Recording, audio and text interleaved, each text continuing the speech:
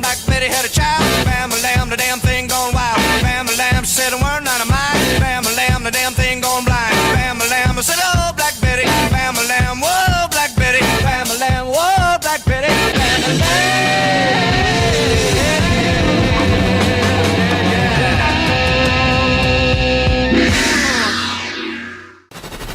This is Dirt Store, your online one-stop shop for off-road essentials.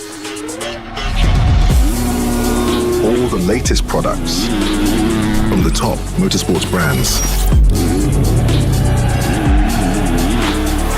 Gear, bike parts, protection and accessories.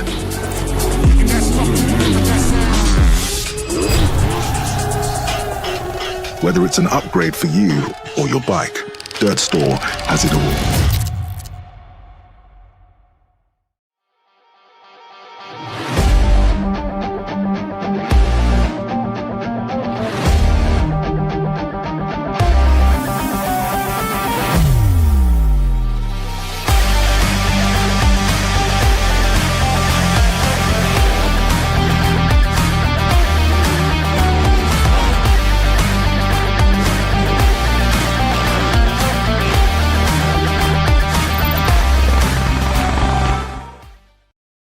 This is Landrake, nestled in the east of Cornwall, just over the Devon border from Plymouth. It's round 5 of the Motul ACU British Motocross Championship. The track's ready, it's a hill track with great viewing, and after the sand of round 4, we are back to what will certainly be a hard-packed track as the day goes on. It's been here a long time, but it's great to be back.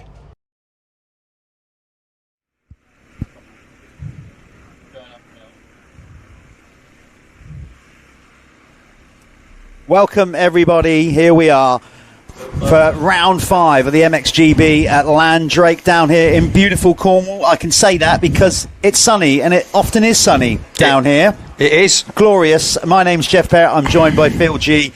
As always, Phil, we love our sport, but particularly on a day like today, the track is primo. Look at it. Well dressed. We've got people flooding in through the gates to watch some brilliant race action. It's busy today, and the weather is absolutely on point. Track prep's been going on all week, and hopefully we're going to have some fantastic racing here on MXGB-TV, brought to you by Dirt Store. As always, all the action from all 6 races here today. Yeah, without wanting to sound too much like a broken record, we say it every time, big up Dirt Store. If you're into this sport, go and check them out online, purchase stuff. The more you purchase, the more that the guys can help us develop this live stream and the British Championship in general. So do your bit for King and Country and our sport. Definitely. And don't forget to like and subscribe wherever you are watching this. And we are live on our YouTube channel, MXGB-TV. Here we are, Jeff. Here we are. Wonderful studio. Now, it might look, we got backdrop here, all those kind of things. We're actually sat in a large Tupperware container. We have everything we need to do the job, mate. That's all you can say. Get the violins out. The motocross, the riding part's easy, Phil, isn't it? That's the point. No, we're fortunate. We're right by the side of the track here, so if you do pick up ambient noise when they come off the start line, you might hear the bikes in the background when 40 riders go screaming over this big tabletop behind us. But we're in a fabulous spot. I mean, look at it. That's the view from the top of the hill then, and you can see the track dressed lovely. It's nice and damp. We've had some really warm weather this morning. There's our schedule then, and we will be going live with our first of our RFX 125 races at 12 o'clock. That's been an absolutely great series so far, and then MX2 will be on at 12:45, and our Pico MX1 will be on at just after 1:30, and then our second group of races 25 past 2 for the second of our RFX 125s, 10 past 3 for MX2, and 4 o'clock for a Pico MX1, assuming that everything runs according to plan. Yeah, set an alarm on your phone, or sit and watch all of it. Obviously, that's what we recommend. But if you want to watch a particular race, there you go. That's your race times. And remember, we've set a slightly new format for 2025. We've kind of stripped out some of the youth racing. They've now got their own youth championship with 65s, 85s, etc. Just the 3 classes, but 3 brilliant classes. The 125s have been amazing, which they always are. MX2 if qualifying's anything to go by, which we'll get to in a while. We'll get to that when the time's right. Is going to be off the charts. And, of course, MX1, solid, as always, with Conrad and Adam Sterry and the guys. So, yeah, really looking forward to this. It's nice to be back here at Landrake. Been off the calendar for a few years as well, Jeff. So, not too bad a run now with the nice roads and stuff. And a good, enthusiastic crowd coming in this morning. And I've got a few mates who've rocked, who've come north to get here. Blimey. Yes, indeed. Yeah. So you think that you're right down the bottom end, but we're only just into Cornwall, just over the Tamar Bridge from Plymouth, and obviously being nice next to a nice big city like that, we've pulled a few in. There is the Apico loop. We just use that little bit up into the second field for British Championship, the Motul ACU British Championship then, and it is round 5. And all of a sudden, we are staring down the barrel of, in a month or so, we will be crowning 3 champions. Oh, don't say that, Phil. It goes so quick. But what I would like to say is, while we've got this opportunity where it's a bit quiet, big up to Phil Congdon and his team, Justin, his son, and all of the Landrake Motor Park team, because it's an unusual kind of dirt here, and if they didn't prep it, you just go, you got to be kidding. I'm not right on that. But it is a super technical circuit, and they just do a great job in prep. So big up to them. Yeah, just looking there at the Phoenix Tools Fantic team there. Obviously, that's a local team for down there, and they're sponsoring our Phoenix Tools fastest lap. And Conrad Muse currently the lap record holder then with a 2:02 on this circuit. It hasn't changed significantly, so that will be. We'll certainly see whether he's going to lower that here today. And, well, if anybody's capable of, I have to say, I'm not going to let the cat out of the bag. Let's wait till qualifying and see if he beat that lap time. All right? Yeah, we're going to have a bit of suspense here. We're going to play at it a little bit. And like you see, the track is looking absolutely prime. And the thing that I like about it, Jeff, with the amount of water that's been put on it and the way that it's been ripped, we haven't seen big bottomless ruts straight away this morning. It's ridden in really, really nicely. There's some nice berms. There's choices of lines all over the place. And I'm expecting some top draw racing out of it. And like I say, with the weather that we've had over the last few weeks down here, and like I say, Phil Congdon and his crew been working tirelessly to get this prep purely for this one day of racing, and I think that everything that they have done is going to lead us to a good day. Now, I know me and Phil could sit here and sound biased, and you'd think, well, of course you're going to say this, but the championship this year, like I said, the new kind of format, the new personnel running the series, it has gone up a notch. There's a different vibe. If you don't believe me, there you go. There's proof and pudding. There's all the people in the crowd rocking in. Get to an event. That's all I'm saying. Get on the website and get to the event. This is what happened in qualifying. Yeah, this is the championship. So this is the championship. Charlie Richmond, currently the red plate holder, then the number 30 on the S Briggs Commercial Yamaha. Now, he went 1-1 our last round and took his first victories of the season with this RFX 125 Championship.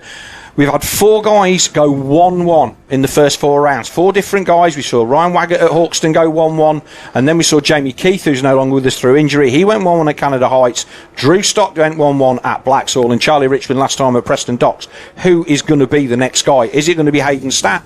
Can he step up? Youngest guy in the class. We've got Harry Lee, Lucas Moncrief. Whether those guys have got the speed, but they've certainly got the chance to be knocking on the door of podiums. Alfie Geddes screen there in second. Local man Zane Stevens there. He's the second of the S Gibbs Commercials Yamahas. He's there in 8th. Jack Evans 9th, and Chris Brindley in a solid 10th. Yeah, and again, there's a mad stat, that is, to think that we've had 4 rounds and we've had 4 different winners, but like you say, they've all just gone 1-1. Nobody else has, so that's got to change, surely. Surely we can't go 8 rounds of 8 different winners, so somebody's finally going to surely put back and go more than winning 1 round. Somebody's got to double up. Our MX2 Championship, and again, this one's crazy as you like. Tommy Searle didn't race at Preston, still held on to the red plate. Billy Askew leading the Jude Morris Racing Foundation Under-21 Championship, had an absolute mare, and he's missed out on the red plate. But bearing in mind that Dirt Store Triumph team have red plate in the main championship and red plate in the Jude Morris, so I don't think they're crying into the coffee over that one. But Billy had a good chance to take a points advantage out of Tommy and didn't take it. Charlie Heyman then on the SC Sport Homes Husky, he's there in 3rd. He's there or thereabouts, as we will see a little bit later on. Ben Musto on the AC United Gas tied on points in 4th. There's still realistically 5 or 6 guys within striking distance of the points for the championship, and like I say, Who's to say that Doonson isn't going to win a race? We haven't in the top 10 there. We're not seeing Auriel Oliver because he's not done enough rounds to be in there, but he's going to be at the sharp end. He will climb back up because we know he's capable of winning. And yeah, look, go far as down as Nichols. You know, that's not a big points gap from 6th to 1st after 4 rounds. No, you know, it's not. It's wide open, that. So, yeah, the MX2 class, Jude Morris, with the under-21s as well. We keep an eye on that and we're bringing up the speed as we go throughout the day. Yeah. But that's your MX2 Championship standings as they are at the minute. Like I say, 6 points separating the top 4 after 4 rounds. You cannot ask for any more than that, really, for close racing. So, we're going to be bringing up the MX1. Here we go. Well, that tells you what you need to know there. Red plate, 200 points. That is the maximum points available at this stage. So, there you go. You don't need me to tell you that Conrad is dominating the MX1 on that Honda there, Honda Racing Machine, Crendon True 7. Yeah, can Adam Sterry, Josh Gilbert pegging back. Well, Josh Gilbert in 3rd. He's got a good chance because he's turned more laps around here than anybody. This is his local track. Kind of knows it like the back of his hand, coming through youth motocross racing down here. Yeah. It's a track he knows. So, and he travels north to come here. Let's know. Travels west. He's further along even this. Was talking to his dad Andy last night, and obviously Josh. We saw him tip out of the lead at Preston a couple of times. Just honestly trying to. He was the man at the front, and he's trying to set the pace. But he's been struggling with injury or struggling with illness, should I say, for the last few rounds. Dips out on the last run of GPs to try and get back to some level of fitness. And I think while his health is generally somewhere where it needs to be now, obviously he's got to ride himself back into fitness with that. Again, Adam Sterry, he's had a couple of good breakout GP rides, but talking to him and his dad yesterday, didn't have the greatest of Lommels, and obviously it's one of the tracks you either have a good time or a bad time, and he just didn't get the rub of the green. But they're optimistic about this weekend. And Tristan Purdon, the man from South Africa on the SC Sport Homes Husqvarna, again, he's been on the podium plenty of times this year, and he's shown good speed, and he's come, he's chased from the back. I did not see Jamie Carpenter in practice this morning. Jamie is sitting this one out. His crash on the opening lap at Preston, you saw it on the live stream. We didn't see it, but we saw him on the floor. I think he's got quite a nasty knee injury. Could be some ACL damage, a dislodged kneecap from that incident. So that's what I'm hearing. I don't know the full down, but it's a knee injury, and that's why he's not participating this weekend. So he's going to drop down the leaderboard. Yeah, shame for Jamie, because he's again another guy that's shown great speed. 6th place in the DRT Kawasaki of Taylor Hamill, another man who's finding his form on the 450 as well. So that is your top 10 for your 450s, and the next thing that we need to look at is our Planet Moto first lap leader.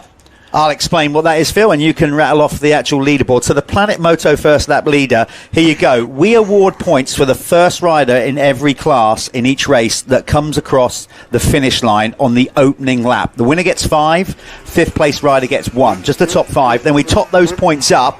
The winner at the end of the year will get a trip down to Spain with the guys at Planet Moto. Go and check them out if you want to ride holiday in Spain. And that's the prize. They get all their bikes and equipment sent down there. They get accommodation, and they can go and train down there for a couple of weeks, courtesy of Planet Moto. And as we can see on the graphic there, Ryan Waggett, our 125 RFX rider, he is currently leading that with 31 points. Second, then our MX1 rider, the Chambers KTM of Adam Sterry, and in 3rd place, the S Briggs Commercial, also RFX 125 rider of Charlie Richmond. So it's all tight there at the top. Lots of other people in with a shout. Conrad Muse is in there on 24 points, so he kind of keeps his powder dry a little bit. We've been doing this a couple of years, and this is the tightest this has ever been, by the way, at this stage of the season. With only 1 point separating the top 3, so that Planet Moto is really up for grabs.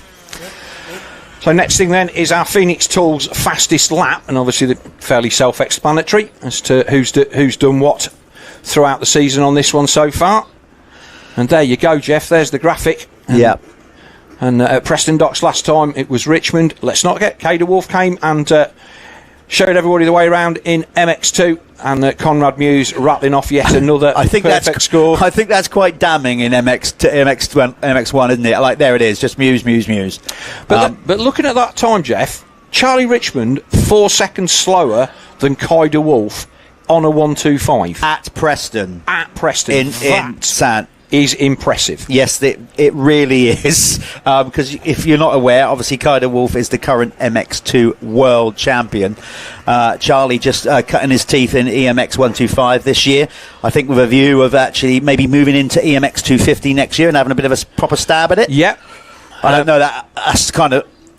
I'm guessing that's not official, by the way, but I think that would be his natural progression because he's going to age out of EMX 125. So, yeah, all looking good for them. So, and thanks to Phoenix Tools, as I say, local race for them. They're your local tool pusher down in this part of the country, Jeff. Yep. And been a supporter of the sport. I didn't see Josh Vale under their awning first thing this morning, and I'll have to have a look and see where he was in qualifying.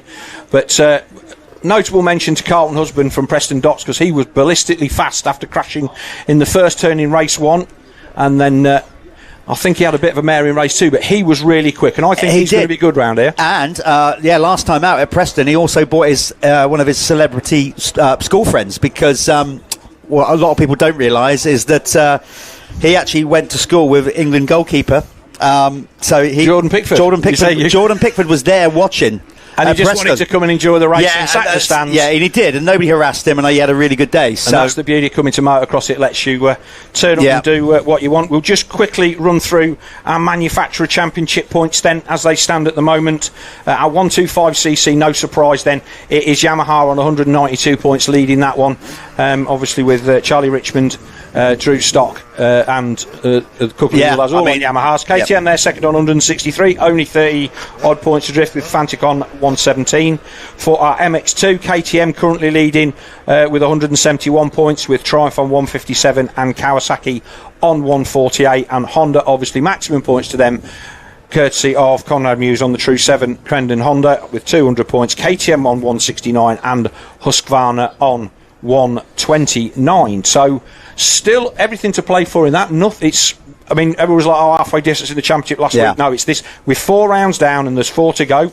This one I think is going to be interesting because we've got lots and lots of different stuff going on with regards to the track being a hard pack track for the first time. There's our 125 riders then lining up for their first race of the day in what is pretty much beautiful conditions. And Archie Congdon there on the 221. I think he's the grandson of the landowner, if my memory serves me right. You are absolutely bob on. He is indeed, but he had an issue in qualifying. He actually blew his bike up, so his race bike. So he's out on his spare bike, which is not quite as good as his race bike, but he knows the track well. But actually, ironically, he doesn't get to ride this track as much as you would think. No, because they still got the planning constraints and all that kind of stuff. So although Grandad owns the track, he doesn't. He's not out here every week tearing around the place. Okay then, so as we run down then towards the start of our first RFX 125 moto of the day, we will take a short break. You can have a word from all of our sponsors and supporters who help make this championship happen here on Dirt Store MXGB-TV. We will be back in a few minutes with the first gate drop of the day.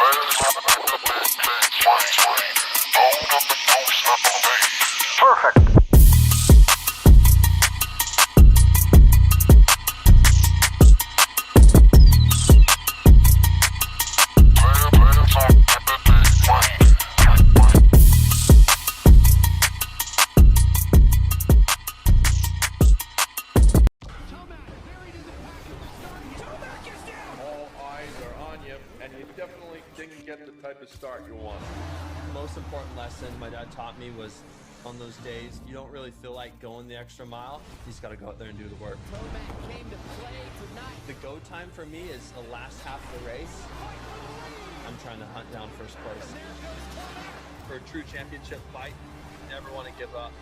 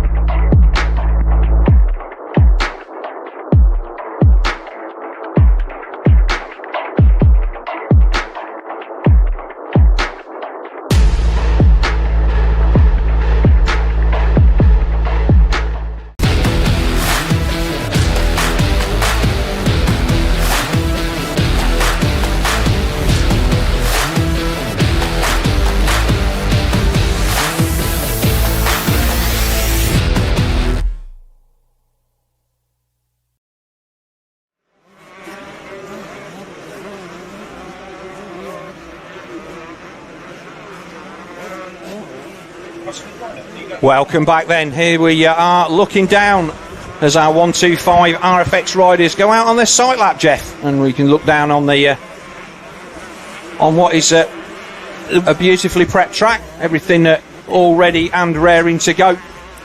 Big thanks to all of our local sponsors down here. Steve Oskin Construction, who's brought in some absolutely fantastic fencing and got the all of the spectator barriers all looking really nice, blue and white. Looks really nice and professional. And also Hawkins Motor Group, who are here helping out locally. They've got a nice display on just next to us with all trailers and stuff. Yeah. A big company down here into their motocross for many, many years. Oh, yeah, the whole family have been racing. They used to, the family used to lay on the Cornwall Supercrosses down here. They did. Amazing. So it's our qualifiers then, Jeff. Yeah. And it is, I wouldn't say a surprising Charlie Richmond pole because he's the man on form at the moment, but the fact that he was 3 seconds clear of Ryan Waggett absolutely blew me away on a 2:06 this morning. So Waggett second, Lucas Moncrief on the 3-flow Crescent Yamaha in third. That's a good performance from him. Drew Stock fourth, Hayden Stapp fifth, Harry Lee sixth, Zane Stevens seventh. Then it's Pickering, Brindley and Jack Evans. And then the South African White McGregor there, he's there in 11th. Joe Granger in 12th. Oakley Kettle, Cole Nally, Oakley Skinner, Charlie Hobden, local man Archie Congdon, and then Ollie Rees-Jones, Corey Gordon and Ollie Burridge rounding out the top 20. But that's an absolutely outstanding qualification from Charlie Richmond. Obviously they were out first. Track was at its I won't say at its flattest, but he obviously made hay while the sun didn't shine first thing this morning at 9:30 and nailed that lap. Well, he did, but then about another 7 minutes into the session, he went quicker again. So it wasn't just a case of he nailed it first lap, as often the case with a sand circuit or whatever. No, he absolutely executed it, and just to rub salt in the wounds, went, well, I can go even quicker than that. But as we've seen, not always qualification doesn't mean everything. No, but it doesn't mean everything, but usually it's a good indicator. But of course, without a start, I mean, he's got pace. Clearly, he's got pace if he made a bad start to rip through the field. But no, you can never. It's a good way to start the day, obviously, but there's no extra points on qualifying an R Championship. It doesn't. No more than just a gate pick. That's what it means. And I'm kind of a fan of that as well. I like the racing to be. I like the points to be about the racing. Totally agree. But so they will start from down there. You can see all the banners there at the back of the start gate, and these boys are just going to go back into the holding area, and then they will be sent out to the gate. There is a huddle of hard-working various media team out here, all ready for that gate drop and that brilliant shot. You'll get 40-odd riders, nearly 40 riders, and that is much steeper. I mean, looking at it on a TV screen, that looks flat as a pancake. It doesn't look very steep at all, but those 125s, you will see who's got a quick bike up there. Now, I'm expecting a whole shot from Ryan Waggett simply because he's probably one of the smaller guys in the class. And he's proved that he can get. There's the view from the other side, and you can see it still doesn't look that steep. But no hill looks steep on TV. But maybe it's the fact that I'm knocking on a little bit and got a gammy ankle that I'm out of puff by the halfway I get up there. Yeah. But so we're just going to take another quick word from our sponsors, and we will be back with our gate drop of the RFX 125 Moto 1. Fly dope swaggy, that's how I roll. On another level, on another level, on another level above me. Stepping through the crowd, yeah, I'm feeling so supreme. Feeling so supreme. On another level, on another level above me. Stepping through the crowd, yeah, I'm feeling so supreme. On another level, on another level, on another level above me.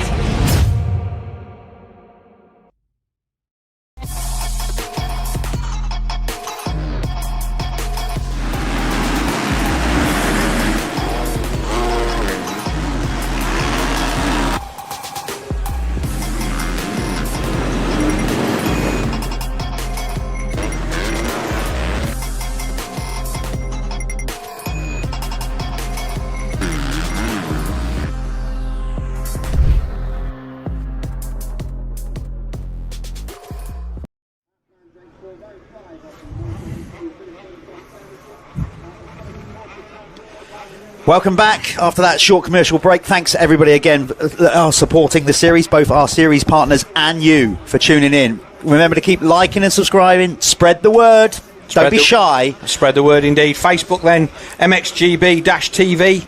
Instagram is also MXGB-TV. Then our website, MXGB-TV.co.uk. And obviously on YouTube, MXGB-TV. And we are also going out live across Europe and the rest of the world on FIM-Moto.TV. So plenty of places to watch the racing. A great crowd in there, Jeff. And Phil loves to do the continental theme, gets the flags out. He does. I'm not sure if he actually irons them himself and does all that, but every year immaculately presented. So it's a nice colourful vibe here at Landrake. There's Charlie, Richmond. So where do you think he's going to be going on the gate, Jeff? I mean, he's not taking the inside gate. No, I'd say he's... Well, I don't know. I'm trying to gauge where we are. Well, he looks like he's to the right. As you go off the gate, he's actually on the left-hand side of it. He's right as you look from he's the top all of the the way hill. to the outside now. He is. Interesting. Now, the reason, and I will say this as somebody that's never raced up this hill, but I would suggest that the reason for that gate pick is the track goes up the right-hand side of the start straight. Yes. So by going up the left-hand side of the start straight, he is going to miss all of the bumps on the way into the turn, all of the ruts on the way into the turn, and he's looking to have a big sweeping line round into that top right-hander and maybe run all the way around the outside of that turn and miss the ruts. As first corners go, this, although it's a right-handed one, and we often say about it be motocross is better left because the rear brake's on the right-hand side. Oh, don't give me that. This is one of the biggest sweeping corners in British motocross, actually, in regards to the first corner. It really is a nice big sweeping first corner. Also, I think the hill is a little bit firmer on the dirt, right on the left. It is. Because the power harrow won't go right out to the edge of the track. So I think that's another reason why Charlie's opted to go out there. So there's the number 80 of Zane Stevens, local boy as well. He's there on the second of those S. Briggs commercials, Yamahas. He had a decent qualification. He was there in 7th, which I wouldn't say is a season's best for him, but he's certainly been there or thereabouts inside the top 10. And so good to see him backing that up. I mean, the championship's tight in this class. We've already covered it. He's currently in 8th in the championship, but he's tied on points with Elfie Geddes Green on 90 points. Right. Green flag at the back of the grid then, Jeff. We're looking. Here we go. Ready.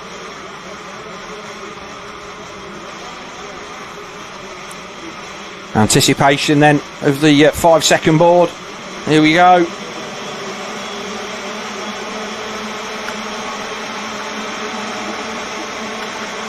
Oh, that seemed a long 5 seconds, but there we go.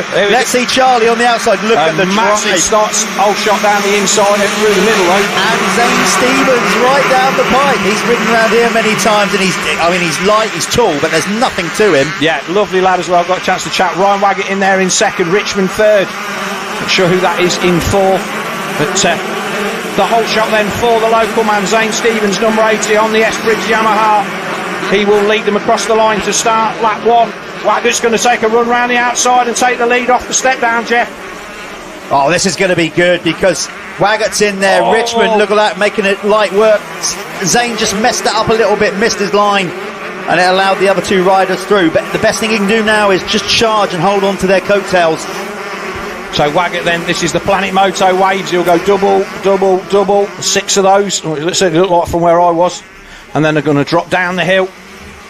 It's a fast circuit. It's running a bit faster today because of the conditions and the dry weather that we've had. So, but they've got the track mint, by the way. As I said, they'll stay on top of it with the water in. So this is going to be some great racing. It's going to come fast. So it is Ryan Waggett on the Raji Roy Racing KTM that leads them away. With Richmond there in second down. This a lovely jump down the hill, and they've already started to gap out. Still Stevens there in third. Cole Nally there, I think that is on the 24 in fourth, with Harry Lee fifth, Lucas Moncrief sixth. The number 69 is Ollie Burton. Oliver Burridge, he's had a good start, hasn't he? Burridge qualified 20th, so he's definitely got a wriggle on off the start as they jump back up towards the spectator area, and then this drag along the bottom through a left and then right, and then we will join up and come back down the side of the start straight. New for this event, they've actually put a little spectating area in the middle of the circuit, like they're all in there like caged cattle. We were talking about that. There was somebody this morning was saying, oh, it would be great if you get over in the middle, and I'm like, I don't know if that's not been arranged, but fantastic that they've done that. But it is Ryan Waggett, the man that, again, he took 2 race wins at the opening round at Hawkston Park, and I won't say against the run of play, but he wasn't one of the guys that people were talking about at the start of the season. Well, I've got to say, he's absolutely on it at the minute. The way he went down that sweeping corner was like, railing his foot peg all the way round there.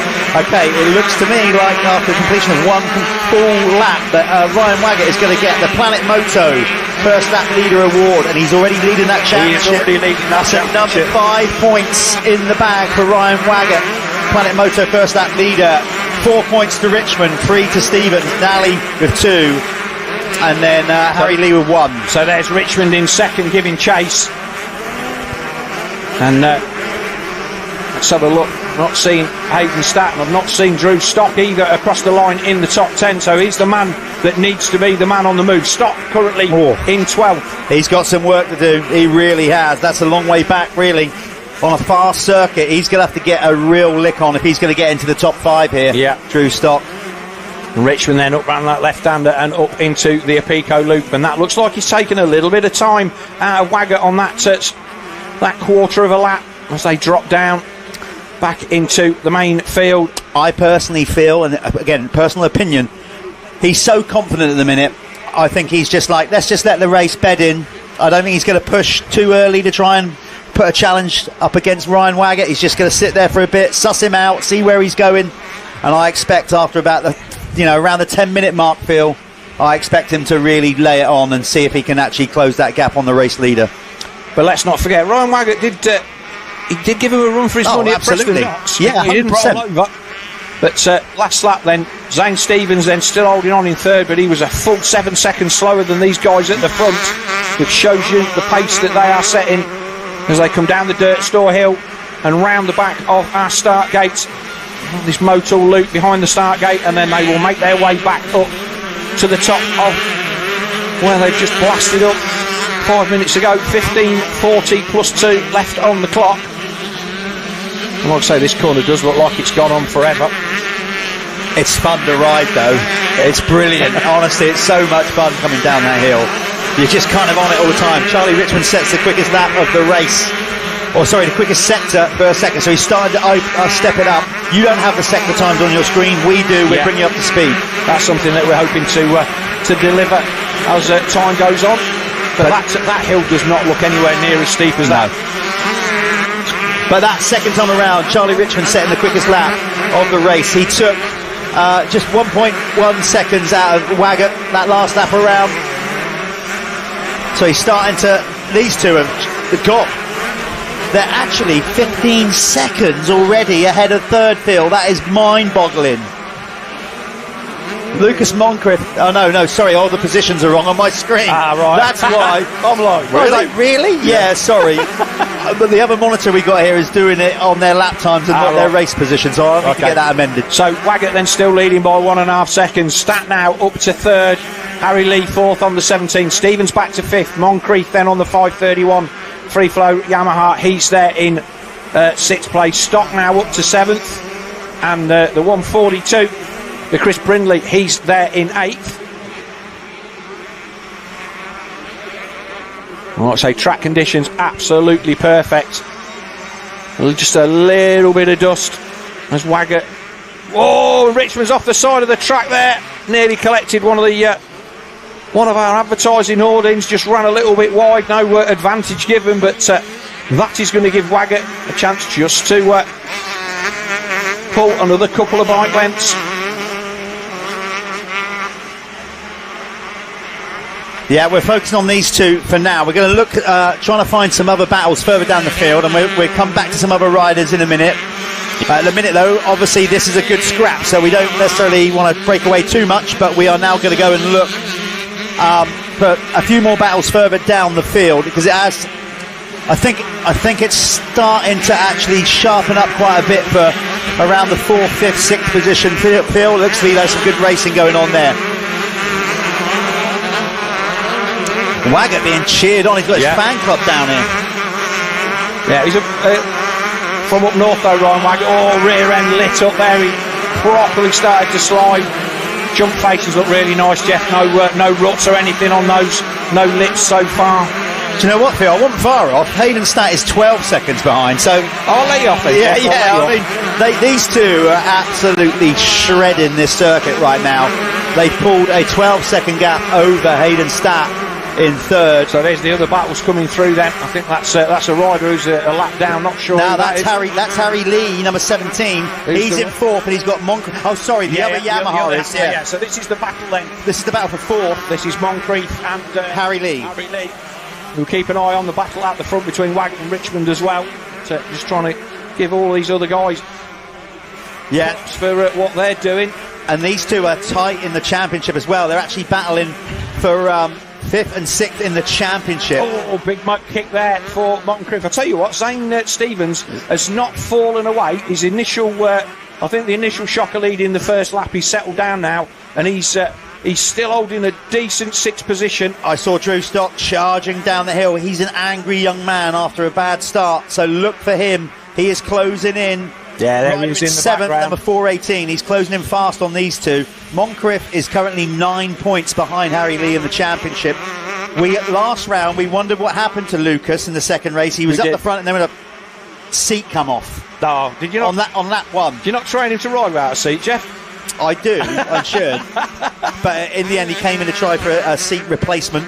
Yeah. So he was a bit gutted about that. To be fair, around Preston Docks, I would not want to be doing that. But there's Harry Lee on the Fantic again. Another rider who's been really solid this year on that number 17. There's Wagger, the race leader. Still, you're seeing that's just cupping out a little bit. That KTM looks really soft on the rear, Jeff. He's getting some real good grip with the back end of that KTM on the polished surface down that hill. This is where he took the lead on lap 1 from the Spencer Briggs. You could see how shiny it was there. Yeah. When you're like, shredding, leaving almost like a mark when they get on the gas. So it is slick out there. We're coming up to half distance, +2, and Richmond, like you say, Jeff, is he just sitting there, taking his time, thinking he's got Ryan Wagger covered, or is he just, or is he having to hang on? What's the lap times doing? I think he's. Initially, I thought he was just sort of sat there, but I think after the first couple of laps, I think he's realised actually Ryan is going quicker than he imagined. So he's had to go with him. Can't let that gap get too far away because, and it looks like now he's starting to ramp up and plan an attack here, Phil. But if he's going to make a pass, he's got to make it stick, because as we've seen before, the number 55 Raji Roy Racing KTM of Ryan Wagger, he's not afraid to get his elbows out. And this is what 125 Racing is all about, learning your craft. Different line choice as well. This will obviously start to kick out. We're going to get some pretty sharp edge bumps out there as the racing goes on. So as you just stood up a lap ago, Richmond over that jump ran the wrong side of the things and nearly nailed the pallet at the side of the track there. So that was a real let off for him. Only one offline by a foot and a half. I have to say, the racing for 4th, 5th, 6th, 7th is getting incredibly tight. There is hardly anything between Harry Lee, Lucas Moncrief, Zane Stevens and Drew Stock. You can't take your eyes off this battle at the front though, Jeff. There's a lot going on back there. Not for the minute, no. We'll stick with this because Charlie is getting ever so closer. Little by little, there's not much between it. It's currently 1.4 seconds. That was last lap around. Let's see what the gap is this time around. He's not showing him a wheel anyway. Is he just sitting back, keeping clear vision? We'll see how long it is before our third place rider comes up the face of this jump. And that will be Hayden Statt, and it's a long way, Jeff, in it. It's a long way. There he is, the 5:48 of Hayden Statt. Now, he was nursing an injury from Preston Docks. Had a bit of a jarring landing as we went down into the back loop on one of the laps. I think we did pick it up on Coles, but he struggled with that for the rest of the day, and they had to get that looked at. But he didn't do the EMX round at Lommel, and so he's had a couple of weeks to recharge his batteries. Credit to Ryan Waggett here. He is riding a blinder and he is handling the pressure brilliant. He doesn't get flustered, does he? No, neither of them do, and that's what makes it such a kind of cat and mouse thing we got going on here. Charlie took just 1/10 out of him that last lap, so they're pretty evenly matched. That's just fluff in this in the context of this. But Waggett is a little bit older than these guys, I think, a little bit out of shape there. I think he's got a couple of years on Richmond, and whilst they're still youngsters in terms of their place in the sport, I know that Waggett has been on this bike for a couple of years now, and it's great to see him back at the sharp end of the British Championship. Again, they run up that nice little dry bit of wall there, but the lines will change as the day goes on. A little bit of a track change there. That used to be a drop-off there that was actually really quite difficult, but they've removed that, so it's just a clear run down the hill now. And what you do find when they put stuff like that in, Jeff, it very, very quickly becomes one line as a result. So all of that top bit of the circuit then free to be used as Waggett then finds his way past one of our good work slower riders. Looks like he's out there on a borrowed bike. Yeah. Whoever that was, he'd done a good job in getting out of the way of the race leaders there. I did see them frantically pushing that down to the holding area as clearly he's on a borrowed bike, so we don't know exactly who that is until we see the number on their back. But and again, good. Richmond seems to be able to get out of the inside line on that uphill, whereas Waggett has to go a little bit more mid-circuit, and it looks like Richmond's just picking up a little bit more grip. Oh, this is too... I mean, we've got great racing going further on down the field, but this is so close. I don't think we can cut away from this at the minute, because you know what will happen. Well, the very second we do, there'll be a change for the lead. So 6 minutes coming up left on the clock, plus 2. What are we going to have left? I think we're probably going to have maybe 5 laps left. It's getting hot out there as well, Phil. It's going to be... I mean, obviously they're not feeling it right now, but... come second moto they probably will. Okay, I would say this is probably the closest that Richmond has been to Ryan Waggett all race, and they are coming into a bit of lap traffic. Never easy for the race leader, even with blue flags, you know, but again, some of our slower riders are switched on, staying well out of the way. And let's not forget, these are not slow riders. No. They're still good lads in their own right, but we are looking at the cream of 125 racers in the UK here today at Landrake. And fair play to everybody who stepped up and entered this round 5 of the Motul ACU British Motocross Championship on our RFX 125 class, as Richmond just catches a crab a little bit then as he accelerated up the hill. And Waggett's he's not got closer than a second. He's not showed him a wheel.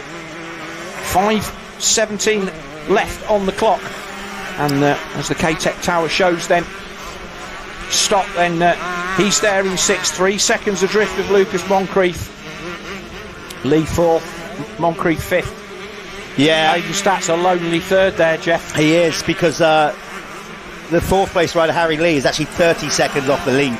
So and like you said, so Hayden Statt is just kind of in no man's land. He's in 3rd, but he's got like 12 seconds either side of him to work with, so he's just going through the motions right now. It's all about who's going to take the race win here as the clock is winding down. He just needs and that's why I'm going to praise Ryan Waggett again, because he is riding faultlessly here under pressure. He hasn't made one mistake, and that is exactly what Charlie Richmond's looking for right now, applying the pressure. But Ryan Waggett is, if anything, got away a little bit that lap. Yeah, so they're just coming up on the the TM of Cole Nally, and Paul Nally dawdling a bit on the racing line there.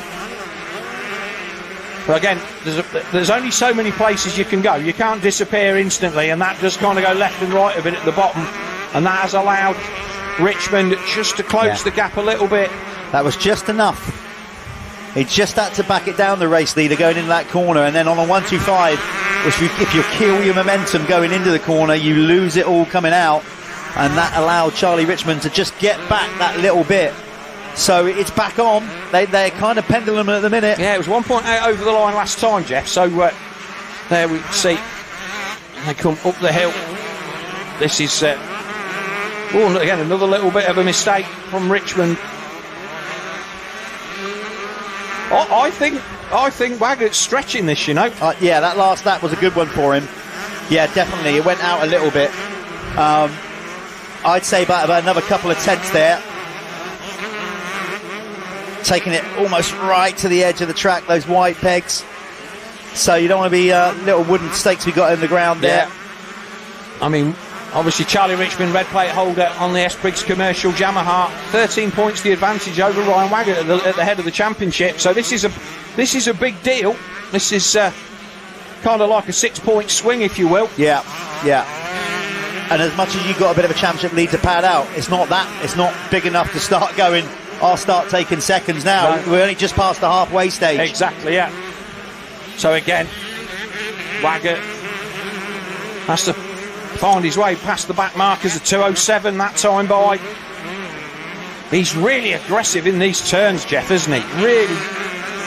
He's not giving this to Richmond. In fact, he's gapped it that time. He's gone out. Yeah, he's put another 3/10 on him that time. It's nearly up to 2 seconds now. A 1.9 second lead, or as you can see on screen there, ahead of Richmond. So Richmond again is going to have to regroup. While those two are battling at it, let's give you an update. You can still see on your screen there, Hayden Statt, a lonely third, number 548 on the Yamaha. Then there's this battle continue going on between Harry Lee on the Fantic and Lucas Moncrief on the Yamaha, and closing in on them just marginally now is Drew Stock. So we have a three-way battle. Actually, Drew Stock's been dropped a little bit by those two. So maybe he's had to buzz himself to get through from that bad start. He's just running out of steam a little bit. Again, it's a warm day out there, Jeff. It's warm in the booth, so those boys are going to be feeling it. It's midday. The sun's been beating down on us for a good few hours now. So it was 1.9 across the line last time by. He looks good. He looks really good. I don't know. I'm starting to wonder. I don't think Charlie's got enough in reserve to bridge this gap with the amount of time left. Are we going to get 2 laps next time by? It's going to be close, you know. It's going to be very close. Blue flags then from our race officials. As always, thanks to all of the MXGB crew who've been down here for most of the week putting this event together. Our back marker then. That was Ollie Burridge who made a good start. He made a good start. He qualified 20th and doing well. 17th for their lapping. They're getting close to lapping to inside the top 15 here, which they probably will. Yeah, and that's still points. So 41 seconds. So Waggett's going to get across the line again. So it'll be 2 laps to go next time by. I think he's broken, Jeff. I think that Waggett has he's kept it. He's kept himself strong, and that gap is definitely starting to stretch out. Yeah, like I said just a moment ago, I think he's done enough. You never can tell because obviously Charlie's got blinding speed. We saw that in qualifying, but qualifying speed and then replicating that at the end of a moto, it's not so easy. So 4 seconds is the gap. Oh yeah, that's really gapped out. He's got the complete length of the Planet Moto waves there, and that's the biggest the gap has been since the start of the race. As the clock ticks down to zeros, and we'll get 2 laps to go next time by in the first of our RFX 125 races here at Landrake for round 5 of the Motul ACU British Motocross Championship. Up round the Apico loop. He's not even had a look, Jeff. He's just kept his head down. And yeah, he is. Well, I mentioned it a little while ago. He's ridden, regardless of handling the pressure, he's ridden an immaculate race. He has. Not so. We were kind of sitting there thinking, well, Charlie's coming off the back of a 1-1, and he's had some good results in EMX and stuff, and his confidence is there. But Waggett he's got to the front quick. and he's kept his head down for the whole of this 20-minute plus 2-lap race. I would say this as well, Phil. You picked up on it earlier on. They've got the suspension on that thing dialed great to the track. Yes. That rear end is soft. It's down. It's getting traction. It's not high in the air. No. And props to him and his team for getting that bike working as it is on these loose conditions. Sometimes it's really, really easy to lose sight of the fact that grip is everything. Actually, the Phoenix Tour's fastest lap of the race is not the rider you see on screen. Charlie Richmond set the quickest lap of the race. That is still a 2:05.318. Yeah, we're getting some international races. We are, yes. I was in Michigan, so hats off to you, mate, watching over there in the United States. Hi, Oz. Yeah. I'm not sure if you got your name from Ozzy Osbourne or whatever it is, but hi, Oz in Michigan. Yeah. Michigan. Good to have you tuning in. We were tuned into Ironman last night. Nice to see that people are doing the reciprocal thing. Do not tell me any results, Phil, or I'll forget you in a half Nelson. No, well, I just said we were tuned in. This is not my first rodeo. Waggett then 4.6 away at the front. And he's got the 2-lap board as he came across. So, yeah. I think Richmond's thrown in the towel, you know. And rightly so. Look, yep. I haven't got what it takes in this one. We'll take the points for second. The gap will come down to 10, and when we'll go again. And of course, what this means is to keep our numbers nice and even. Waggett has got to win the second race. Yes, for those of you that are new to our sport, it's on an aggregate score over 2 motos, over 2 races. So, and basically, if they go a second, often in the case in the first moto is as good as a first, because if Charlie Richmond goes out and wins the second moto, no matter what Ryan does, he's going to win the race meeting overall. Yeah, they just put in a lap on the 4:33 of Oakley Kettle, and Hees is trying to see where he is in our top. I think he's about 16th or 17th, maybe. But I think this has been a really good showing from Ryan Waggett. Whether Richmond is coming back at him, I don't think so. And if you've sat within 2 seconds of the guy for the whole race, you're not suddenly going to let it go out to 5 seconds and come back. Just to give you an update as we wind this thing down, it's all settled down basically now in the top 10. That's what's going to happen there. So it's Hayden Statt, as we said, a kind of lonely third. Harry Lee has now got a few seconds over Lucas Moncrief, who in turn has some seconds to work with, and 3 seconds over Drew Stott and Zane Stevens. So the top 10 doesn't look like it's going to change much. No. I want to give a shout out to Finley Pickering as he continues to work his way back. Yeah, he's come back he missed after most injury. of last year. Yeah. And it's just great to see him back out there. Oh, last lap flag is out then. Well, that was difficult to see, but there he is up over that table for the final time. And obviously you've got a chance to go and chat with him and see how much of it he actually knew what was going on, because we've not seen him even take the slightest bit of a look behind for the whole of this race. Well, he looked very calm throughout, but I should imagine his track crew were letting him know exactly what's going on. But he's handled the pressure incredibly well, and he's got some nearly 5 seconds to work with, and with all his experience, even at this young age, that should be more than enough for Ryan Waggett here to just bring this in nicely. No heroics, just gives him that little bit of opportunity not to panic in this last half a lap. If he comes up to lap markers, back markers, he's in a good spot.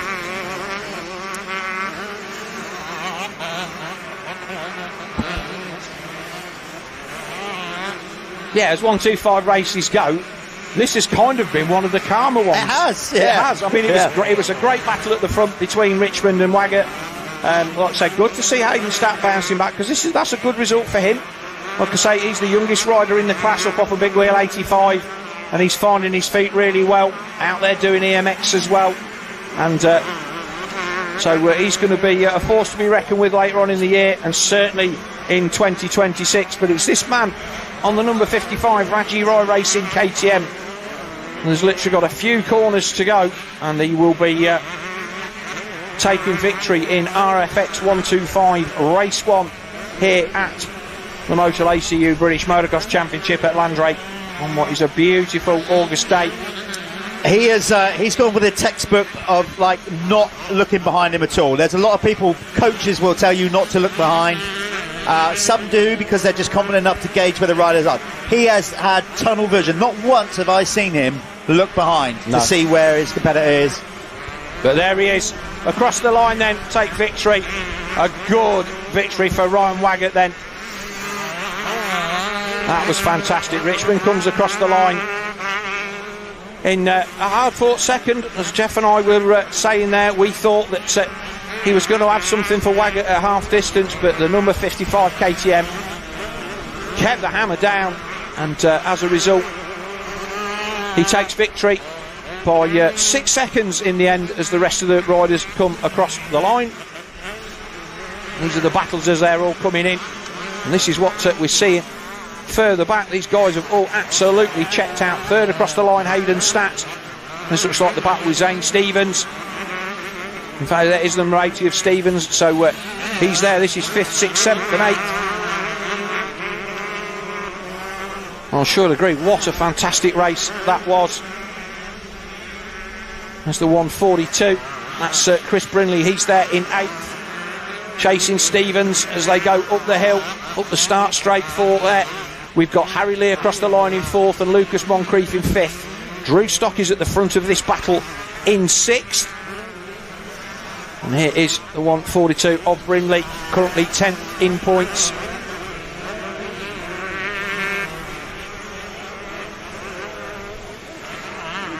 So Stock across the line, 6th, 7th for Stevens, 8th for Brindley. And then we wait for 9th and 10th. But what a fantastic opening race. Jack Evans will be 9th, and it should be Finley Pickering across the line in 10th. And I think there they both come. I think that was the 167 of Evans on the KTM. Pickering just a little bit further adrift. Right, we're going to take a quick break with a word from our sponsors, and we will be back with Jeff in the winner's circle.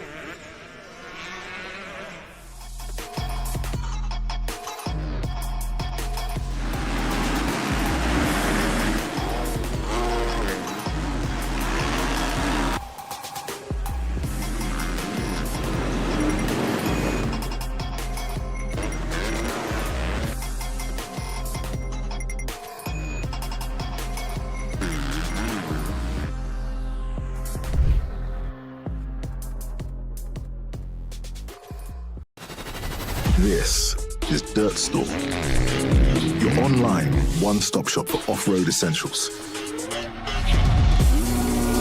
All the latest products from the top motorsports brands.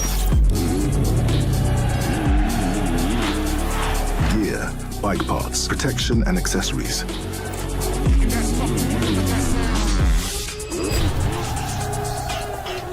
Whether it's an upgrade for you or your bike, Dirt Store has it all.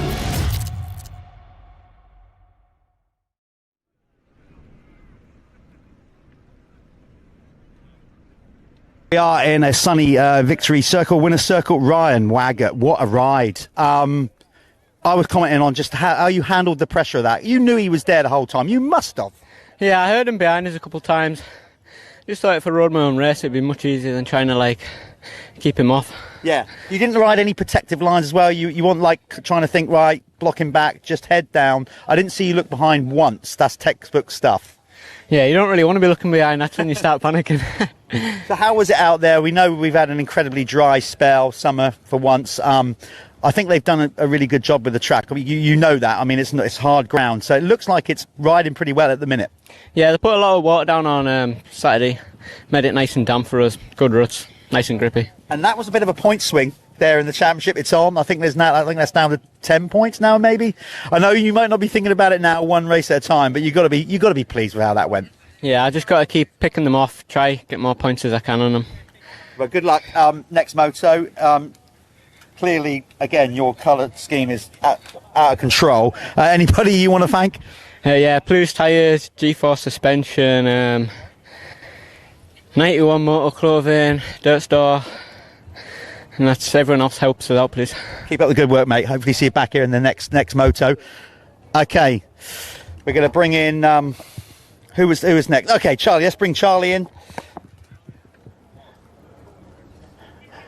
it's hot. The lads have basically just getting a full hose down, as it were. Let's get Charlie and the bike in. You can tell that he's been receiving roost all race.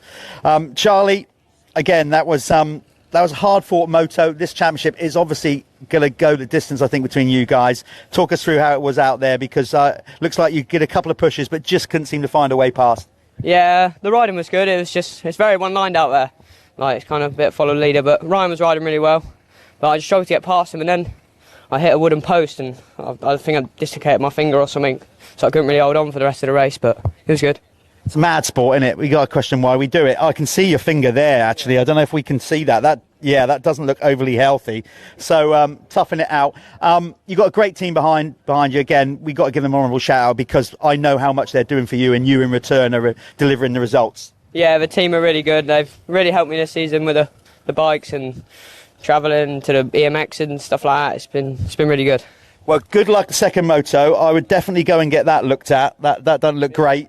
See what the medics can do with that, but I'm sure you'll be out in the second moto. So there you go, Charlie Richmond. He's going to move out of the way, toughen it out. Obviously, if you're going to win a motocross championship, it's never straightforward. Let's bring in Hayden Statt. Again, just bringing his bike in, going all like he's just come straight from the beach in LA with the hat on backwards. Looking mighty fine. Come on round, Hayden. Again, mate, I know how much you lads want this championship. You know, you're young, you're enthusiastic, you're learning your trade. I know third's not where you want to be, but again, you had to work to get there. And by the time you got there, that gap was already too far gone. Yeah, it was a rough start. Span off the grid, but still managed to get about top 10. Just pushed way forward, but by then it already went. But are you happy with how you're riding? Because obviously second moto, if you execute that start, you know you're in with a shout. Yeah, I believe I have the pace to be up there, like further up, or even closer behind them than what I was there. But yeah, we'll just have to keep pushing on and try and get there. Keep doing that very thing. So there's Hayden. He got a third. Okay, that's the first RFX 125 race done. Credit to the lads again for delivering a great race. We're going to go to a quick advert break on the live stream. Don't go too far. We'll be back soon with the MX2 opening moto here at Landrake round 5.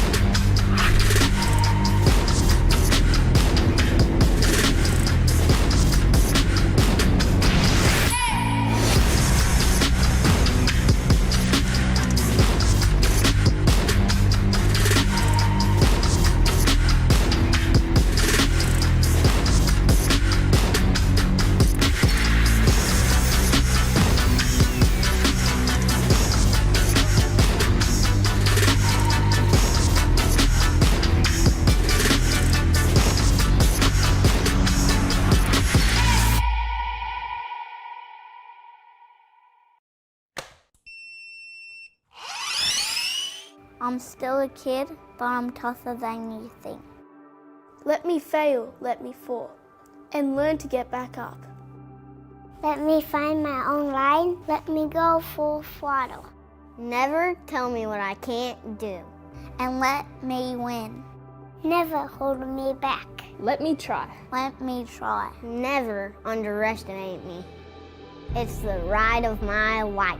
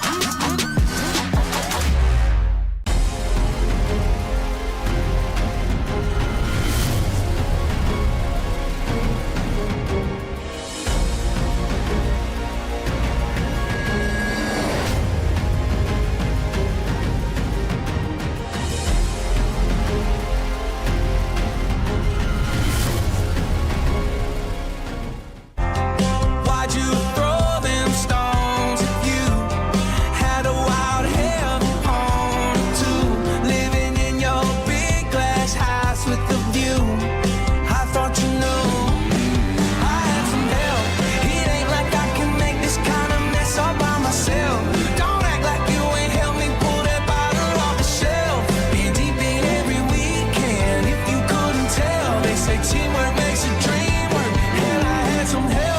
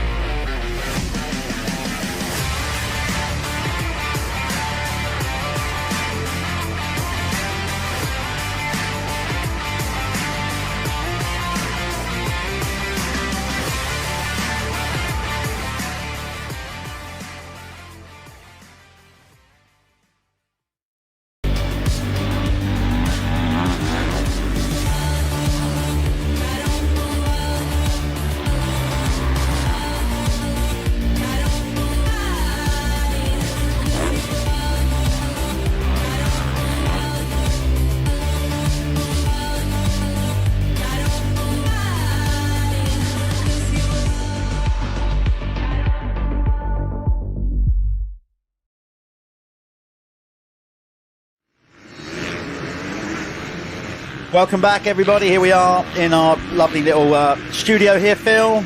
Burning up, air conditioned. But we have got these very nice RFX tops on. Thanks to the guys for decking us out in these, keeping us cool. They're a lovely bit of kit. So yeah, nice to be sitting here in something that isn't strangling us all to death, and we look quite professional as well into the bargain, which is glad you always said quite. Not very. Let's not. I don't know why they keep putting this camera on us. We've both got a face for radio, so let's get off us and see what's happening out on the track. Let's you not don't even break the pudding see there. us. But yeah, it's as you can see out there, a great area. We can see for the first time ever they've just put that little pen up the top with some crowd in there. That's cool. So hopefully that will catch on. Because normally we keep everybody along the fence line here, and you can't get access out into the middle of the track. But for this event, but it is they've opened it up. Yeah, it's a cracking view from wherever you are on the circuit, and yeah, it's been pretty decent. And let's have a look at the qualifying results then, Jeff. Yes, let's do that. Well, there you go. Talk about rider full of confidence. Yeah, Charlie Heyman taking pole position then, 0.3 of a second. He took pole from returning from injury Joe Brooks. Not a shock, Joe Brooks is a performer, but to come back from injury and go second.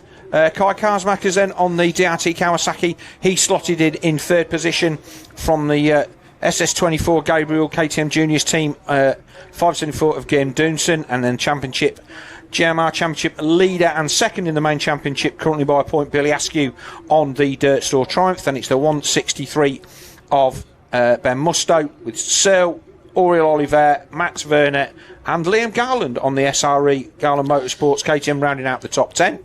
11th Josh Vale, so he is out there, his bikes must have been round the back. Callum Mitchell, Ollie Coleman, he had a great GP at Lommel.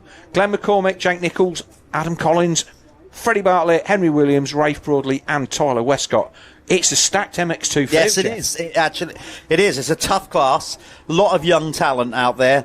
Definitely that. And, of course, some wise heads out there, notably Tommy Searle, who said in our little prelude yesterday on social media, if this round would have been anywhere else other than Landrake, he would have sat it out. Now, for those of you that don't know, Tommy had a back injury from the World Tour, Arena Cross World Tour Finals.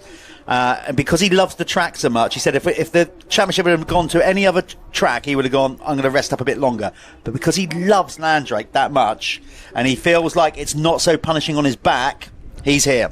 And also he's here with the championship red Of course, plate. yeah. So let's not forget that we're going to have the Prox Pit Pass after this event, which will drop later on in the week, Jeff. Yes, with a roundup of everything that goes on here at Landrake behind the scenes. We can't bring you everything that's going on live, but we will certainly bring you up to date with all the backstories on the Prox Pit Pass. And obviously a big thank you to MXGB-TV and Dirt Store for providing this coverage. Thanks to Neil Irwin for all his hard work behind the scenes to keep this going, and obviously we are greatly happy to be part of it. Yeah, and and to all the other brands that get involved, manufacturers, let's talk them, because the majority of them are involved. Of course, we've got Honda, Kawasaki involved. We've got Triumph stepping up, supporting the series. Then we've got some amazing kit brands, and everybody like that. We've obviously got Bell, Fly, Fox, FXR. The list goes on. We'll rattle them off as we go throughout the day, because without these people, we wouldn't be doing this. We're going to go to another quick advert break because of these people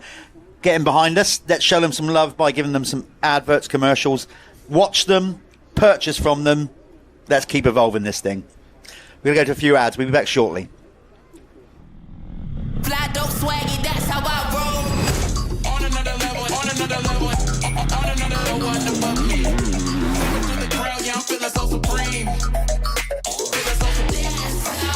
On another level, on another level above me. Coming through the crowd, yeah, I'm feeling so supreme. On another level, on another level, on another level above me.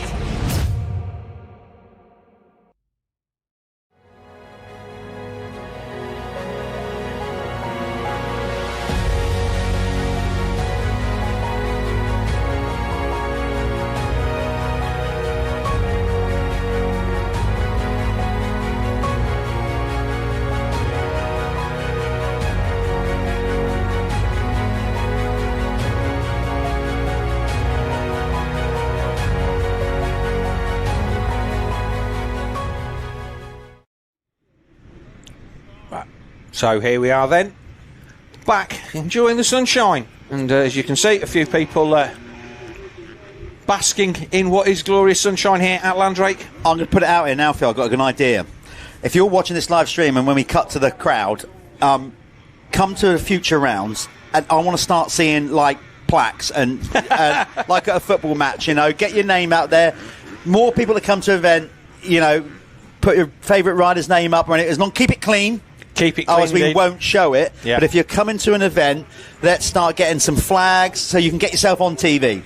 Tommy Searle then, red plate holder there on the number 100. His teammate, the 441 of Billy Askew, also has the right to run the red plate as the under-21 championship leader, but currently decides not to. They're just on the standard plates there. But both of the Dirt Store Triumph guys heading out the top two positions in the championship. There's the 592 of Freddie Bartlett on the Ultimate Wheels Kawasaki. The 494 Gabriel SS 24 KTM of Guillaume Dunson. Now he's another man who is made his MX2 debut at Lommel. I think he should have been at Lockett, and for some reason it didn't happen, and he decided to do it at Lommel. Being a Dutchman, that's probably why. Fancied himself a little bit more in the sand. He is going to be somebody that's shouting for race wins. Well, I don't recall him ever. Of course, he's never raced here, by my recollection. I would have thought that obviously all of his team would be. Yeah. And exactly that, Oriol Olivier, he's definitely not raced here, which might give a slight indication on where he was in qualifying. He was 8th, and obviously he's coming back from illness. But let's just keep an eye open with 419 of Joe Brooks, because he was the man. As much of a shock as it was to see Charlie Amon taking pole, and I mean that it was great to see. Not completely out of character. He's been up there or thereabouts, and he is currently 4th in the championship. But Joe Brooks back from injury as we wait for the gate to drop. There we go. Break from the middle. That looks like one of the Dunson. It is Dunson, I think it is. It's Ben Musto on the inside. On the Acer, Tommy Searle loves this venue, a championship leader, and he puts himself right where he wants to be, other than one place. But he can manage that from there. Let's see how his back holds out. Yeah, indeed. He looked like Heyman there in 3rd. There was a Kawasaki there in 4th. That's going to be the 33 of Kai Karsmakers on the DRT Kawasaki as they come across the line. And then it is indeed Dunson, then Askew, Oriol Olivier in 8th. But it is the AC United Gas of Ben Musto, the man from Cheltenham, who leads them away on that first circuit. Tommy Searle then on the Dirt Store KTM. He'll be using a bit of old age and treachery to try and keep himself in front of these guys. Tell you what, Musto's, Karsmakers almost out the front door there. That's what I was going to tell you. I was literally going to say, it looks like it's going to get tight in the whoops, and then right on cue, that happened. This is also, I know it's very early in the race, but this is a real opportunity for Ben Musto. He's already gapping the field. If he can lay down 3 or 4 really good laps here. He's got a shot at this. He's already, look at him, he's gone already. Now, this may sound a little early doors, I know, but if the right things fall into place and Musto hangs on to this lead, he's got to. He could be the red plate holder. He's 6 points down. That's all it is, 6 point down. Tommy obviously second. He's leading the championship. Is he going to be able to hang on? Heyman is tied on points with Musto, and if Heyman finishes behind him, then by that maths, Heyman will drop behind him. And obviously Billy Askew currently in 5th. I'll put it into context. Currently, the riders in the you've got 4 riders in the top 5 that are separated by 6 points. That's the crux of it. It is, isn't it? As they go past the spectator area on the top, Heyman then holding that tight inside line. Oh, Tommy nearly got his rear wheel off the ridge there. That would just about kept it on track. If he'd have gone over the edge there, that could have been quite a pitch to high side. Yeah, look over the shoulder from Tommy, and he will see Heyman there in the background. Brooks there in 6th, Doosan 7th. This is Johnny Roderick Evans in 9th on the 252 stroke, and Ollie Colmer there in 10th. He had not a great qualifying for him, but he's definitely a gate drop man rather than a qualifier, Ollie Colmer. We know that Tommy loves this circuit. We know he's got all the experience. What he hasn't got is bike time. He's been off the bike now for a couple of weeks, really, and let's see if that catches up with him. And of course, he's no spring chicken anymore. We're not even going there. He's been the class of our motocross riders here in the UK for an awful long time, as Tommy Searle. And like I say, old age and treachery is going to get into 15 minutes maybe, but he's got a whole race of youngsters breathing down his neck. Heyman needs to get a pass made quickly. Just like the highlight, Phil, youngsters that are hungrier than ever because they're all in with this championship shout. Indeed they are. And Askew then is he's there in 4th, Brooks up to 5th, who we've lost. So we've lost Karsmakers has gone back to 7th. So the DRT Kawasaki man, who has been retained by that team for the rest of the season and will be doing the rest of the GPs, Jeff. Looks like Musto's made a mistake. We forgot to mention there that Ben Musto was the Planet Moto first lap leader, by the way. Yes. We missed that. Our apologies. We're so engrossed in the race. So Ben Musto is your Planet Moto first lap leader. He gets 5 points. Searle gets 4. Heyman 3. Askew 2. And Brooks 1. Okay, so... Yeah, well spotted, Jeff. Like I say, we were getting giddy over the fact that... Because I don't think Musto's led... I think he may have taken a whole shot in one of them, but he's not been somebody that's held the front of one of these MX2 races for any length of time. More than capable, though, as his points tally suggests. What a championship this is going to be. As we said, just 6 points. Ben Musto's in 4th in the championship and only 6 points off of Tommy Searle, the championship leader. Billy Askew is 1 point behind Searle, and Heyman is tied with Musto. Charlie looked like he was having to go around the outside of Tommy yet as we swap to this other camera view. We might see a change for 2nd place. Oh, lovely bit of body English there. Over the tabletop to complete another lap. 20 minutes left on the clock. Oh, got high side a little bit, yeah. Heyman up to 2nd then. I thought I saw that in the background. Yeah, Heyman looks good. I mean, I think he's always been a class act. No, it's not. No, he's still behind there. That was Askew, obviously, behind him. Yes, it was Askew making a move, getting close, yes. You're right, indeed. And big up Brooks. I mean, Brooks is there. If anything, I thought so. And also, he set the quickest lap of the race. Joe Brooks, currently in 5th. We haven't seen him all season because of injury. Here he comes out, and he is absolutely ripping. Callum Mitchell in there as well on another triumph at the sharp end. So it was Askew and Heyman together. Then I thought it was Searle that had fallen to 3rd, but no, it's still the 163 AC United Gas of Ben Musto. So your Phoenix Tools fastest lap of the race thus far, it will probably change, is Joe Brooks, the rider in 5th, 419 on the Triumph. He set a time of 2:04.51. So, yep, he took nearly half a second out of all the riders in front of him, and he's actually pushing Askew along. This is soon going to be, well, it is already, but what I mean is it's soon going to be an even tighter 5-way battle, I think, for this race win. I've got to say, though, the AC United rider, Ben Musto, looking very good on that gas. Again, like we saw Heyman, his confidence has gone up. If Ben can win a race, I don't care where you race, when you get your first race win in any championship, be it a club championship or a national, whatever it is, as soon as you get that first race win, it just everything goes up a level. And right now he's doing a grand job of it. So here's the battle then, 2nd, 3rd, 4th, 5th, 6th, 7th. All of these riders then, Musto across the line, then Searle, then Heyman just starting to fall away by a few bike lengths. It looks like Brooks is going to get the drive up the hill. Askew went wide, no, a bit too far. Yeah. Look how low he kept it though, Joe Brooks over there, 419. And let's see, Cars Markers I think is starting to get used to the circuit and stepping up. Yeah, Oriel Oliver in 8th, Coleman 9th, Jake Nichols in 10th, and it's Josh Vale and the number 5.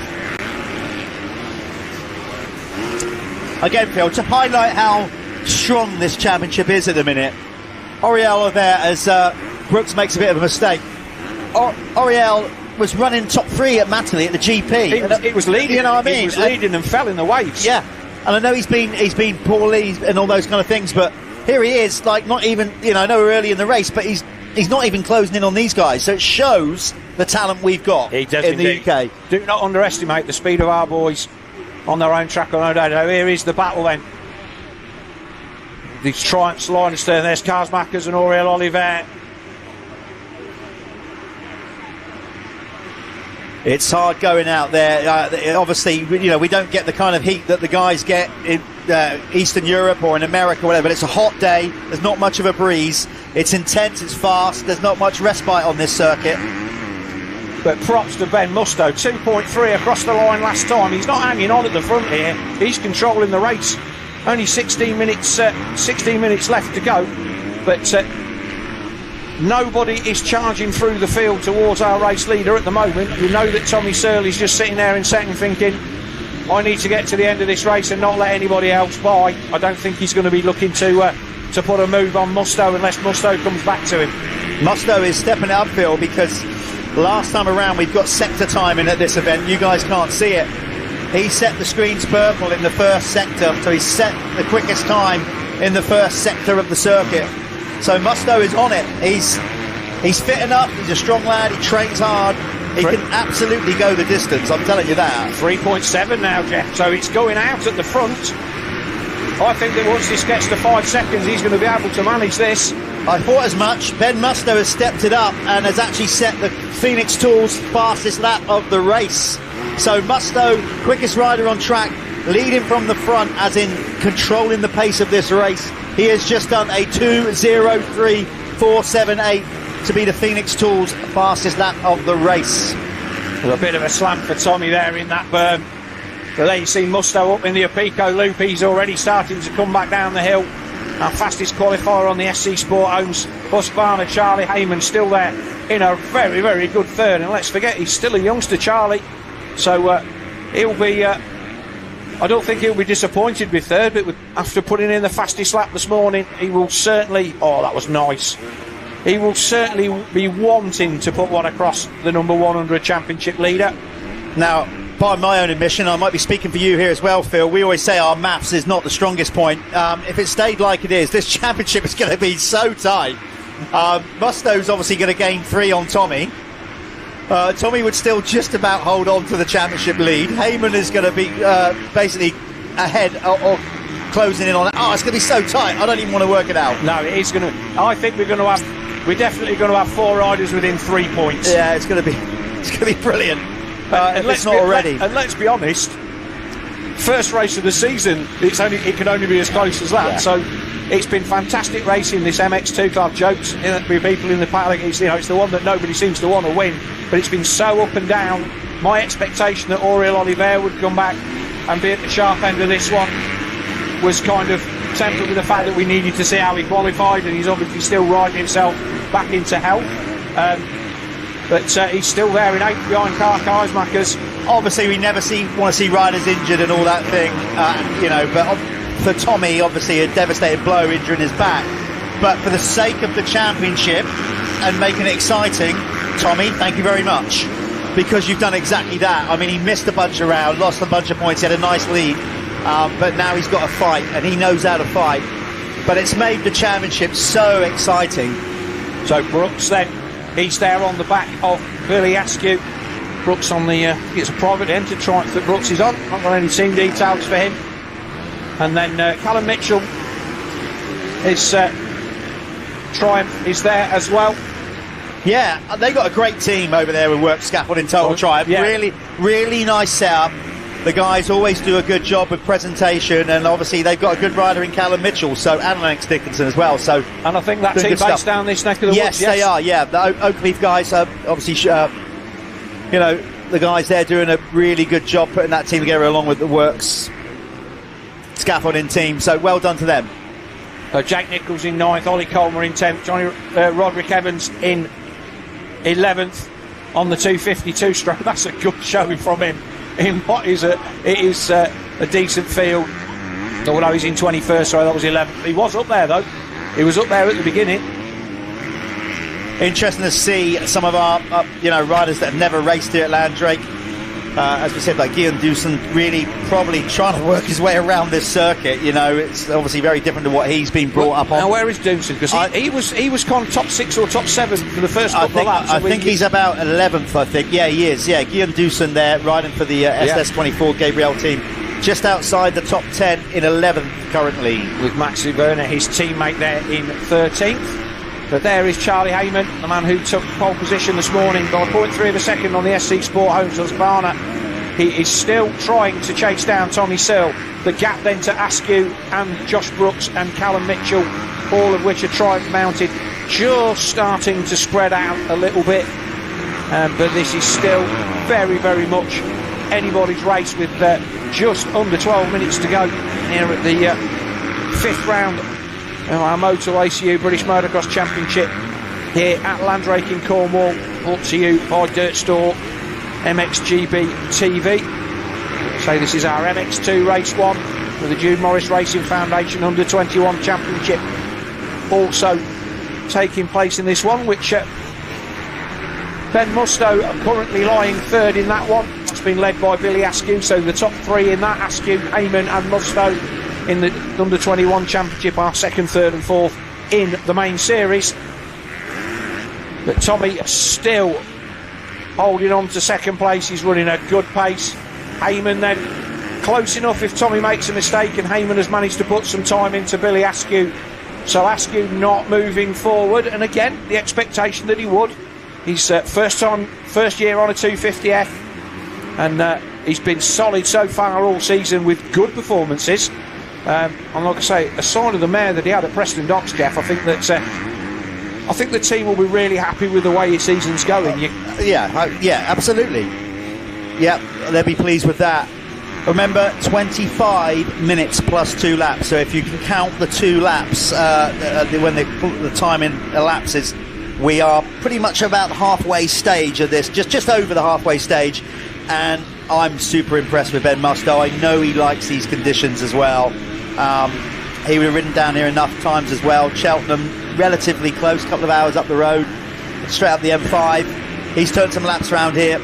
And I have to say, he set the quickest lap of the race.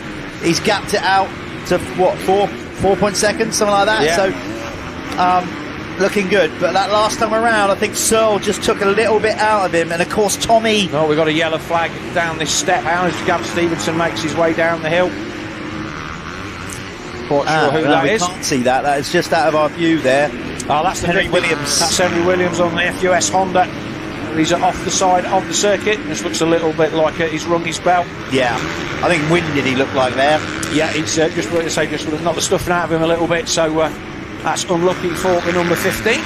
Great to have him with us, though. I mean, I know it hasn't worked out for him because obviously he's been doing the AMCA Championship, stepping in to do this race. Hasn't quite gone the plan in the first moto, so we hope to see him out there for the second. So 3.8 last time, so Searle just starting to come back a little bit at Ben Musto. This next couple of laps is going to be a big deal for the 163 AC United Gas. If he can keep it at around 4 seconds, I think that he's got every chance of bringing this one home. But if Tommy starts to close him down, and if he does, you've got to say, with all that time off the bike, that is impressive. That's going to be a great result for our championship leader. Closing the deal is never easy. I've never been in a position to win a British Championship race, but obviously won other races, and particularly when you have that breakthrough race, beating established riders. As that clock ticks down, it's almost impossible. It's human nature. You just fight in the anxiety. Like, come on, will the bloke with the 2-lap board, will you please put it out? Yeah, but that's a nice team that Ben Mustow's on, and he's what I consider to be he's also a journeyman racer. That does him a disservice, but he's always been there or thereabouts in every class that he's been in. But he's been waiting for this moment. It's not something that's been expected of him all the way through, but you know that on his day he's got the speed to do the job. He got a good start, found his way to the front, and he's just literally knocked the laps off and put quite a bit of time into some riders that you would normally expect. He's gone out again. 4.5 seconds, yeah. So the gap then, Tommy back to Heyman is 2 seconds, and then 4 seconds splitting the rest of him. Callum Mitchell, Brooks there in 6th, Carsmaker's 7th. Yeah, he's a big, strong young lad coming into his own. We obviously, these are all young riders. They feel like they've been around for ages because we've grown up. We're old, and we've been watching them since 65 days. I was fortunate to have a season working with Ben when he rode for us at Team Green, and as I said, his work ethic absolutely second to none. Back then, he would just keep going.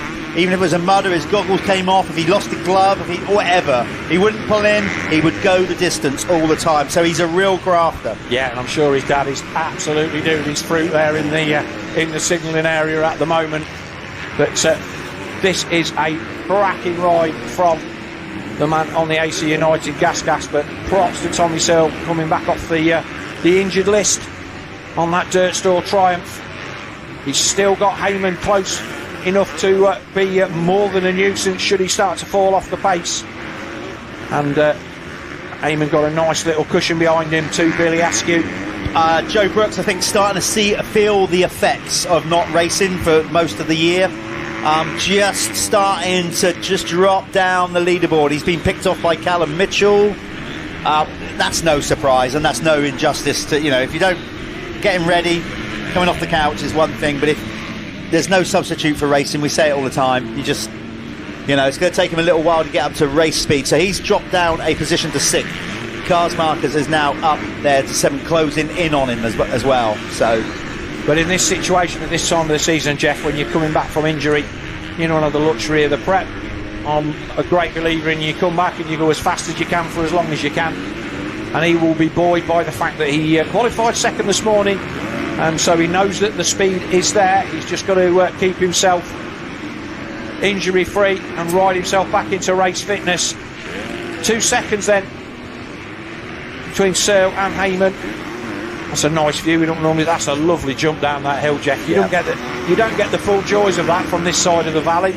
What makes it cool as well is it's slightly as you're coming out the corner, so you're already a little bit cranked, and it kind of naturally makes you want to just give that little scrub, turn off the top. And as always, you don't need massive jumps to make them fun. No, so a good course layout here. And and you say Phil Congdon and his team. This track hasn't changed massively. Like, it's certainly not. There's not much of it changed since the last time I was here a few years ago, and it's a tried and trusted layout. As we see, Musto then over that jump in the centre. Tommy now down, and then this lovely, nice little step. Still turning quicker times than Tommy last time around. It wasn't the quickest lap of the race, but Ben Musto was the quickest rider on track last lap around, so he's still edging out. I'm assuming that I'm correct, and this is going to be Ben Musto's first MX2 win. Well, I'm pretty sure. I don't recall him winning a MX2 event. No. I mean, he's obviously won British youth races. Yes, but not in adults. No, not in pro racing. He hasn't. So this is a battle here. This is like 15th, 16th, 17th. That's so like Gav Stevenson in that battle there.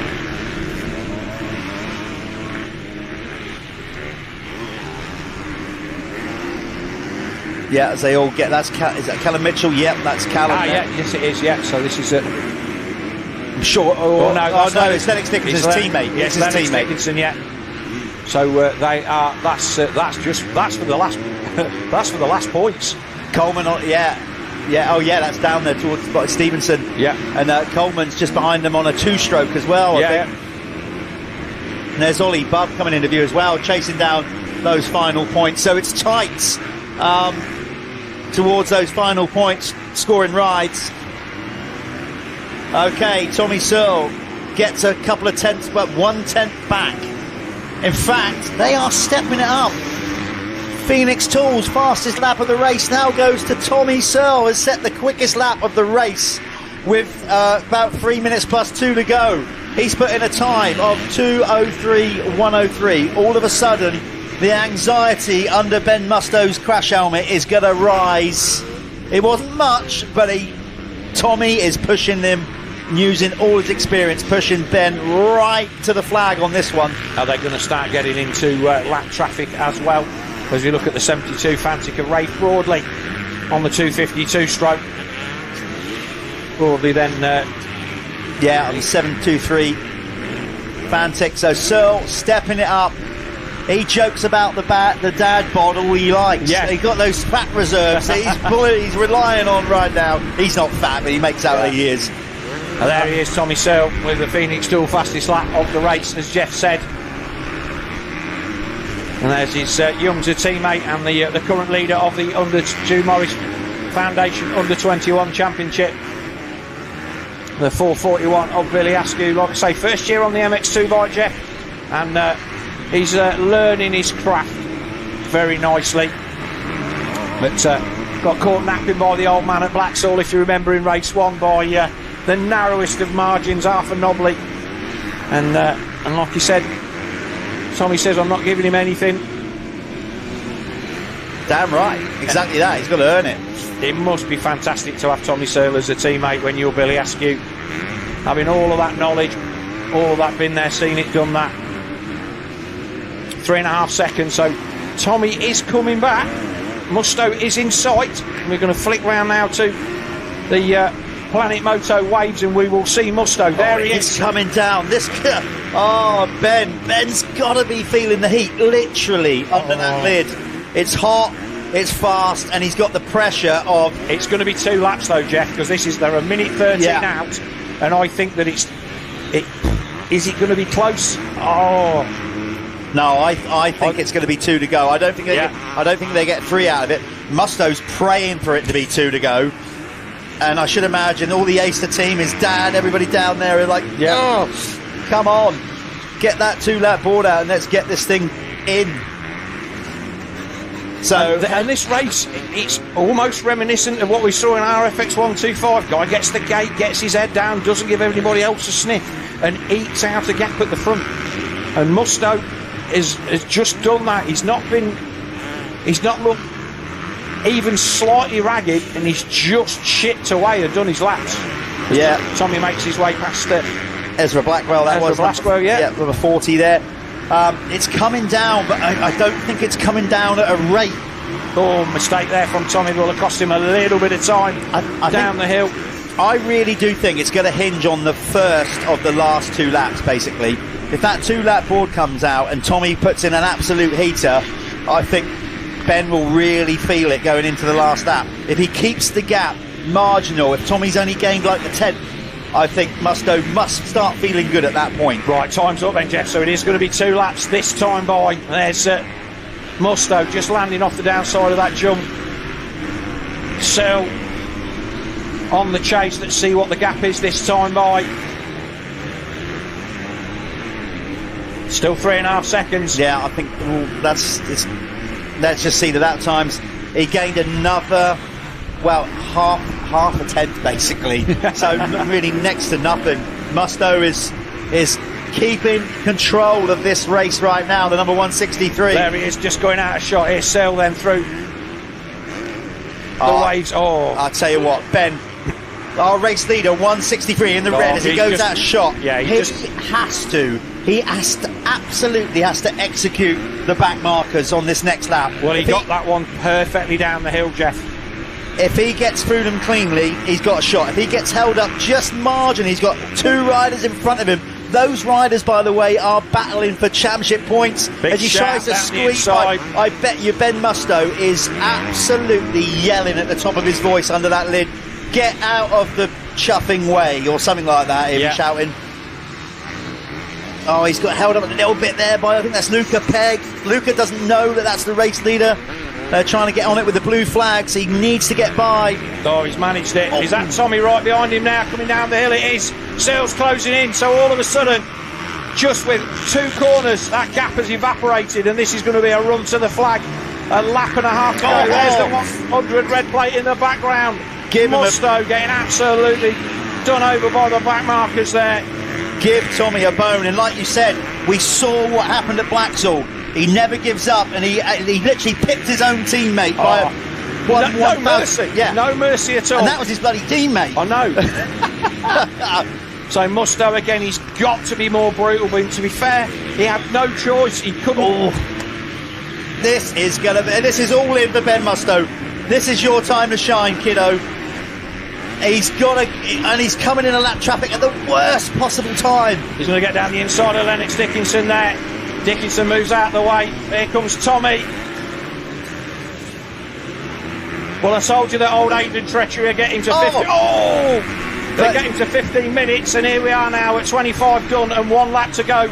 And Ben Mustoe has got a 1.3 second lead to defend from Tommy Searle. He's into the waves. Who's that there on the number 4? That's so close it is. That's Harrison Greenough going to get way out of the way. Greenough gets out of the way. Oh, come on. This is what we come to see. There's no favourites here. No. But if Mustoe gets mugged on this final lap, that will be a fantastic ride from Tommy Searle. Well, we're following Tommy. I think we should rightly follow the race leader in red just ahead of him, because if he gets this done, he's earned it. This is no lucky race where other riders it's 10 went lengths, down. Jeff. It's 10 lengths as they come back out of the Apico loop at the top of the hill.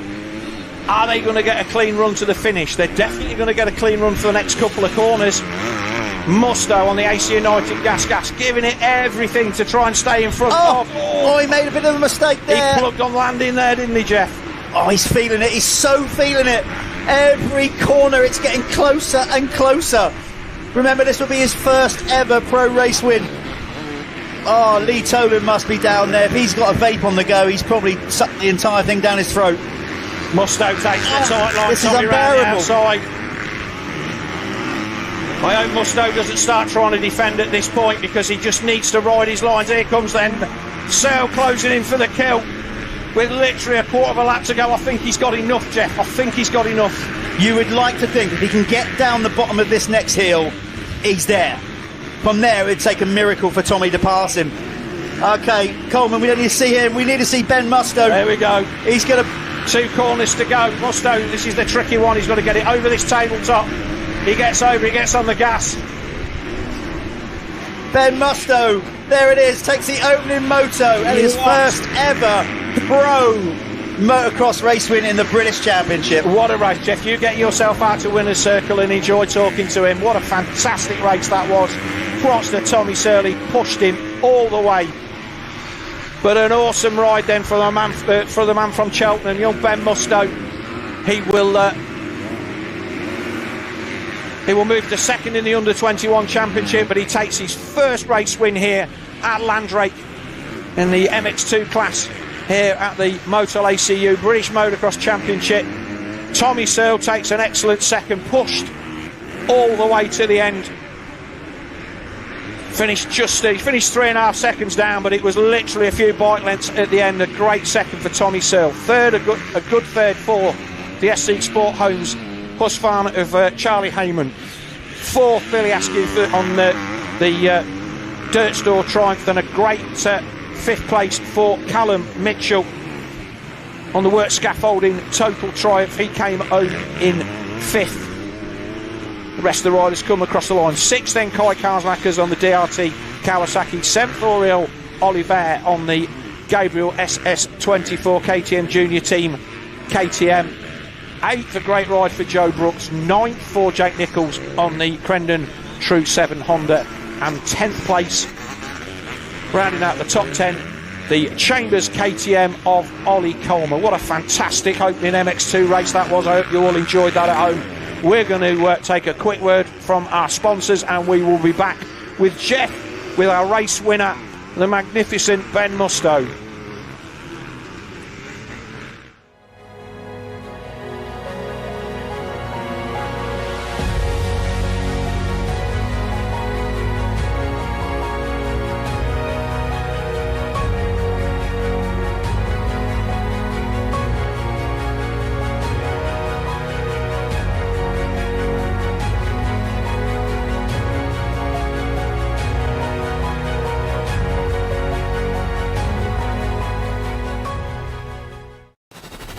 This is Dirt Store, your online one-stop shop for off-road essentials.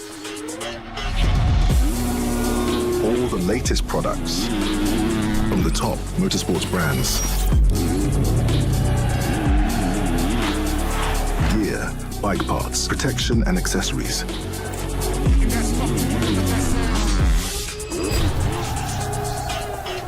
Whether it's an upgrade for you or your bike, Dirt Store has it all.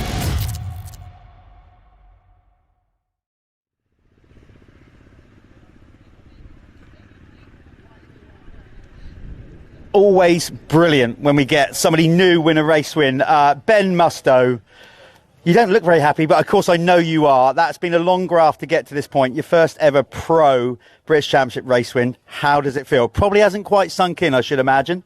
No, yeah, I'm super happy. All I've had this year is just fourths, loads of fourths and fifths, so I haven't had any podium trophies yet, and then to just go first is pretty amazing. So yeah, I'm pretty speechless at the moment.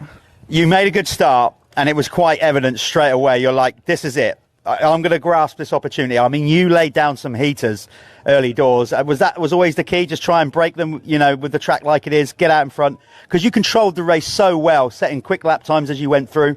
Yeah, obviously I got a good start. Whole shot at it, and as soon as you get that whole shot, you just got to go. You know, put in some sprint laps, try and break that that gap, and you know, it's pretty tough to pass around here. And I think a few of the boys got held up and whatnot, but I just kept my race, spun my laps, and yeah, brought it home. You've got a good team behind them. You've got to give them a shout out, because I know Lee has put a lot of effort into you, and you've got to be thankful of that support. Yeah, I've been with Lee for 3 years, and I haven't really had any results yet, so to win this is just like a thank you, to be honest, because he stuck with me, I've stuck with him, and yeah, it works really well. I think you need to go away, give Mum and Dad a hug. They probably need calming down, because that last few laps was getting. Did you feel Tommy getting closer? Yeah, I'm glad I stopped Tommy, to be honest. He shouldn't really be winning races, but yeah, no, I'm glad to beat Tommy. He's a great rider, and I know he's pretty good round here, so to beat him is pretty good. Well, let's go and see, take a break, see if you can get it done and actually go a step further and win your first overall as well. There you go. So Ben Musto taking the first race win. Yeah, quite right. Yeah, make some noise. He's going to move out. We're going to bring in Charlie. I don't think we've got Tommy Searle down here at the minute. I can't see Tommy. So we're going to bring in the third place rider. Tommy's probably in a bit of discomfort, truth be told. Remember, he's coming back from a broken back. So Charlie's stalling it on the way to winner's circle. Glad he didn't do that in the race. Come on in, Charlie. Can see the damage here of being roosted at a lot of the race. Your confidence is up. We've said that after Preston. You've gone to another level. Didn't get that one done, but you are very much in this championship mix. Are you happy with that opening moto? Yeah, it was definitely a good moto. It's a pretty consistent race. Just sat where I started, but I think it's hard. Like, this track, it's really good today, but it's so fast, so everyone's kind of similar speed. It's so hard to pass as well, especially like Tommy. Like, you're not going to find better lines than Tommy, really, because he's already on them. But yeah, it was a real good race. Hopefully a good one like that again, and even better start next one. I think we can win. Yeah, that's the key thing. Again, you've got an incredible team behind you, and as we mentioned last time out, your confidence seems to be growing all the time, and although you didn't win that, you've got to be feeling good, because we're just past the halfway stage of the championship, and you know it's really close. This is there for the taking.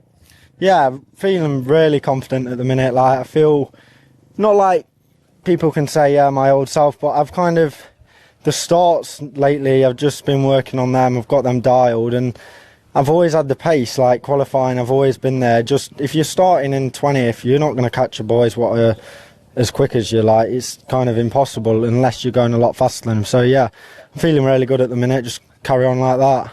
Good luck in the second moto. He's going to go and get ready. So that's Tommy's not come down here. Like I said, it's understandable. He's probably in a lot of discomfort with his back.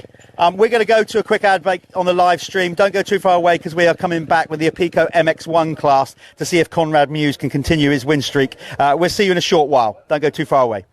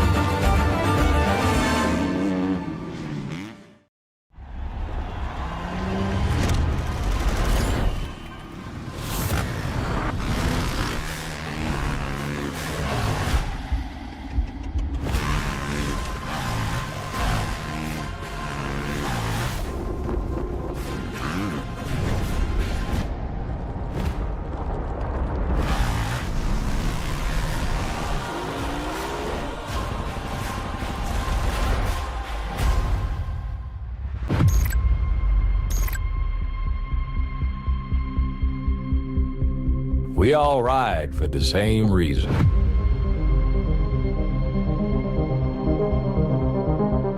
We all race for the same goal. But we all need our own identity. Do it your way. Ride.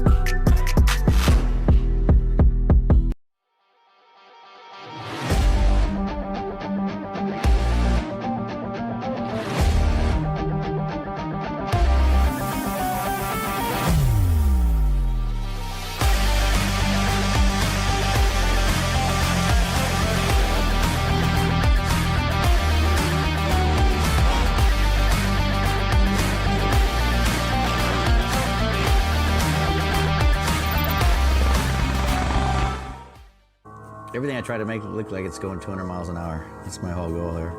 I'm Troy Lee, and this is our new signature goggle collection. We've been doing collection probably for about 15 years with Oakley, doing a couple goggles every year, a couple pairs of glasses every year.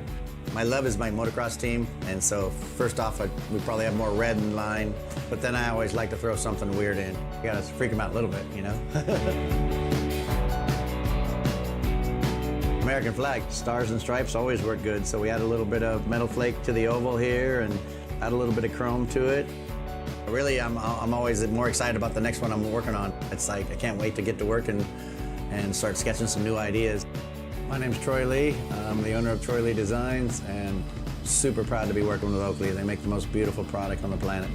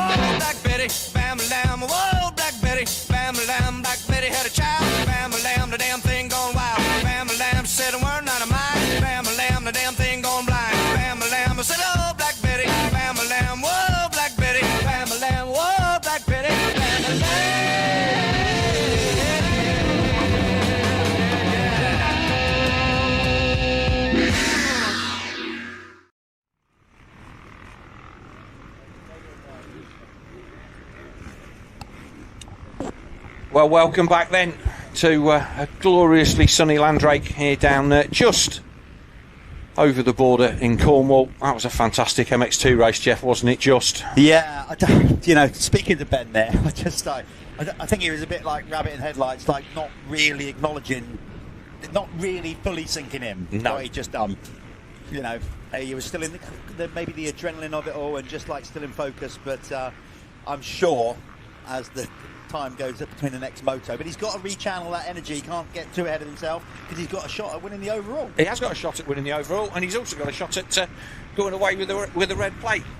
But yeah, that's what I tell you, that would anyway, be, wouldn't it? It was a great race, but here we are then, our first MX1 race of the day at the Motul ACU British Motocross Championship here at Landrake, and a shout out to the ACU for again being the governing body and keeping everything all nice and ship-shape behind the scenes. Yes, with a fresh focus. I think that's the way to word it. New chairman, Tim Lightfoot, is really embracing the sport. Obviously, Tim used to ride dirt bikes and enduro racer, but he's been coming out to these races, which is just great. It's great for us to see our federation's chairman coming to the events and taking it all on board. And I know he's making so many mental notes of what's going on. Lots of conversation with the series director Paul Irwin, lots of conversation with the teams, the riders, etc., to try and really make a blueprint to grow this championship. Like we said, this championship is one of the most prestige in Europe. It's the British Motocross Championship's been going for like 70 odd years, 76 years or something like that. It's got so much history and heritage. Yes. More than a lot of the others. So that's what we want to bring that back, build on it. There we go. There's the top qualifiers. Phil, I'll let you fire it. Yeah, so top 40 qualifiers today, and it was Conrad Mewes by 1.2 second from the man from down here in Cornwall, Josh Gilbert, a man returning from illness. He's been suffering a little bit with a virus, and he's back qualifying second. Adam Sterry, then the man on the Chambers KTM, he took third, couple of seconds back. Then a good qualifying from the number 23 of Taylor Hamill on the DRT Kawasaki. Tristan Purdon on the SC Sport Holmes Husqvarna, he was there in 5th. Grimshaw in 6th. Carlton Husband in 7th on the Phoenix Talks Fantics. The 212 of John Adamson in 8th. Martin Barr 9th on the Apico Honda, and 10th Dan Thornhill on the Chambers KTM, fresh back from a trip to Lommel, where he I think he went he finished 15th or 16th overall in the EMX 450 class. 11th then Joel Rizzi on the Dirt Store Triumph. 12th then the FUS Honda of James Dodd, the AMSA rider. 13th Chris Mills. 14th a welcome return, so 162 Stewie Edmonds, he's here. Louis Kessel in 15th. Charlie Putnam 16th. Tom Murphy 17th. The Enduro rider Dan Mundell on the KTM UK Triple D Motorsports KTM Enduro bike, he's there in 18th. Liam Knight in 19th on the SRE KTM, and Jack Benniston in 20th. Rules are rules. They have to be applied and issued. I'm a little bit disappointed that, unfortunately, the ACU officials wouldn't let Dan Mundell keep his registration, his vehicle, because obviously he rides that bike on the road. Yes. They made him take off his vehicle registration. They did. Maybe it's probably better for Dan, because he might have not even actually taxed it, and we'll get the DVLA checking up on him. So he's actually in full enduro bike. Yeah, he's got the lights on it. He's had to take all the lights up. Yeah, good on him. I've been up there and had a chat with him earlier on, and obviously he's backed by KTM UK and currently riding through Triple D Motorsport up there in Kendal in Cumbria, run by Neil Crayston, a good old mate of mine from Supermoto Days. So hats tip to you for getting involved with Dan Mundell, and a thoroughly nice bloke to follow on YouTube, because he does some great stuff on there, and he is going to be representing Great Britain in the ISDE. Well, he's a current British champion. He is indeed, and a fantastic rider. And that bike is painfully in enduro spec, as he pointed out, but that's what he's here to learn. So good to see him out there. But Conrad Mewes, maximum man so far. Nice view looking out over the hills there. Maximum man so far. Been the class of the field. Are we expecting to see anybody give him a run for his money today? I think Adam Sterry has got to a point where if he gets a good start, he can do something. But I think Conrad is just he's in the zone. Yes, he is, and he kept that. He had a wrist injury early doors that he kept very quiet. We only really picked up on it once we saw him riding around with wrist braces on. We're like, what's going on there? So he kept it that quiet. That was the real reason, because he was obviously scheduled, as many of us will know in the sport, to go and race some AMA rounds. That's why he didn't, because he felt I'm not going to travel all over there with a bad wrist. I really wish he had, because we could have really seen where he is. Yeah. So we're going to take a quick word from our sponsors, and we will be back then with the opening Pico MX1 race here from round 5 of the Motul ACU British Motocross Championship. We'll be right back.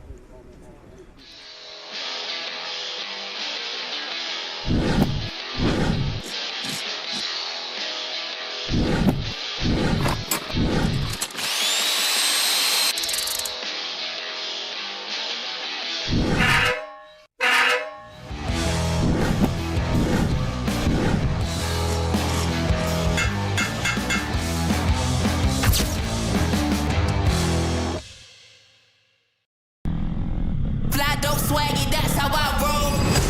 On another level, on another level, on another level, above me. Coming through the crowd, yeah, I'm feeling so supreme.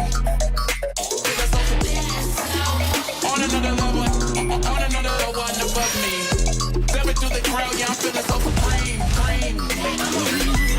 On another level, on another level, on another level, above me.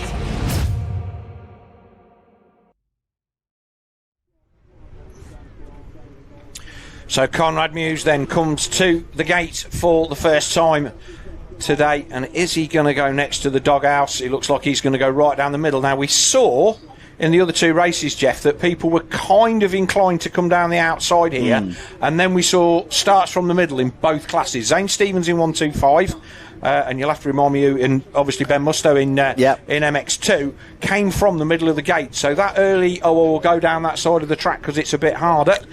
But I think, obviously, they walked the track quite heavily between qualifying, and I think that was another reason for Charlie Richmond's thinking of, like, well, the start straight's watered and quite heavy, now that's dried out, and of course these bikes have got even more power just to rip through shorter distance. So Tom Grimshaw there on the Pico Honda, big shout out to the guys at Pico for continually supporting the championship and this class, of course, this whole MX1 class brought to you by Pico. Tom, yeah, he got injured in the arena cross earlier on in the year, but he's come back strong, feeling good. He does like a bit of hard pack. It's a bit of him. Yeah, he's had a few races back now. He came back to British Championship. I want to say at Preston Docks. He saw him. He was walking around at Blacksall.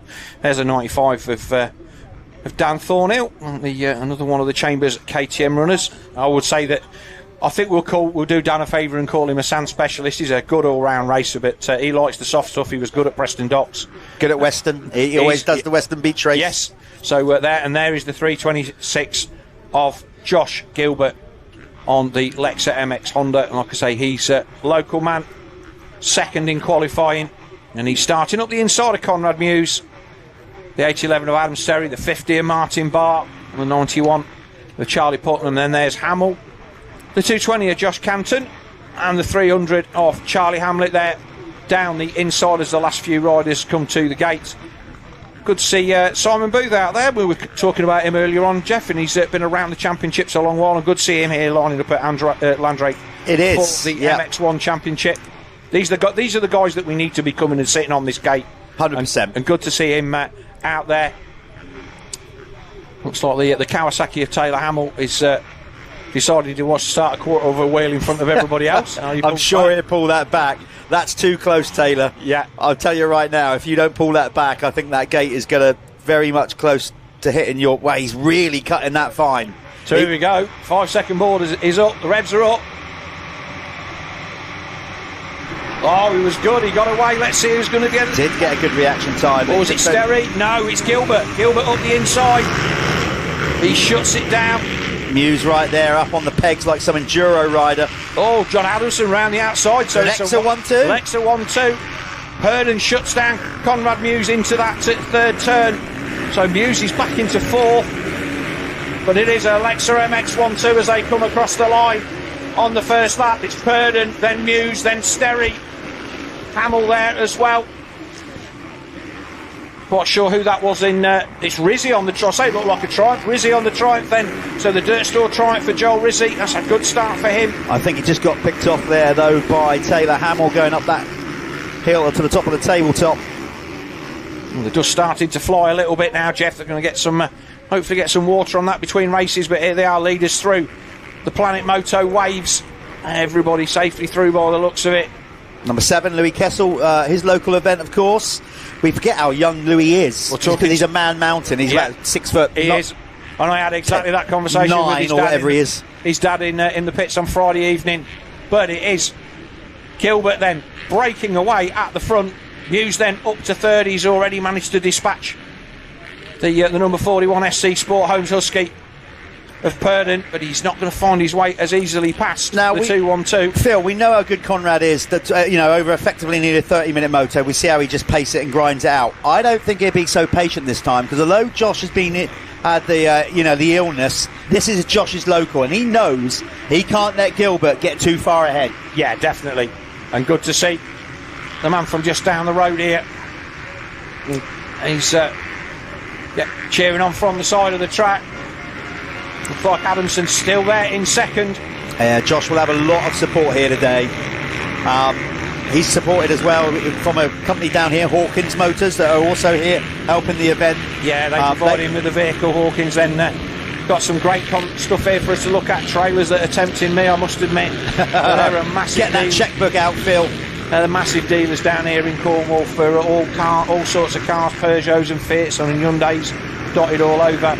But our Planet Moto first lap leader, Jeff, is going to be the 326 of Josh Gilbert. It is 5 points in the bag for him in the quest for the overall prize, which will be 2-week accommodation and the opportunity to ride all the tracks down there in Spain. Conrad now up to second, so making light work of John Adamson. But both the Leinster boys then in the top 3 as they make their way down the far end of the circuit through the Planet Moto waves. They're a lot further apart than you think when you look at them from the side as well, Jeff. Those, a bit of a spin up there in the background from Adam Sterry on the 811 Chambers KTM. I noticed the Conrad was tripling, not out, but the final 4 he was tripling and then singling out, gaining a bit of time there. John Adamson, who's been doing John Adamson things in qualifying. Me and Phil were there watching riders all go by, and all of a sudden there was a mighty crack. And then, he nearly joined us on the other side of the fence, basically, didn't he? Yeah, I think he'd just come across the line, putting in a hot lap. As we look at Purdon trying to put a pass around the outs. Oh, that was I think that was optimistic from Tristan Purdon. But yeah, Adamson had put a fast lap in, and he literally, I think he just got over the top of the hard outside edge of the what they call the crown moulding on the outside of that final turn, and he found himself in the fence. But a good qualifying from Adamson. He was 8th, and he's not usually a qualifier, Jeff.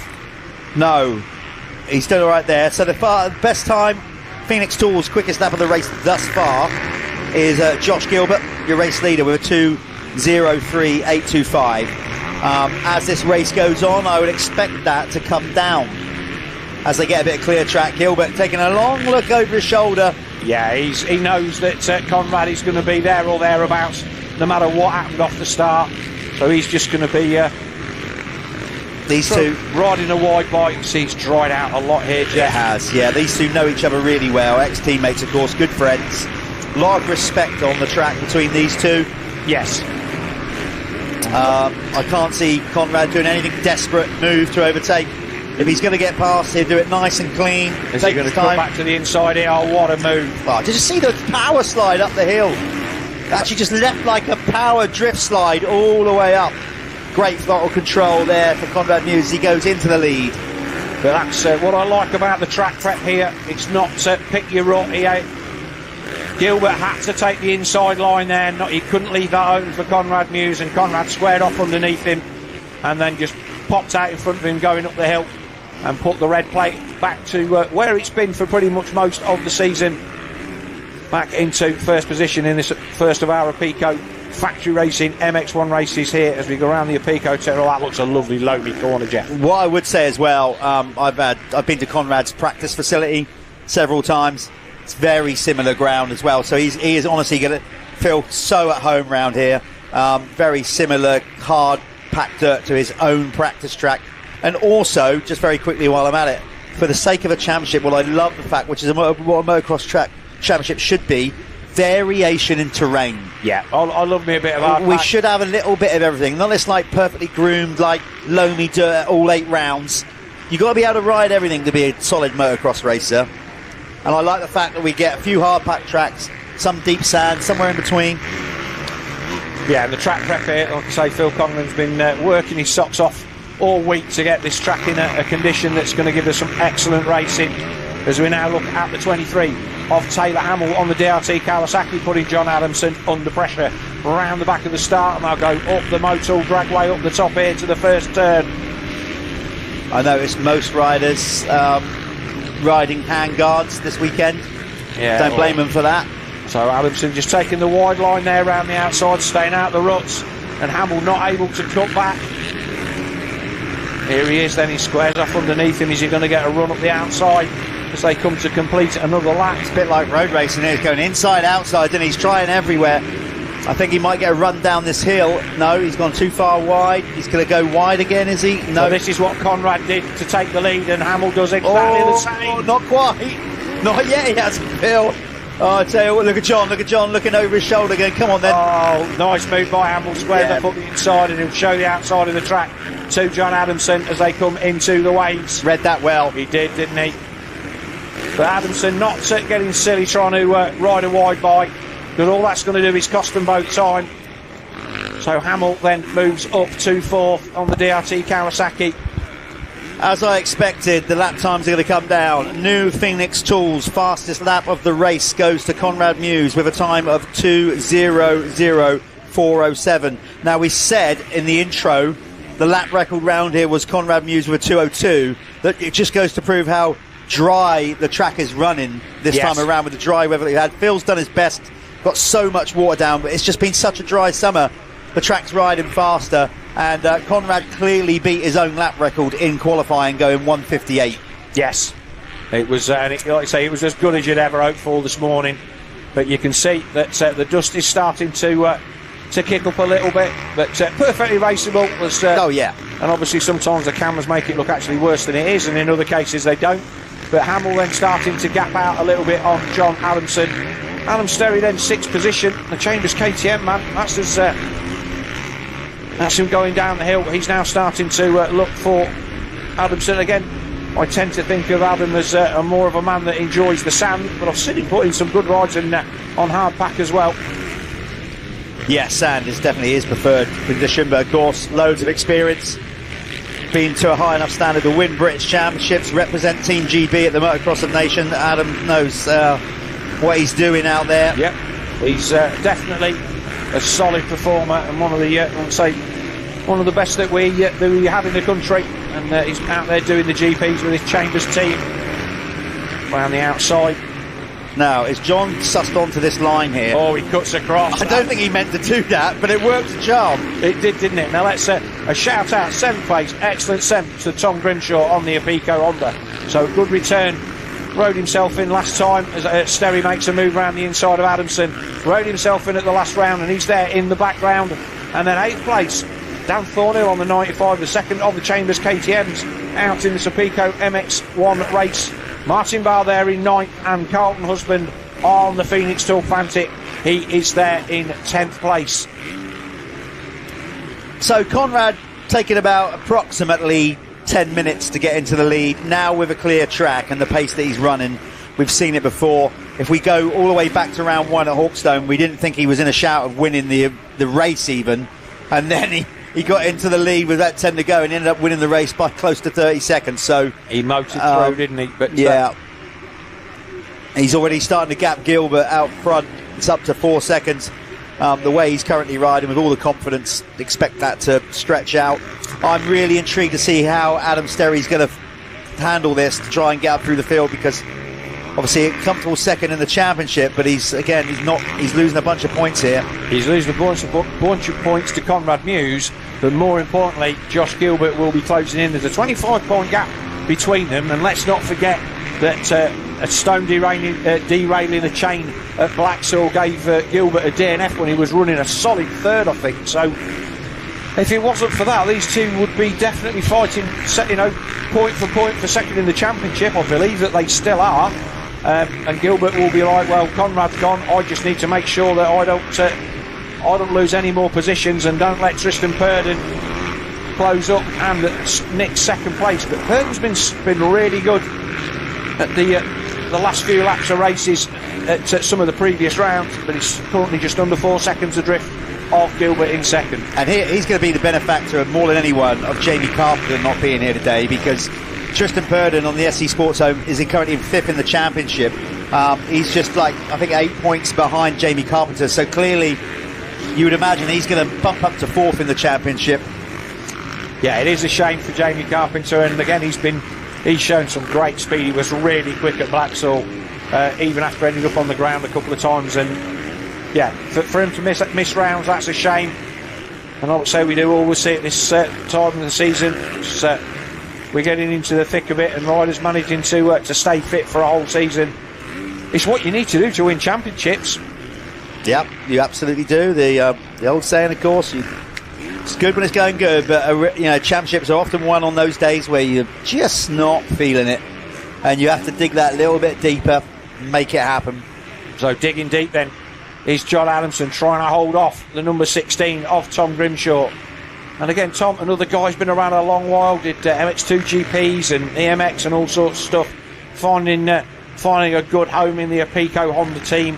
And he is, again, another good solid performer that's been hampered by injury. But he's chasing down Adamson, and he'll be looking to make a pass for what I will think will be certainly his best performance of the season so far, Jeff. Yeah, Tom destined to be an MX1 rider. He was big. He was quite big at 65s. He was quite big as a youth rider coming all the way through. Yeah, the MX1 bike is the bike for him. I've just seen the gap in the background then. Taylor Hamill. It's a couple of seconds behind Tristan Purdon, and Adam Sterry just trying to get onto the back of that battle, but we'll stick with this Grimshaw battle, so I think there's a pass coming here soon, Jeff. I agree. I think what we'll see, I'm going to give it about 2 laps, I reckon, and then I think we'll see Sterry, Hamill and Purdon all start to tighten up for that 3rd spot. Definitely. Muse is not, he's not exploded away like I thought he would, but does he need to? No, is he just doing enough to win, save a load of energy on a hot day? We might see him put a big spurt on at the end like he does.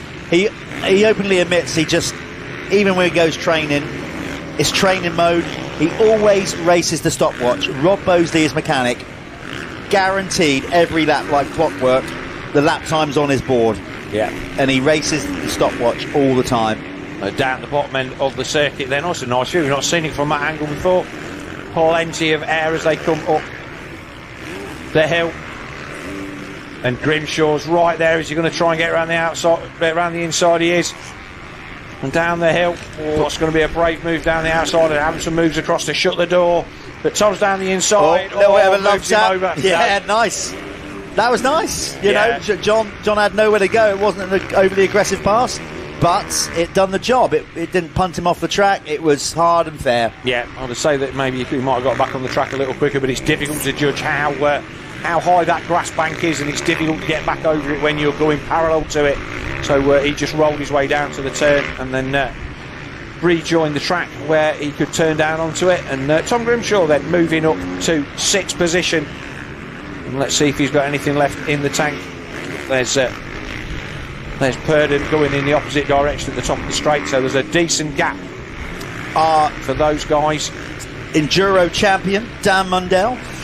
Oh, there he is. Look at that. I literally like that was planned. Yeah, that wasn't. That's just happened. Perfect timing. He's in the 20s. Yeah, he's top 20. He's there with... there he is with his lights on. Josh Canton, the man from Haverfordwest, who I seem to remember the last time I came here for...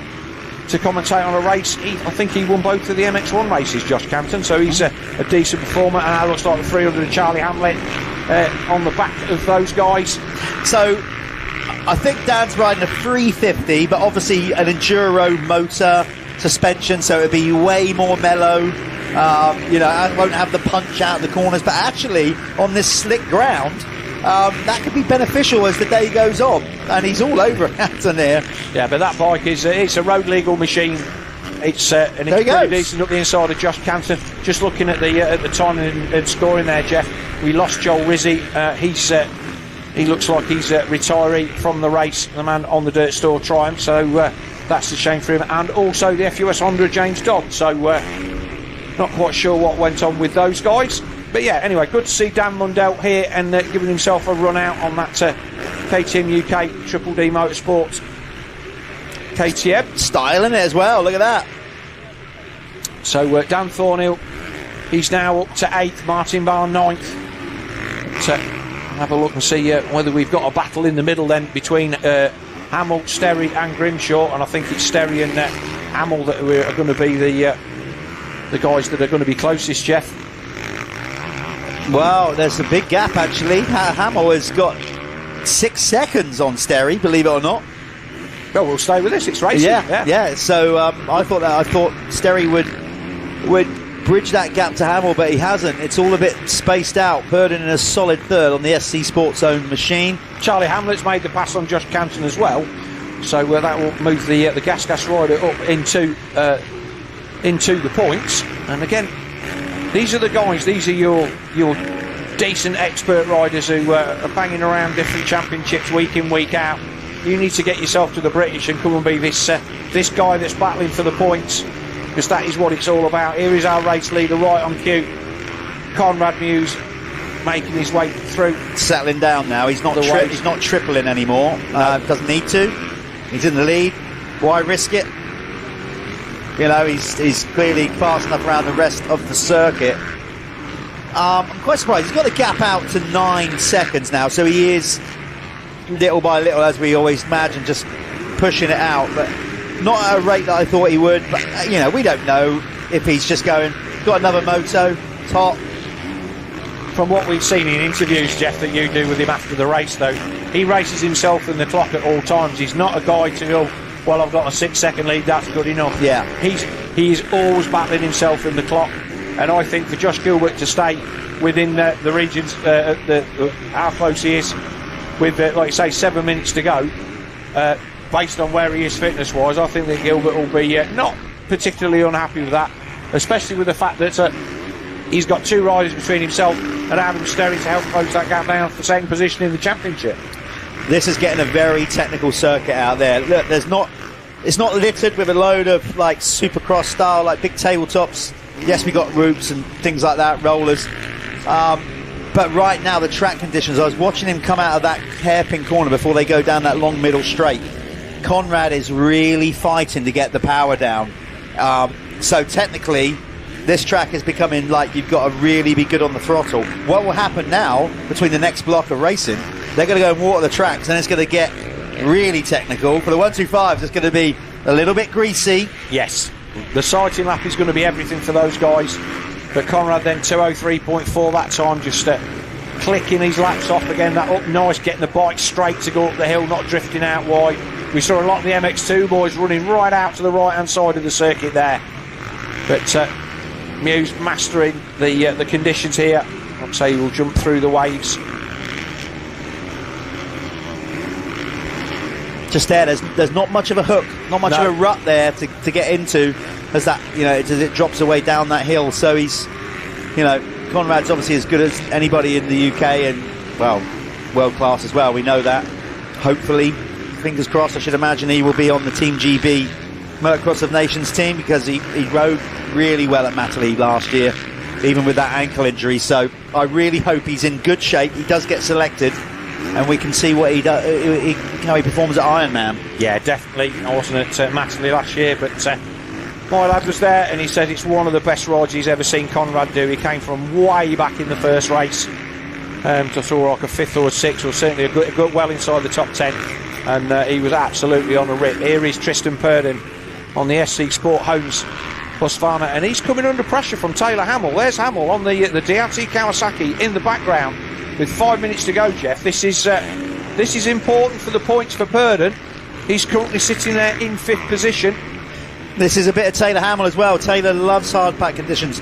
I often thought, you know, that Tristan, coming from South Africa, would prefer hard pack. I was quite surprised when I asked him that at one round. He says, well, actually, no, sand's more my thing. Yeah, he did say that, didn't he? Yeah, but Taylor loves a bit of this. His local circuit growing up would have been Cuss's Gorse, you know, very similar to this. Very hard similar, pack, yeah. loose stones. A lot of hard pack where he lives down in the Southampton, Eastleigh area. But he's making he's certainly making Tristan Purdon work. He's staying out of the roost and doing everything that he can on that DRT Kawasaki to get himself up into third position, and that would be his first podium of the year if he manages to do that. We've seen Tristan Purdon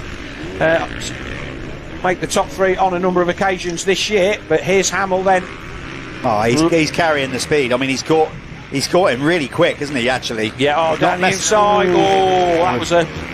That was an intelligent move, because I thought he was going to roll the dice there. Yeah, he did. And if he had done, he would have come off worse. So he just pulled out of that move, Taylor Hamill, in time. But he's letting Tristan Purdon know that he is there. Gilbert, and they are catching Gilbert. So with 3 minutes plus 2 laps to go, all of a sudden this second, third and fourth place battle is starting to tighten up, and all down to the fact that the 23 off Taylor Hamill on the DRT Kawasaki, Steve Dixon's man, is putting on the pressure onto the 41 of Tristan Purdon, and they are getting onto the back of the 326 Alexa Honda. They've closed in fast on Gilbert. This is going to be interesting, because Taylor is the one pushing the other two, well, basically pushing this all together. It looks like Gilbert's starting to drop his lap times. Taylor's stepping it up, and somewhere in the middle getting pushed along is Tristan Purdon. But we've seen him come good at the end of races. He's just, he doesn't drop off speed-wise, and whereas Hamill looked like he was a man making a move a lap ago, he's now all of a sudden a second and a bit adrift, and he needs to shut the gap down again. Yeah, I'm just trying to see what the lap time out front. The race leader has now got it out to nearly 12 seconds, so pulling about, I don't know, just about a second and a half, close to that each lap on Josh Gilbert and the rest of the field. The gap is now 11.359 for the Honda racing rider out front on the Crendon True 7 machine. Dave Thorpe's team, just solid, super professional team. Obviously, you know, amount of championships they won with all of Dave's experience. And they're local here, based out of Exmouth, down at just round the corner. He was here yesterday. He was here yesterday helping us with the Michelin Youth Academy, and I've got to say, great to see his dad Keith coming out to an event as well. Yes. Integral part of obviously Dave's success. The Colonel is out. I've had a good chat with him in the hospitality earlier. Just great to see Keith out. Yeah. Still loves it. Yeah. Obviously doesn't get to so many races anymore, but yeah. But good to see him in. It's certainly part of motocross folklore in this country. Oh, absolutely. So they come to put a lap on the 447 of Simon Booth. Hamill still pushing on, but Purdon now 1.9 the gap to Josh Gilbert as they come into shot. Up the hill, and Kawasaki hooking up really nicely. Back marker getting out of the way there quite rightly, because Taylor Hamill was coming in hot. It looks like Josh Gilbert has kind of either read his pit board or realises that he's got to step it up. You've got to say, it's not as much of a gap as I thought it was, actually. Are you watching the same Yeah, races, sorry, I was like, maybe I was looking at another rider there, Phil, but I kind of get where you're coming from, but all of a sudden, you can't think, oh, is he really catching him? And then the gap just kind of, it seems like it's ebbing and flowing. I think that Gilbert's got a place on the track where he's just got a little bit more than Purdon, but Purdon's faster, I think, down that bottom section, and this is where we've seen it catching up. I don't think Taylor Hamill's got anything for these two, and it is going to be with 2 to go, because although it's a 12-second lead, there's only 15 seconds left on the clock. There's Conrad Muse going in the opposite direction, so he will get the 2-lap board. Well, I don't know, that will be close. That will be close, Phil. He might not. I don't think he will. I think he might be over. That was him, I think you could hear in the background. Just go over the line. So we couldn't see Conrad going over the line, but 3 laps to go. Yeah, so no, he didn't do it. Yeah, so he just got over the line just in time, or not just in time, depending on which way you look at it. So this is going to give Tristan Purdon another lap to chase down this man, the 326 Lexa Honda off Josh Gilbert. It's right there, yeah. Yeah, but that's a nice line from Gilbert. They've dropped Taylor Hamill about a second on that lap, I think, Jeff, and I think that for as much as Hamill was pushing on and looked like he was going to be part of this battle, don't think that's going to be the case as we wind down with 3 to go. There's a race leader on the Crendon True 7 Honda. Everything looking good. Little scrub off that corner. Oh, I can hear our track announcer Ben Rumbold, somebody, I don't know if you heard that through our mics, because he's just behind us. I heard him say somebody's gone over the handlebars. We don't know who that is, but whoever it was, it sounded spectacular. Yeah. But it's Conrad Muse then. Again, he's just such a joy to watch. The Muse from Gilbert, from Purdon, and it's Hamill. Sterry in 5th, Grimshaw a good 6th, Adamston still in 7th, an excellent 8th from Dan Thornhill. Martin Barr 9th, Louis Kessel in 10th place. That's a great ride from the youngster. I'd say talking to his dad and saying that you know, his time will come in this class and a top 10. That's a great showing if he can bring that to the flag. Yeah, obviously Louis, home track advantage. You know, he has done a lot of laps around here, riding regional club events and whatever. This is their local track, obviously regards of national track. Yeah. So it's a track that Louis knows well. That would have helped, but still a great performance. Yeah, definitely. Conrad just comfortably bringing it in, so now he's going to get the 2-lap to go board. Yes. I don't think it was any of the top runners that maybe went over the bars out of our view, because they still seem to be where they were last lap around. A little bit of a bobble there for Conrad Muse, but in the big scheme of things, he's just absolutely ripping these laps off. Purdon is definitely, it's as close as it's ever been between Purdon and Gilbert. Maybe we should get back to those guys in a while, because obviously Conrad's got this one. He's got nearly 13 seconds as he cruises around with 2 laps to go. It's all about this battle for second place between Josh Gilbert, 326 on the Honda, and Tristan Purdon, number 41 on the SC Sports Home Husqvarna. There's Dan Mundell. Where's he? Is he still inside the top 20? Yes, I think he is. He is 19th. Yeah, 19th. So he's picking up points. Blue flags are waving. Let's see if we can pick up this battle for second. As Dan, that'll be going up the hill, Jeff. I think. Dan gets safely out of the way. That's no injustice being lapped by Conrad Muse. It will be interesting for an enduro rider.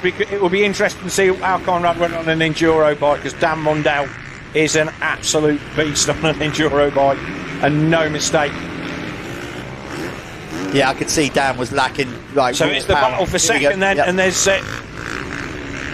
Gilbert still hanging on from Purdon as they leap their way down. And I think if Josh Gilbert can hang on to this, he will consider that a job well done. As we go back to our race leader, Conrad Muse. Yeah, doing everything right. You can see there his riding technique, his foot position on the balls of his feet. His heel, it was lower than his toes. We're giving that flexibility through all those braking bumps, Phil. Textbook stuff. So over the final little bobble there, and look, over the tabletop. It's going to get one to go, is it? One to go, yeah. Is it? Yes. No, do we go? Yes, 1 lap board just there. So he is going to be just really missing. But this is the battle for second, and it looks to me like Purdon has made a mistake, because Gilbert's got as much real estate between him and the 41 as he's had for about 4 laps. They've dropped Taylor Hamill by quite some distance, so the Kawasaki man gave it everything that he got for as long as he could. But he's still going to hold on for a decent 4th. 5th will be Sterry, 6th Grimshaw. His final lap of our first of our Motul ACU British Motocross Championship, a Pico MX1 races. Don't forget to like and subscribe wherever you are watching. It all makes a difference. Helps control the algorithm and get us exposure where we need it most as we watch the 426 of Conrad Muse. He's just going to come down and put a lap on Carlton Husband on the Phoenix Tools Fantic.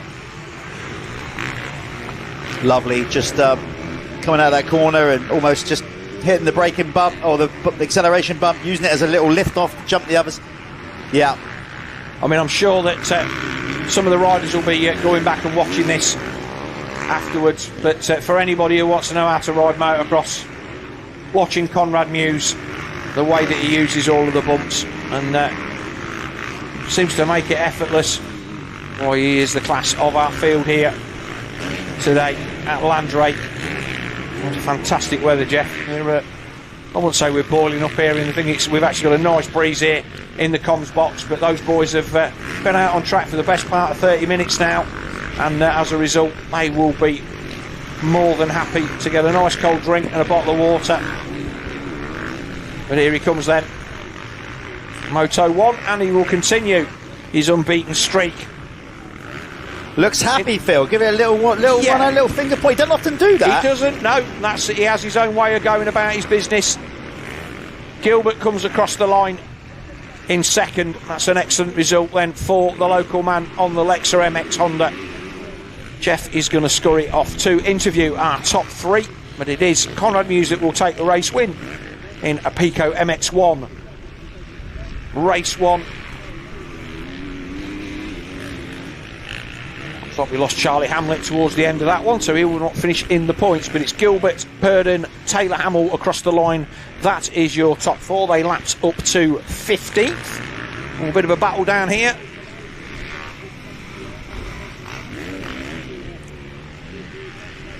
Not sure who that is. That's obviously Purdon and everybody. That's Sterry coming across the line now.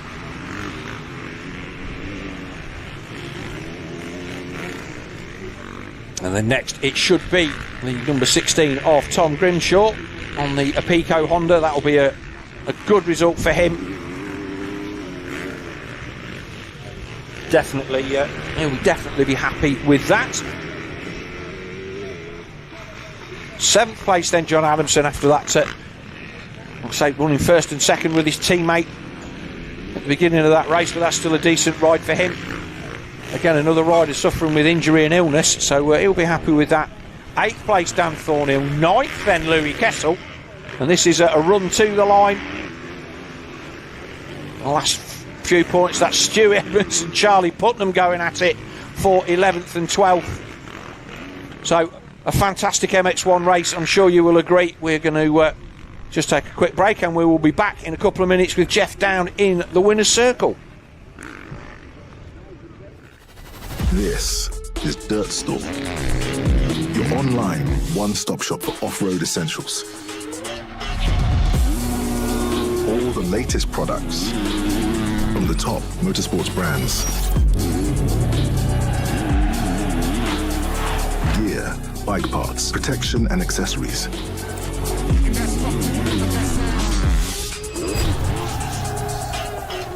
Whether it's an upgrade for you or your bike, Dirt Store has it all.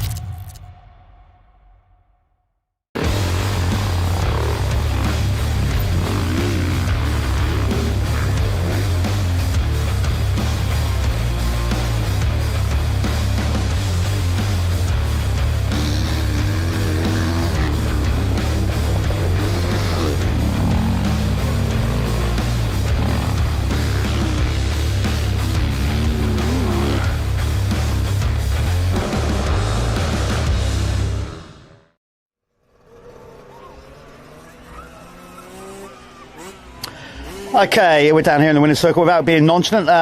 Another day, another race win. Of course, it doesn't come easy. We know that. You put the work in, Conrad.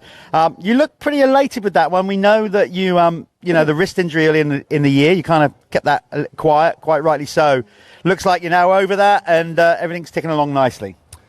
Yeah, definitely. Just wanted to take my time in that one. You know, the track is tough out there. It's very edgy, quite slidey. So. Yeah, I experienced that a couple of weeks ago at a midweek race. I was a bit impatient and chucked it down the track. So I learned from that, and I just rode my race then. You know, I've got to take a little bit of a different approach to what I normally do on these sorts of tracks. You know, you can't go 110% effort for the whole race because this track will bite you. So, yeah, fantastic job by the guys, and looking forward to race 2. And, of course, I said in commentary that you probably knew the guy that you were chasing down knows his way around this track as well, clearly. So you probably had that in the mind as well, that you know he's going to be a tough nut to crack, and you know he was riding well as well. So patience was the key there. Yeah, definitely. I knew he was going to be good at this round. You know, he's he's coming off the back of his illness now, so he's getting better and better every race, and he was good that one. So yeah, it was nice to start behind him and see where I could go a bit faster and where I couldn't, and piece it all together and made the pass nicely, and then. yeah, just managed the race from there. So, no, good job to Josh, and Tristan also rode really well. So I'm looking forward to battling them guys in race 2. I know, you've got a lot of respect for these guys, a lot of respect in the paddock. So you can't take it for granted, can you? You've got to keep your eye on the ball. Yes, you're winning all these races and all that kind of stuff, but you just can't be complacent. No, definitely not. Like, at the end of the day, a motorbike can only go so fast, and we're all on that limit. So it's just putting it together in the race and finding the right lines, and each of these guys can snatch a race win off of me. So it keeps me on my toes, but I wouldn't have it any other way. Exactly. Good luck, second moto. We're going to move Conrad out of the way, bring in Josh. Whether you just want to come in with your bike, Josh, or let's make him push his bike in after a hot race. Somebody just grab Josh. Okay, bring it in anyway. Just to rub salt in the wounds, we're going to make you push your bike around. Sit down now. Yeah, you can sit down now. As I just mentioned there, Josh, obviously this is your hometown circuit, done a lot of laps around here, but we all know that you've been suffering with an illness. Just very quickly, everybody here and everybody at home, just tell us more about that and where you're at now. Yeah, it was after Germany, probably about 3 months ago now, I reckon. Just felt really tired, and I thought I had a bit of a virus, or like just a normal illness. And I tried to race Blacksall 2 weeks later, and to be honest, I thought I was going to collapse. It was not good. So I went for blood test the Monday straight after that, and it come back that I had Epstein-Barr, which is the glandular fever virus. So I literally I did 4 weeks of absolute nothing. And when I mean nothing, I cycled on an e-bike like twice in the whole 4 weeks, and that was about it. And that was only towards the end. So I got the all clear the week before the last round at Preston Docks. Managed to get out on the bike like twice. Did like not even 2 hours of riding before it, and rocked up at probably the toughest race on the British calendar. And just ached from the minute I got onto the track to the minute I went home. So since then we've had what, three weeks I think now, and I've just been trying to get in as much bike time as possible, and I'm feeling better. I took a good start there, whole shot. I'm on a roll with the whole shots at the minute. We've got the bike dialed for that, and I just kind of almost know when I line up, I'm just like, I know what to do here. So it's a good confidence thing.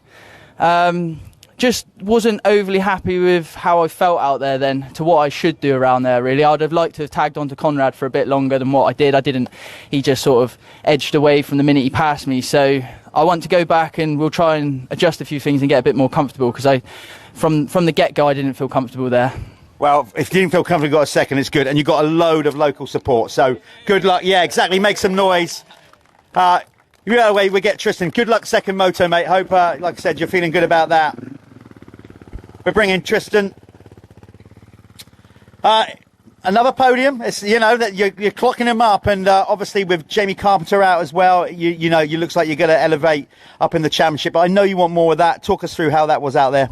Yeah, it's my first time to this track. I've never been here, so it was good to be with the boys like that. I've been putting the work on the hard pack back up in Scotland, so it's been paying off. And I want to be known as the top three. Not when I read the write-ups before the weekends, Tristan's fifth, this and that, but I've been top three most of the time, so it's nice to keep that streak going. So yeah. Do you feel really established now? Like obviously you've come over from South Africa. You've had a few years now. Does this feel like home, and like the quest to try and be a British champion? Is momentum growing? I think the momentum is growing. I'm getting used to everything, getting used to the tracks and the bikes, and that's the goal, is to be a British champion one day. I'm not at the end of my career, but I can just keep trying and just keep working away. You got loads of years left in the tank, yeah. Everybody give it up for Tristan Thorne. He came in third in this first one. Good luck, second moto. We're going to go to a very, very quick ad break on the live stream. Again, so don't go too far, because coming up next we have the RFX 125 second moto, their final moto of the day. Let's see what's going to go down in that. Don't go too far away. See you in a bit.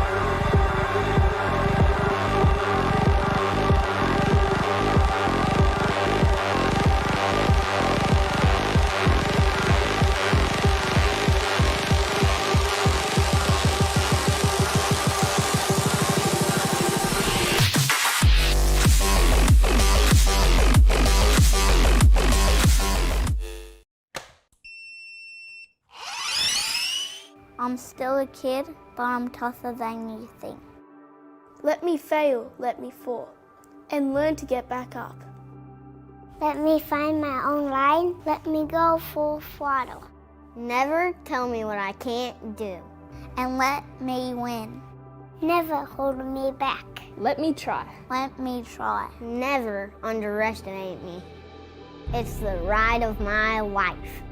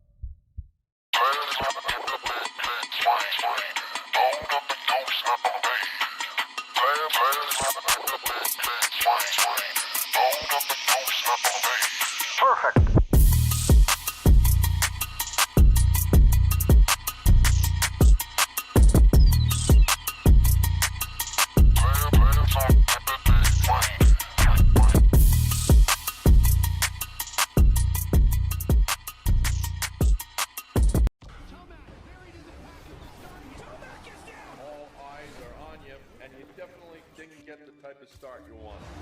The most important lesson my dad taught me was on those days you don't really feel like going the extra mile. You just got to go out there and do the work. The go time for me is the last half of the race. I'm trying to hunt down first place. For a true championship fight, you never want to give up.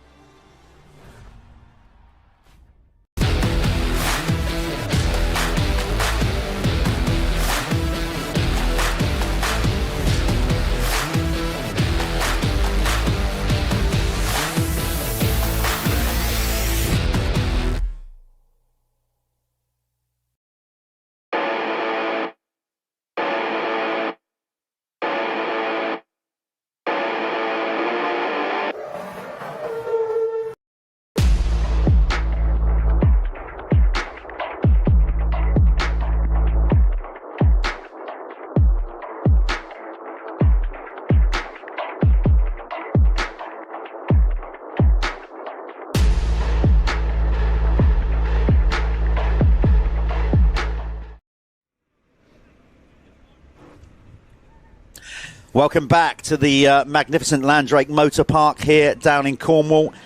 Literally, just as you cross the Tamar Bridge through Saltash, Landrake's the next destination. Turn right, and you're here in this beautiful sunny weekend. You can see anybody living in the UK. Of course, we've got people viewing from all over the world. We finally had a British summer of note. We've had a lot of dry weather.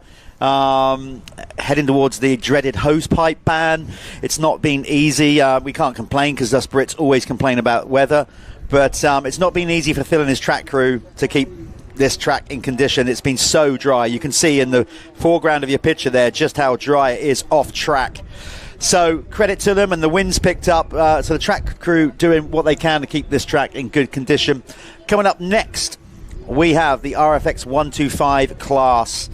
Are we going to get a different winner again? Probably not. So the 4 rounds we've had so far, we've had 4 different winners, all of them going 1-1 on the day. Is this the day where somebody's actually going to win 2 championship rounds? Who knows? Definitely not. If you go on the first race victory, that's the qualifying this morning. Charlie Richmond was nearly 3 seconds quicker than Ryan Waggett, but that didn't translate into a race win because it was Waggett that took the first race win with a wire-to-wire win. Although Richmond got close, it wasn't close enough. Hayden Stack came in a kind of lonely third, but still solid points. So start is critical here. You know, it's going to be interesting to see who gets what done.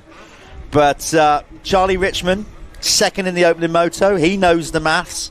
If he goes out and wins this race, regardless of if Ryan Waggett finishes second, they're tie on points.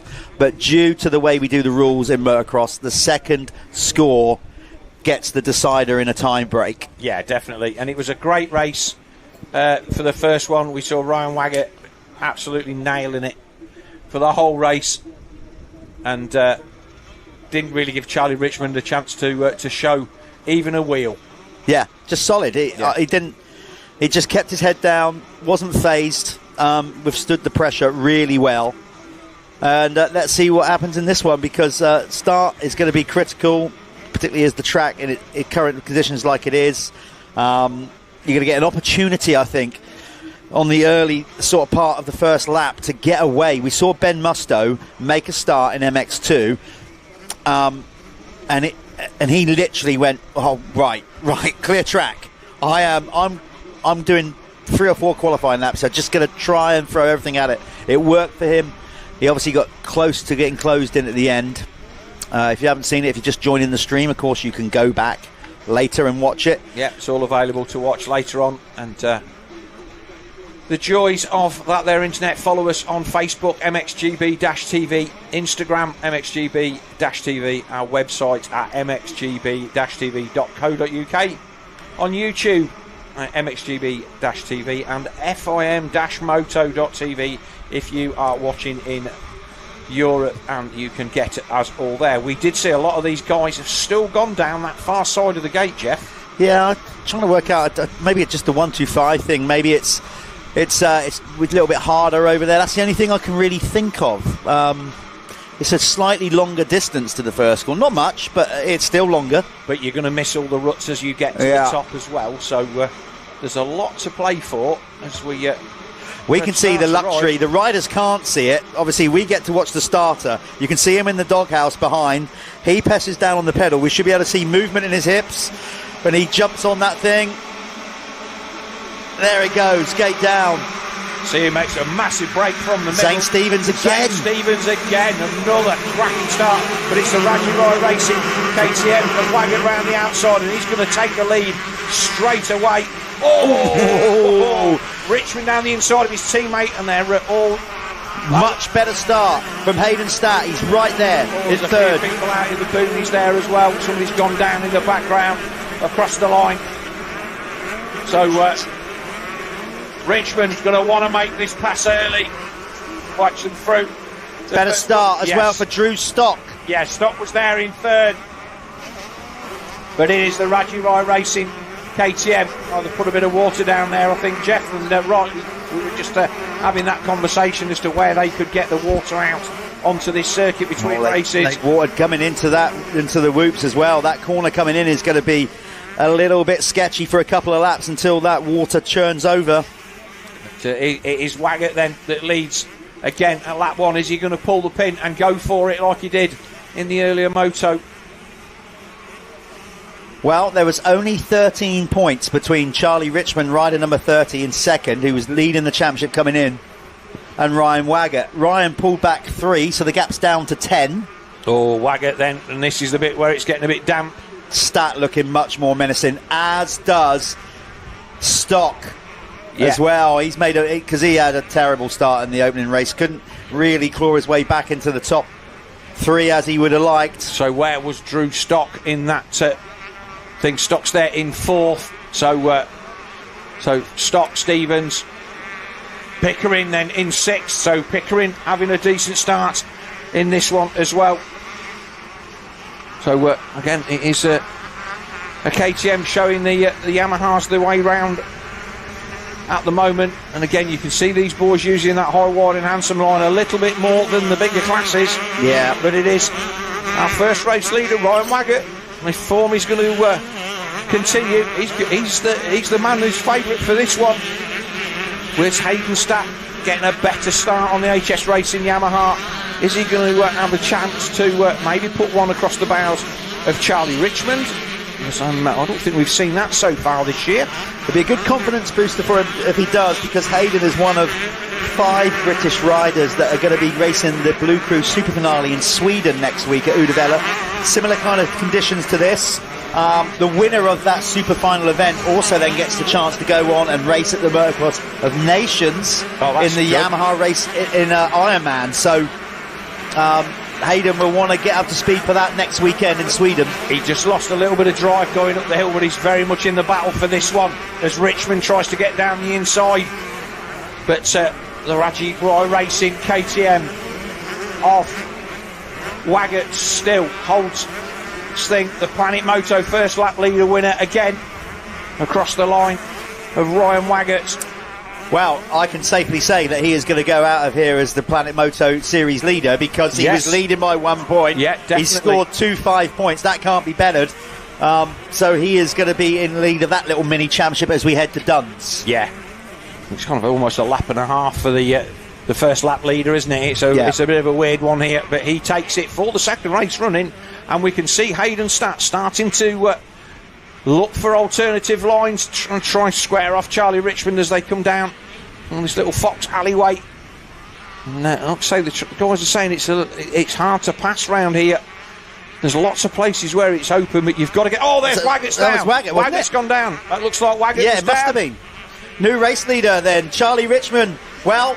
Waggett's lost it. It looks like he spun out as he come out the corner, Jeff. Yeah, quite possibly. You heard Conrad Muse just say how difficult it is to get the power down, and that's on a 4-stroke, on a 125. Even harder to try and stop that wheel from spinning. Yeah, so all of a sudden, all change at the front. It's Richmond then from... Oh, that's going to open it right up. So suddenly, Charlie Richmond, when he was losing points in the championship, he's now in a strong position. It depends how quickly he got up there. It looked like he was just getting on his feet, so I don't think Waggett would have lost too many places. We'll see as we come through to complete the lap. Still showing Waggett as the leader, but I'm sure that was him down on the floor. Yeah. Well, the stat is... it's going to refresh here, just to remind you as well that lap times, Charlie Richmond's just gone quickest as well, to add insult to injury for Waggett. So he is the Phoenix Tools fastest lap of the race, is your current race leader, Charlie Richmond. So Waggett currently, he comes across the line in 4th, so he got back up really, really quickly. Zane Stevens, another great 5th. Finley Pickering 6th, Lucas Moncrief 7th. And then Chris Brindley there in 8th, Harry Lee 9th, and Jack Evans in 10th. That's I think that's the furthest back we've seen Harry Lee for a while, because he's been a good, solid 4th, 5th, 6th guy all the way through this championship. So he's going to have to make a little bit of movement to try and back that up. But let's see what Waggett's got to fight back. And he came across the line, the gap back. He was 8 seconds, Jeff. So has he got 8 seconds in his pocket?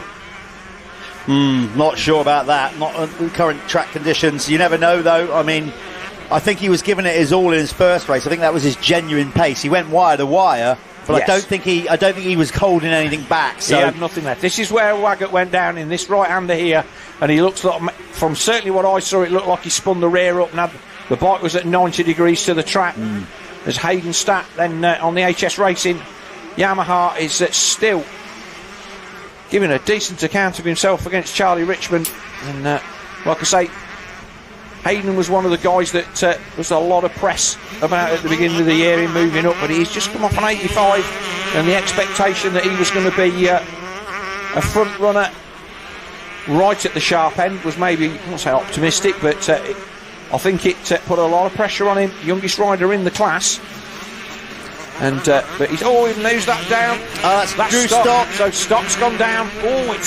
Well, the track's catching them out. Yeah, well, so that's going to move Waggett back up to third. Oh, Drew won't be happy with that at all. Had an opportunity there to try and make up for the disappointment of the first race, and he's laid it down in this one. He'll be raging under that Bell crash helmet.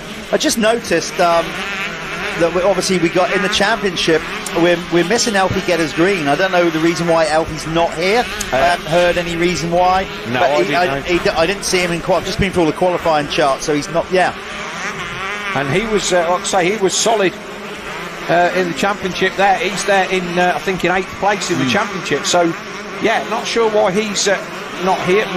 He's certainly not a kind of guy to not come because of where it is. He'd be here all day long. So obviously an injury or some kind of problem for Alfie Gettys Green, so whatever that is, hopefully we will see him back at our next round, which is the double header, Jeff. Let's not forget that we've got that one coming up as well. But this is our first race winner, Ryan Waggett, currently sitting in third, and he needs to get back to the front. What's the gap to our race leader, Charlie Richmond? It is. He was 8.5 seconds. Yeah, so that's about the same. I think Charlie's in that driving seat now, can control the race, and the pace from it. He's got 3 seconds over Hayden Statt that will keep him honest. Hayden will keep pushing all the way. So I don't think what we're going to see here, I don't think you're going to see Charlie Richmond getting complacent out in front at all. But yeah, certainly he will be annoyed at himself for making that mistake, but he was there at the front putting on a proper push to try and repeat what he'd done in race 1.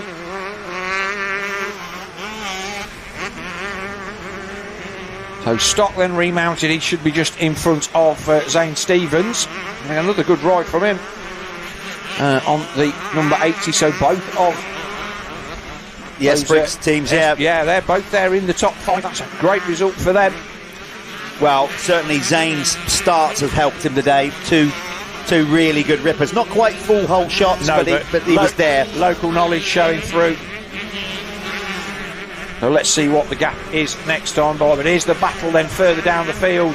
So this is the battle with Stevens on the 80. He's coming under pressure from Lucas Moncrief. And Harry Lee just coming up the hill, so a bit of a battle here as well. We watch the number 80 down through and over this jump.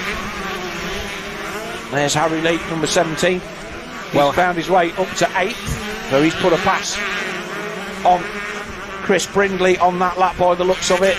Yeah, there's not much between Harry Lee and Lucas Moncrief in this championship, so Lucas will be really wanting to try and pour some points back on Harry Lee here.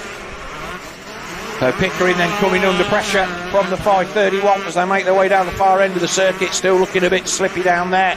Nice move. Yeah, down the inside. Terra Firma knack. He just about held on to it. He's crashing instalments there, Jeff. Wow. He's lost 2 positions, but he did so well he made that look like a great pass, but all of a sudden the reason that Pickering was the speed he was because that's all the ground highlighted. Finley was probably thinking, well, good luck to you, mate. If you're coming in that hot, good luck. But again, you can't sit back. It was a good effort, and to be fair, I think he just pushed the front a bit and lost balance. It was a good save. It was a good save. There was 2 bites, but he nearly went down again after, nearly getting his leg cocked back over the bike.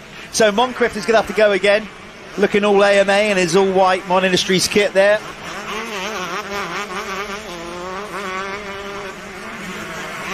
Yeah, Obviously, I haven't worked with Lucas I worked with Lucas. He'll be agitated with that. I'll tell you, he gets irate is a good word.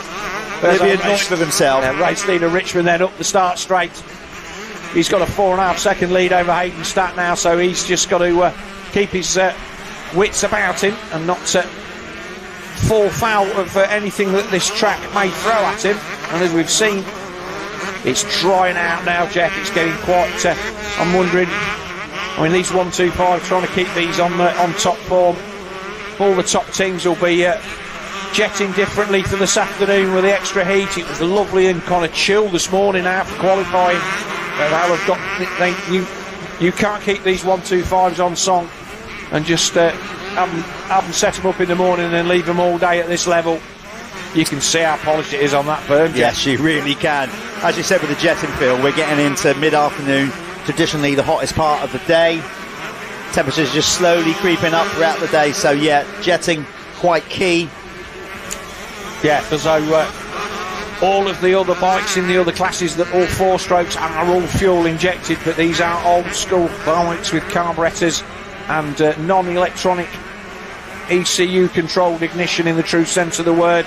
The CDI and an igniter box. Of course, you can do a few alterations with stuff. It's certainly not like it is with a full 4-stroke with fuel injection. But Richmond then, he's on a bit of a roll, isn't he? He won our last round at Preston Docks, having not won a race all season. And here he is in the box seat for taking his 2nd overall win of the year. Breaking the spell of everybody going 1-1, but that was bound to happen sooner or later. I said at Preston, I think the kind of the flick of the switch was his performance at the Junior Worlds. You know, he very much so. The first moto, he's unfortunately couldn't put 2 motos together, but getting that 2nd in the opening moto at the Junior Worlds, I just think made him realise, I can do this. Yeah, it's a big confidence boost, and obviously, you've been in the situation. I get around the paddock and have a chat to people, and it's one of those things for me, these guys that are going out there and braving it, putting themselves out there for EMX, and I feel that they need to put one race in that puts them on the map, and then they need to look at backing that up and having 2 solid moto scores. And once they've done that, there's the kind of, I've done this and I've done that, I just need to do that every week, and I think it's a big thing. And once Charlie had got that to, it was a bit of a muddle, but he made an intelligent start off the gate and he rode really well. Here's Hayden Statt, and he's there in 2nd at the gap. Then I think he's just he'll be looking at this and going, do you know what, I'll take this. I think this might be his best result of the year so far. He's certainly not won a moto, so 2nd place again after that wrist injury that he picked up. I'd say it was a bit of just a heavy landing, but give him a bit of a jarring. But he'll be glad, and like I say, he's going to be out there in Sweden next weekend. So conscious of the fact that important races coming up. Charlie's got a good lead on him. He just needs to bring this one home. He's got 4 seconds over Ryan Waggett. Yeah, but going back to what you said about Hayden, he's got an important race next week. Like I said, the Blue Crew Super Finale. Riders that finish in top 3 in Sweden and 2 wild cards then get selected to go down to what they call the Blue Crew Masterclass at the end of the year, where 1 rider gets selected for genuine support from Yamaha Europe to go and race the EMX 125 Championship for next year. That's what Jamie Keith won. Obviously, it didn't work out for Jamie, but he had a good level of support, so it could be for Hayden. So and of course, like I said, the winner of the event also gets to go and race Ironman, so he'll be looking forward to that.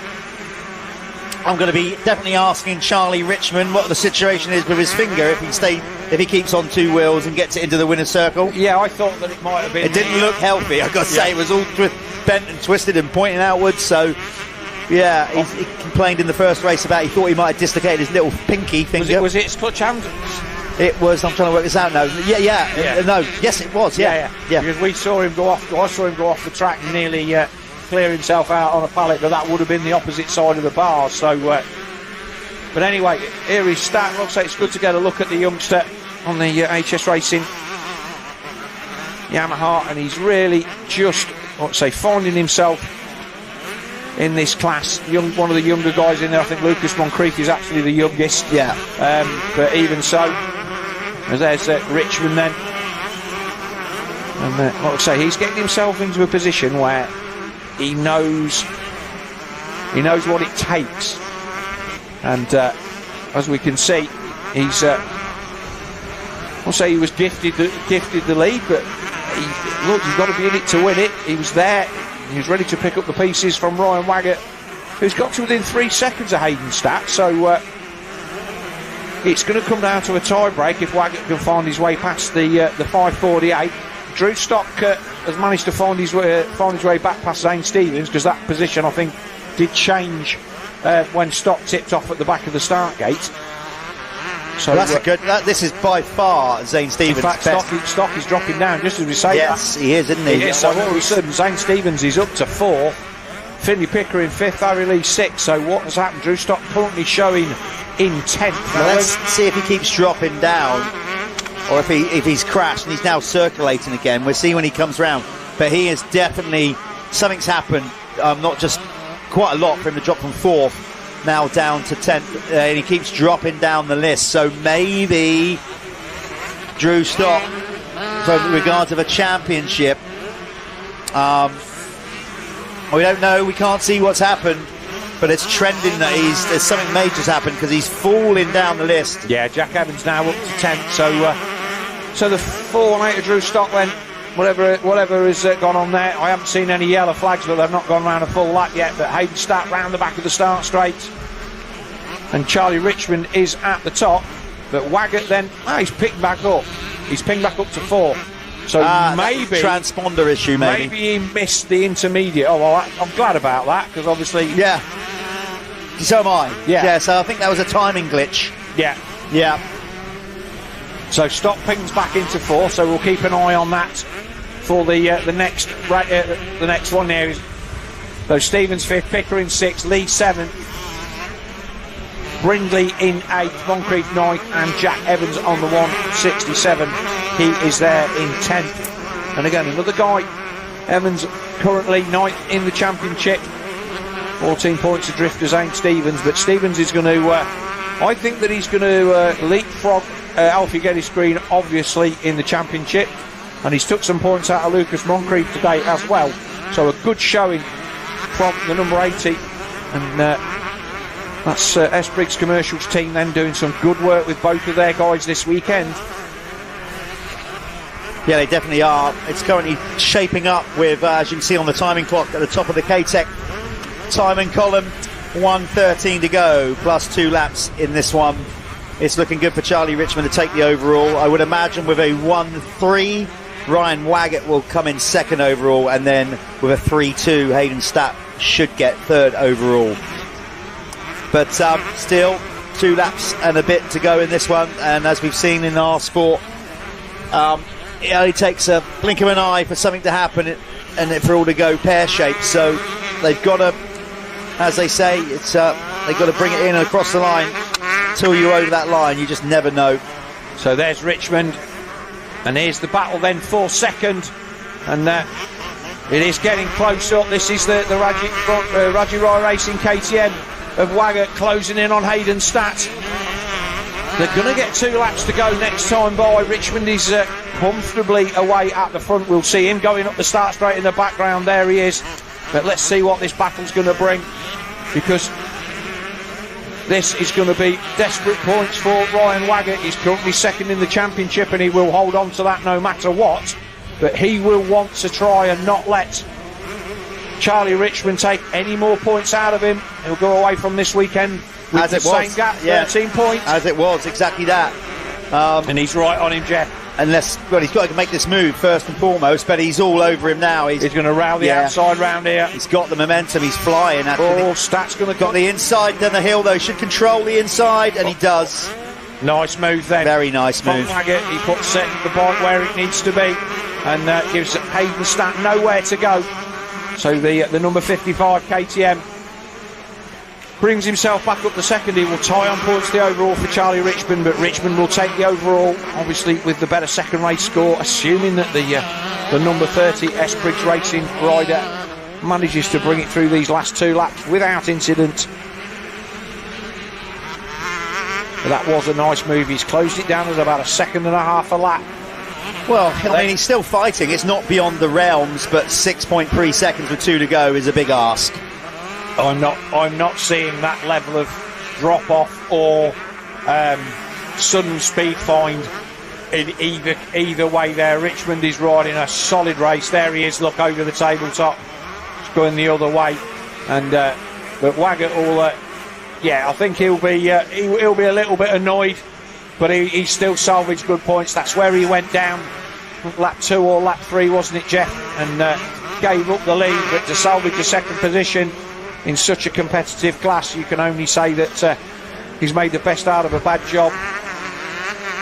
Absolutely, he's picked himself off the floor, but that was a real. That's where the whole race changed, basically. Charlie has then had that advantage of clear track and just gapped the field, and he's looking very, very strong in this one. He knows, you can see him there. He'll have his pit board signals, of course, when he goes past pit lane straight, but he's also visually himself. And that's on a track like this. It's actually quite nice when a track loops around a valley, because you can sometimes, you don't have to look over your shoulder as such to see your competition. Yeah, you can see what's coming. And so Richmond will come across the line, and this will be 1 to go.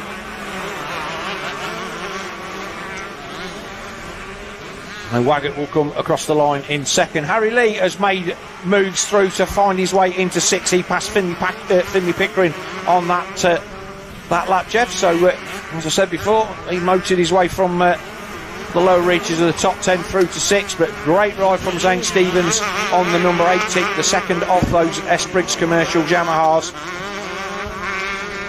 And I'm not sure if I don't think he's been doing any of the AMX stuff, but he's certainly riding his way towards the front of this RFX 125 Championship.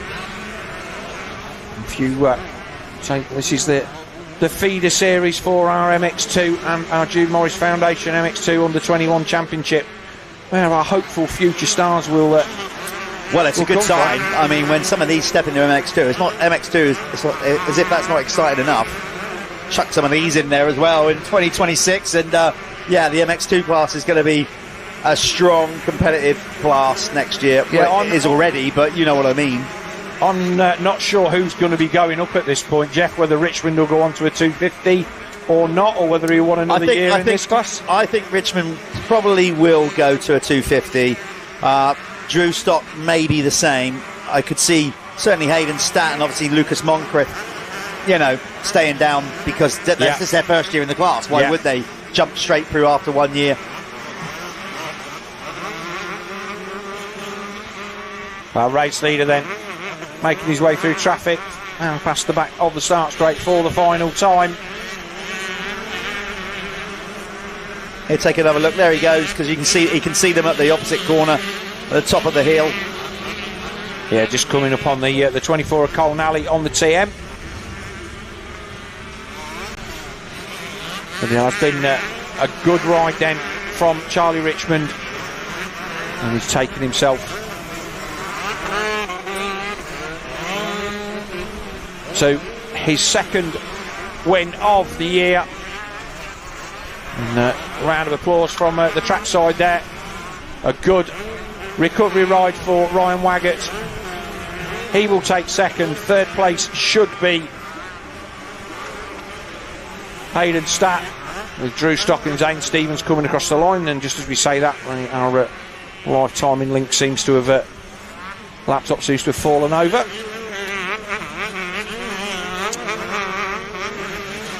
So it should be then Harry Lee, Finley Pickering,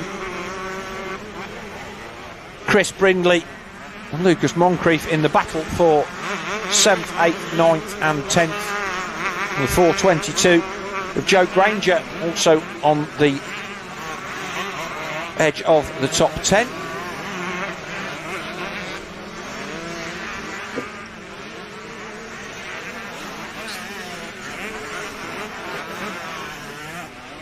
Right, so that's the 2nd of our RFX 125 races over the line. We're going to take a quick word from our sponsors, and we will be back with Jeff in the winner's circle.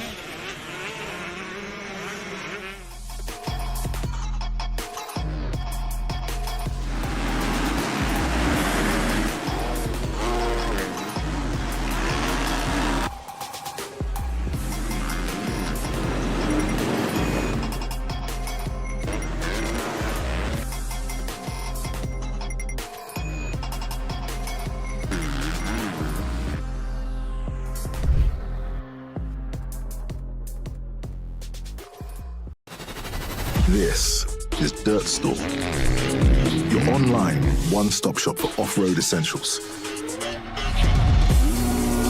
All the latest products from the top motorsports brands. Gear, bike parts, protection and accessories.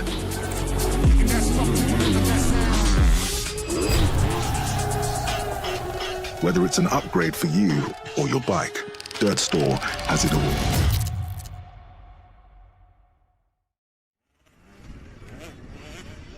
This weekend, without a 1-1 in the RFX 125 class. It was instead a 2-1 delivered overall verdict there for Charlie. Let's go with this, yeah. First two-time winner of a round this year in the 2025. Just spin that round a bit like that, Charlie. Come around a bit. That's it. That's cool. Sorry to make you work hard after another long moto. Okay. I'll grab that, Ben, if you don't mind. Thank you very much. Okay. We're down here in the winner's circle. That looks like a hot one, but it was a worthwhile one because you found yourself back in the lead. You know, you're there still with the championship lead. How do you feel? Yeah, it's good. I rode with a lot of pain, to be honest. I was just trying to flow, miss as much bumps as possible because I was struggling with the grip out the corners, but it wasn't too bad. Ryan was riding well, Hayden was as well, so it was good. What is the lowdown on the finger? Was it dislocated or like it just took a good old whack on the knuckle? Oh, I don't even know, to be honest. I ain't even got it checked out, but it's not very straight, but...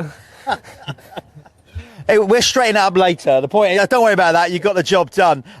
You've got to be pleased, particularly with that. Like, you know, damage limitation and still a hold of the championship lead and coming out of here with the red plate. Yeah, definitely. It was really good.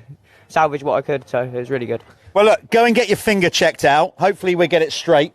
Well done on a good weekend. Anybody you want to thank? I want to thank S. Briggs Commercial, Airport Autos, and all my other sponsors, Track Industry, Mobius, Rhino Power, Hardcore Racing for the good engine. Yeah. Good luck. Well done, Charlie. Good luck for the rest of the tour. We're going to see him at the end of the series. Just push it out that way, mate.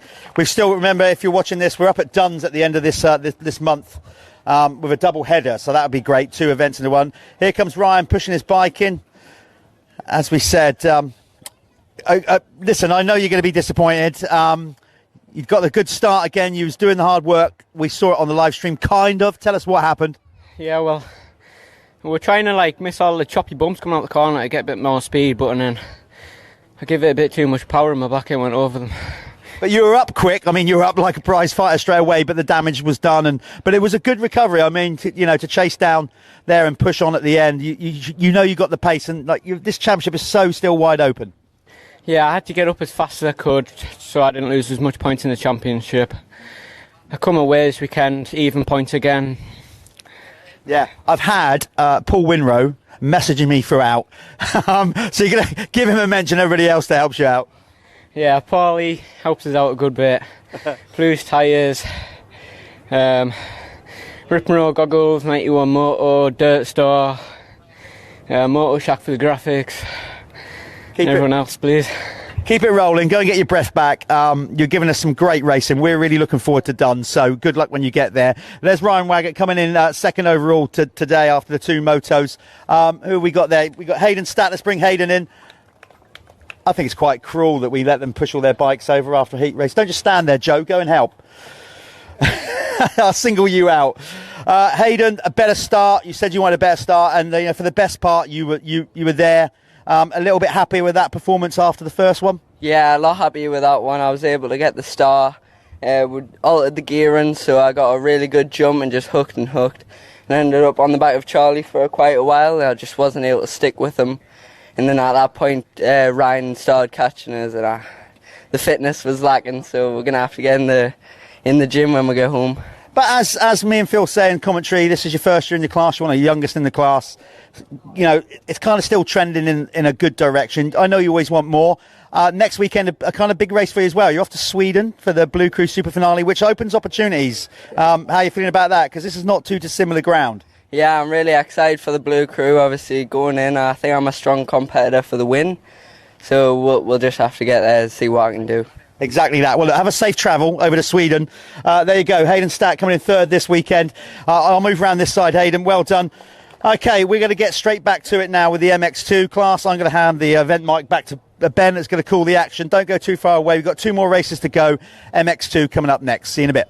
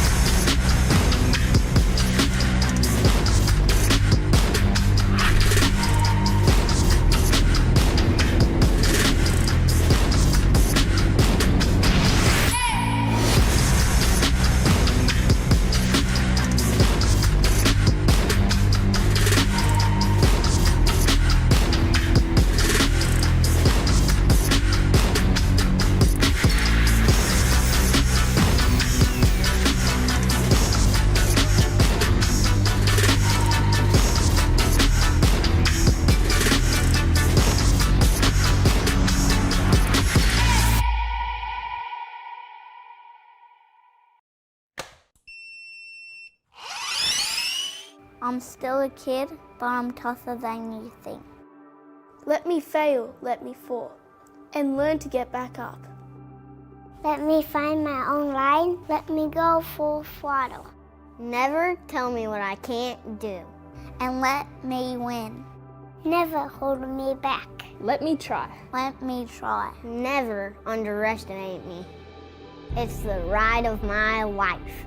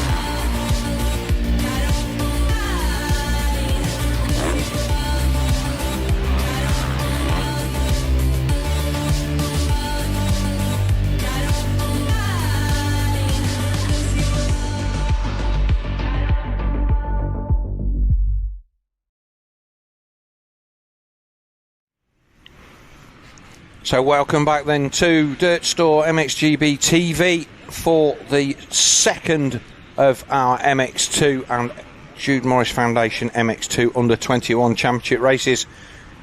Well, we've had some fantastic stuff already so far today. It's been a beautiful day. We've had a good crowd in here down at Landrake, and we've got 2 more races to bring you before the conclusion of all of the action here. And we're remembering the fact that we just saw earlier on today Ben Mustoe take his first championship win in the class with I would say a fairly dominant ride in that first race.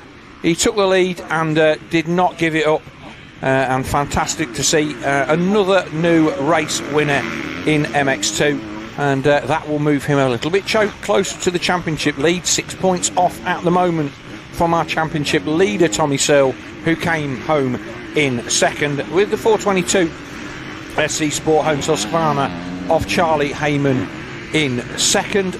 It was a great race, and you'd like to see, well, I'd like to see Ben Mustoe back it up and maybe get the podium that so far this year, Jeff, he's just not been able to nail down. I would like to see the same. We've seen it in the 125 class this year, you know, like we've had the first part of the season where riders have never taken their first race win, then they take their race win and back it up with a moto win in the second. They, you know, Richmond did it last time out. Yeah, Preston never won a 125 race all year. Wins the second, takes the overall. It's doable. Another start like that for Ben, and his confidence will be high. It remains to be seen how much effort he put in that first race to hang on to that win. I would love to see it happen. I mean, as I said, I've been a small part of Ben's journey when I was managing Team Green, and he come and race for us for a season there on the 85, and you know, a good kid. Always impressed me with his attitude towards racing, his grit, his desire. So yes, I would love to see him repeat that. Yeah. And for the sake of the championship, it would just make everything so close. Oh yes, it's been a fantastic day. Big thanks to all of our marshals standing out there in the warm today, and their marshals bibs and attires brought to you by Dirty.com, the people whose website you need to visit to book up your adrenaline sports and all sorts of things on their website to go and do zip lining and windsurfing and all manner of things. Thank you very much to those guys for providing us with all of the stuff that we need to keep our marshals identified and nice and cool looking as well. We're going to take... Ryan, who obviously runs the whole thing there, as he does with Moto 101, just always does a great job with image and branding. Superb. So, yeah, go and check them out. Like I say, race 1 results then was a win for Ben Mustoe from Tommy Searle, with Charlie Heyman third, Billy Askew fourth, Callum Mitchell in fifth, K Cars Makers in sixth, Oriel Oliver seventh, Joe Brooks returning from injury in eighth, Jake Nichols ninth, and Ollie Colmer on the Chambers KTM. He was there in 10th. We're going to take another short word from our sponsors, and we will be back with a gate drop for the second MX2 race of the day. Fly dope swaggy, that's how I roll. On another level, on another level, on another level, one above me. Coming through the crowd, yeah, I'm feeling so supreme. Feeling so supreme. On another level, on another level, one above me. Coming through the crowd, yeah, I'm feeling so supreme. On another level, on another level, on another level, one above me.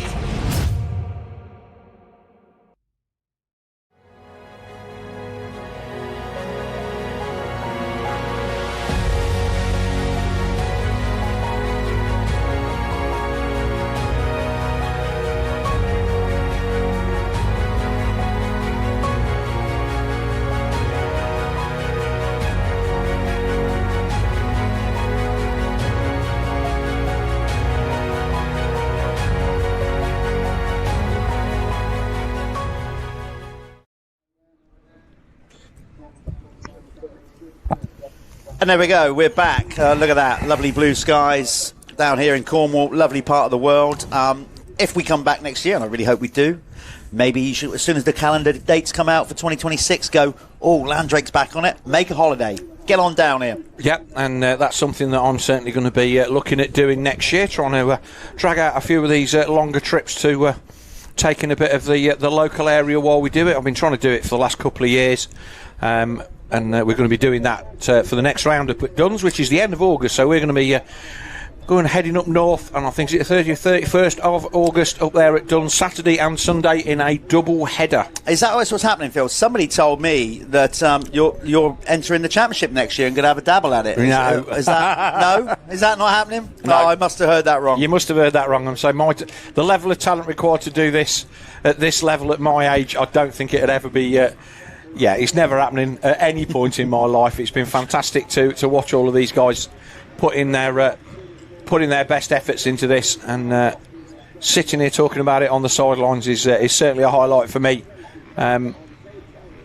You've been here and done this, and many moons ago. If it's starting to feel like it now. I know. Say, I was conscious of that the other day when we were coming back down to Landrake, and I was thinking, God, it doesn't seem that long ago that I was commentating on Conrad Muse in the 65cc class down here. Yeah, well, I've And done here we quite a are. few 65s and 85 commentaries over the past 10 or 15 years, and it certainly is good to see these guys coming through to be at the sharp end of all of our classes. Like I said before, I think way back in the day, my first race, there's Joe Brooks. He's been really good, qualified second, and with Callum Mitchell, these triumphs seem to be packing out the top 5 and top 5 or 10. There's definitely some good support for the dealers. There's Charlie Heyman, our top qualifier. A man who I thought might be a little bit disappointed with third, but he was more than happy with that, Jeff. Seemingly, I mean, he had wise head on young shoulders, because he was like, that was probably the best I do. Didn't want to override it. I'm confident, but Ben Musto next to the doghouse, so he's sussed out pretty quickly that's his the place to be. There's the 479 of Josh Vale, a man currently like 10th in the championship at his first attempt. Again, a guy coming back from injury. He tweaked himself at the Hawkeston International, and he's rode himself back into fitness. Kai Carsmakers, Rafe Broadley, Gal Stevenson, Doonson, Freddie Bartlett there on the Ultimate Wheels Kawasaki. 807 Luca Pegg on the Yamaha. And number 4 of George Hopkins on the Triumph. Sid Putnam on the inside, actually, isn't it? Yeah. On the SC Sports Home, number 19, Husqvarna there. Again, we got this shot that the riders don't see. That's why the start pen box is behind. You'll see our start marshal go into that box. There's a big chain that goes back there with a big foot pedal. When it turns to 5, he'll judge the 5 seconds, stamp it down, gate drop, away we go. So here we go then. We'll be waiting for the 15-second board goes up. And like I say, we've been saying, it's a long way.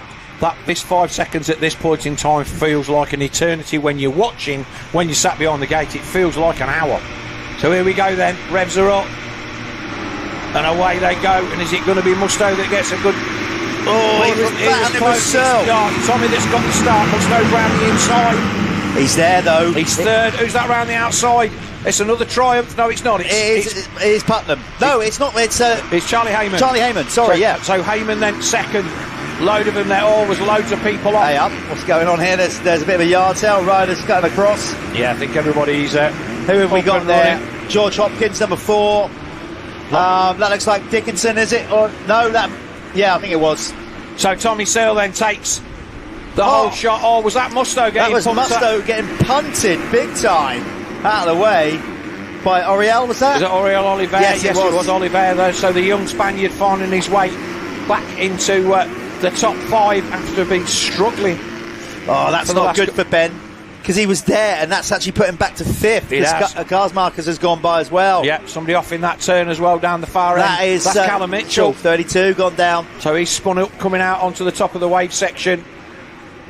Okay. And let's be fair to our track crew. Looks like they've put a little bit of moisture down where they can, but they can't be watering the upslopes of the jumps or the bits that are polished hard, because that is going to be absolutely treacherous for these riders. So not such a good opening lap for the Work Scaffold Total Triumph team this time around. No. 2 of them having issues on the opening half a lap.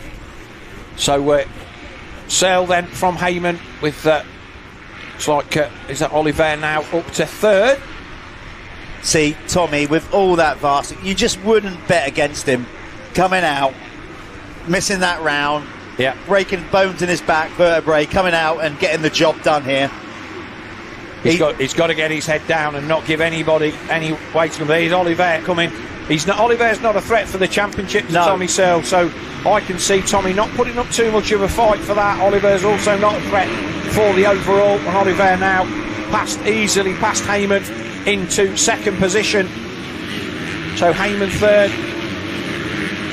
Is that Musto still there in fourth, I wonder? Yeah, well, I think he's down to fifth. I think Karsmarker's got by him. They've done some track prep at the top there. They've been through that with the Harrow. Everybody's safely up and away from that tumble. So our Planet Moto first lap leader will be Tommy Searle on the number 100, the red plate holder in the main championship. There it is, crosses the line now. So 5 points. Oh, just about kept it on track. Boy, he was off there. Karsmarker's looking much more menacing this time out on the DRT bike at Kawasaki. So Musto back in fifth, a second and a bit down on Karsmarker. So where is that going to leave him with the overall? Well, as it stands at the minute, it is going to be, I think it is going to be Tommy Searle that is obviously going to take the overall. Well, I like you said, I think Oriel is on a charge here on the SS24. It looks like Charlie Heyman's the man that's going to be second as it stands at the moment. Yeah. Because neither Karsmakers nor Oliver really figured in the sharp end of the results in Moto 1. And again, you'd think that the Spaniard would be the bloke for hard-packed circuits like this, maybe not as loose and dusty, but a nice line round the inside. Karsmakers up to third now, so Heyman loses another position to the man on the DRT Kawasaki. Well, both of those riders in second and third, remember, new to this track. Yes. Just goes to show now, a better start. Yeah. They've had a moto under their belt. They're kind of starting to read the track a bit more. Musto's still there, though, yes, Jeff. There he is, the 163 on the AC United gas. So, is this going to give him a little bit of a, do you know what, I've got to get this done? He's not hanging on, he's pushing forward. Yeah, quite possibly. Because he can take, I thought Karsmarker's was down there. He can take into account that really, like you said, Oriel Olivier and Karsmarker's not so much in the hunt here for an overall. I mean, they didn't have a bad opening moto, so they're kind of as it stands there. It stands at the moment, this is going to be second overall for Ben Musto, with Tommy Searle currently leading. He will take the overall on the day, but I think this will give Musto second with Heyman third. ACU down in seventh, not good for him as well. The best thing Tommy Searle can do here, and he knows it, is just to try, dig deep, stay out front for as long as he can and keep Oriel and Karsmarker's behind him, because that is obviously padding out his points as well. But Karsmarker is closing in a little bit. Oliver seems like he's kind of settled a little bit into that second position. He's battling an illness similar to Josh Gilbert over the last few weeks after what was a breakthrough ride at the British Grand Prix at Matterley Basin.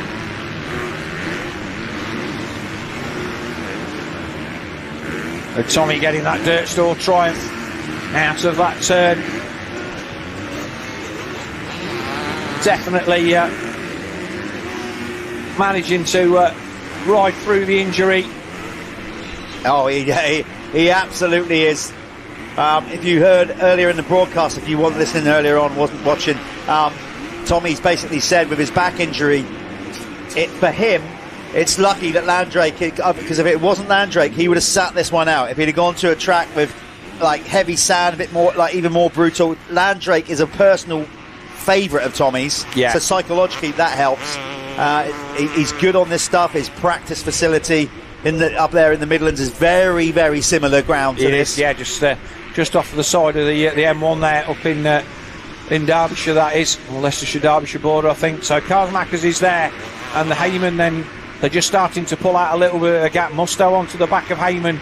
Joe Brooks in a great sixth place on the 419 Triumph, and he's there in front of the second of the Dirt Store Triumph of Billy Askew, with the Chambers KTM of Glenn McCormack there in eighth, Max Werner on the SS24 Gabriel KTM in ninth, and Henry Williams after that big off in the first one on the FUS Honda, he's there in 10th. So good to see him back out there. Yes, good to see him back out there. And Tony Neri obviously got that block straightened out between the races, and good to see him back out there in 10th. Jake Nichols 11th, Doonson 12th, Ollie Colmer 13th, In fact, no, that's 13th is the 661. So where is Ollie Coleman in the... Yeah, I haven't seen him. That's Josh Coleman in. Yeah, Josh Coleman, Adam Collins, Josh Vale and Gab Stevenson. So we are missing... Phoenix Tools, fastest lap of the race. Kay Karsmarkers, I thought he was on the march, and he's just laid down a heater of 2:05.478. So the Kawasaki rider is starting to close in on these two riders ahead. Planet Moto first lap leader, we said that was obviously Tommy. That's what we're after, the Phoenix Tools fastest lap of the race, and it is Kay Karsmarkers, number 33 in third, is currently your quickest rider out on track. Now, I would have thought that Oriol Oliver would not want to sit in the dust behind Tommy Searle unless he absolutely had to, but he doesn't seem that he's got to a point now where a little look by Tommy there, but he hasn't put any kind of pressure on him. Heyman hanging tough as well. Yeah, in fact, he's still in there. Heyman's gapped out a little bit on Ben Musto. I think everybody's just riding the gap to stay so they can. They're not following in the dust. It's not. I don't think it's as bad as it looks on screen. From the riders, no, it's not. Riders, this isn't like kind of blinding dust that they can't see where they're going. They're cope with that just fine. Obviously, not great for your lungs, breathing it all in. Yeah, but no, they have got no issues with sight at this point. No, but the weather, how it's been down here, as we've already said in the broadcast, Jeff, that the track crew down here at Landrake, Phil Congdon and all of his cohorts have absolutely done everything that they could to make this track, and it's been very raceable. They could have ripped it absolutely 4 foot deep, soaked it and turned it into a rut fest, but it's been raceable. The corners are nice, everybody can go where they need to go, and it's just been a joy to actually watch these guys around here as Tommy then just moves to the outside between turn 1 and turn 2 to miss the worst of the braking bumps. He looks very relaxed. I mean, I know Tommy's got all the experience in the world, multiple time runner-up in the MX2 World Championship, but he's leaning on that experience here. He's not panicking. He knows the track, and he doesn't look flustered at all. He doesn't look like in any discomfort. I didn't notice in this morning's practice though. I just thought he just looked a little bit different on the bike, and that is probably due to maybe stiffness in his back. Yes, but anyway, he's always a man that you can rely on, and there's Karsmakers closing in on Oriol Oliver.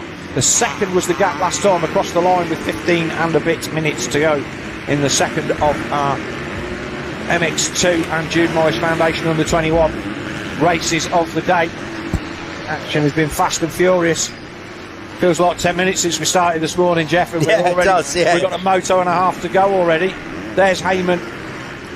This will get him on the podium, and I'm sure he will be pleased with that. Well, again, maths not my strong point, but I would imagine it will take him past, if it stays as it is, with Billy Askew in 7th. It will move him up past Askew in the championship. Yes, because he beat Billy in the first one. Billy was 4th. It's certainly going to be close, Jeff, but we've still got a lot of racing to do before we get to that. But as it stands at the moment, it is going to be Tommy Searle that will take the overall win from Ben Musto in second. Talking to Tommy Searle, he's just lit up our screen purple to do the Phoenix Tools fastest lap of the race. So Tommy Searle digging deep as Dad Quinton coincidentally just walked straight past our trailer. Oh, right, yeah, that was Quinton thinking in search of a toilet. So so Tommy is on the gas here. He's digging deep. Karsmakers then making his way up the Motul drag race bit up there, lovely fast straight, and he's trying everything he can to get onto the back of Oriol Oliver. The Spaniard not able to break away. It's a 1.5 second lead for Searle the last time by. Let's see if that's gone out. No, 2:06.1 that time. 1.4, so it's about the same, not a couple of tenths here and there. Nice bit of riding there from Kai Karsmakers, just staying out of that deep bit of the rut. Some wet there that he's missing as well. And like I say, good to see the announcement from Steve Dixon this week that he's retaining Kai for the remainder of the season, obviously with Bobby Bruce rider currently out injured. He's 7th, I think, in our under-21s, but Bobby Bruce, knee injury that kept him out of the last round. Not sure when we've got him slated for a return either, Jeff, so... No, I don't think there'll be a rush back with that anyway. The championship's gone, in both cases, EMX 250 and British, so I don't think we're going to see Bobby rushing back. Is that Musto? Is that Musto? It's his race kit. It looked like it. It was holding his wrist as well, Jeff. It was definitely Troy Lee race kit. It looked like a 1 and a 6 on his back. I couldn't see it all the way across his back. I hope it's not. I'm just trying to think where they were. Well, we'll soon see if he starts dropping down the leaderboard here. I think it may have been for where they are on the track, Jeff. Yes, that's the other thing that made me think it was him. Oh, that would be and he was holding his wrist. Yeah, that's a terrible shame. Yeah, let's see. I do think that was him, and I think when they come over the lap, we're going to see the rider in 5th, number 163, drop down the leaderboard here. Trying to see who the wider shot. Yeah, the highs and lows of motocross, Jeff. It's a brutal sport at the best of times, but after such a result in the first one, as we look there at the 574. Nichols getting Larry. He was I'm not messing about. Jake Nichols down there inside the top 10. So cars makers then still chewing away at the back of the 51 of Oriel Oliver on the Gabriel SS24, and they're closing in on Tommy. They are definitely closing in on Tommy Searle.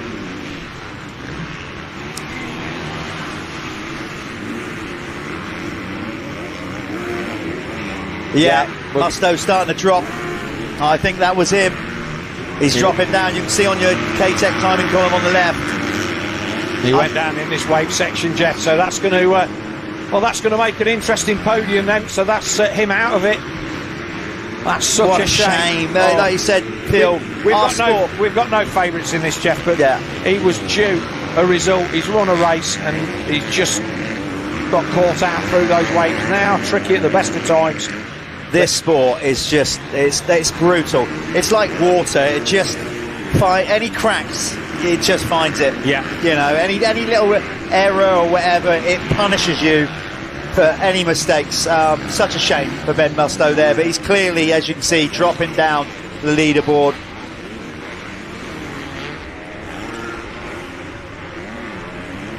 Oriel is looking menacing here. Tommy, right. Interestingly, Tommy's just looked over his shoulder and did not see Oriel Oliver closing in on him. He looked the wrong way. Not the wrong way, he looked over. I think Oliver's closer than he thinks he is. For overall, it's not going to matter if he overtakes him. No. And for the championship, Oriel's missed a round, so he's not in the championship either. Tommy was probably looking for Askew. For Musto and Heyman. Interesting that we can't see it, but I wonder if his pit crew are going to put the Askews out when he comes round. Musto's out. Musto. Askew's still there in 6th. Still, in fact, it's I think, has Brooks put a pass on Askew, or were they always in that order? I think they were in that order anyway. But a good second race from Joe Brooks. We saw him just losing a little bit towards the end of that first race due to coming back from injury. But Oliver now all over the back of Tommy Searle on that Dirt Store Triumph with 10 minutes left to go. Oh dear. But Tommy's done what I expected Tommy to do, even with his injury and lack of bike time. Once he had that start, he's really dug deep in the first part of this race to just go as long as he can. It's all you can do. As much as he can to bridge the gap over his competition in the championship. Yeah, I mean, in these situations, I've said it before, Jeff, all you can do when you're coming back is go as fast as you can for as long as you can. And at least you know your speed's there and you can work on everything else. But here he is, Tommy Searle, getting pressure from the 51 Gabriel SS24 KTM junior team rider of Oriel Oliveira. Let's be fair, the junior team riders are Matty Verner, who's having a good run in 7th, Jeff. That's as good as we've seen him. Again, another rider coming back from injury. Oliveira was originally the fill-in rider for Verner. After Verner. Oh, Tommy nearly went down then. A big push on the front. Going back to that team, the SS24 Gabriel team. I mean, their season didn't start off great, did it? Round 1, we lost the pair of them virtually. Yes. So it's good to see, and they've kept with Oriel, so that's great. But this is the race out the front, and Kai Karsmakers is still there. Oh, he's there. He's in with a shot with this. The Kawasaki rider in third. Yeah, Dutchman rides hard pack shocker, but Tommy Searle, he's not got his elbows out yet, but he knows that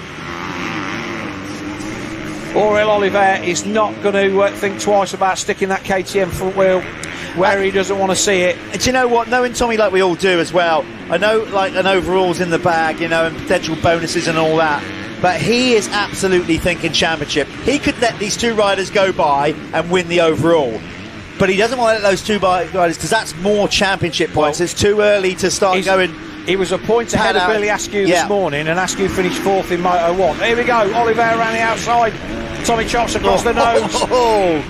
No way is he going to roll over here. Not in a million years. Yeah. He is going to push all the way and resist for as long as he can. Starting to look a little bit tight, Tommy, now. Oliver goes down. Understandably so. The wide line. Tommy makes a mistake. Is Oliver? Yeah, he has. He lost all the momentum. Tommy's going to square back off underneath him, though. Classic. Oh! Absolute classic experience there. Knew that he'd lost the move up the hill. Thought, right, there's no point fighting him into that corner. I'll get set to pass him back. You've got to come back straight away. If that goes 2 corners, Oliver's gone. That was experience shining through there. And you can see Tommy now not railing into the ruts. He's using a nice shallow line on the inside everywhere.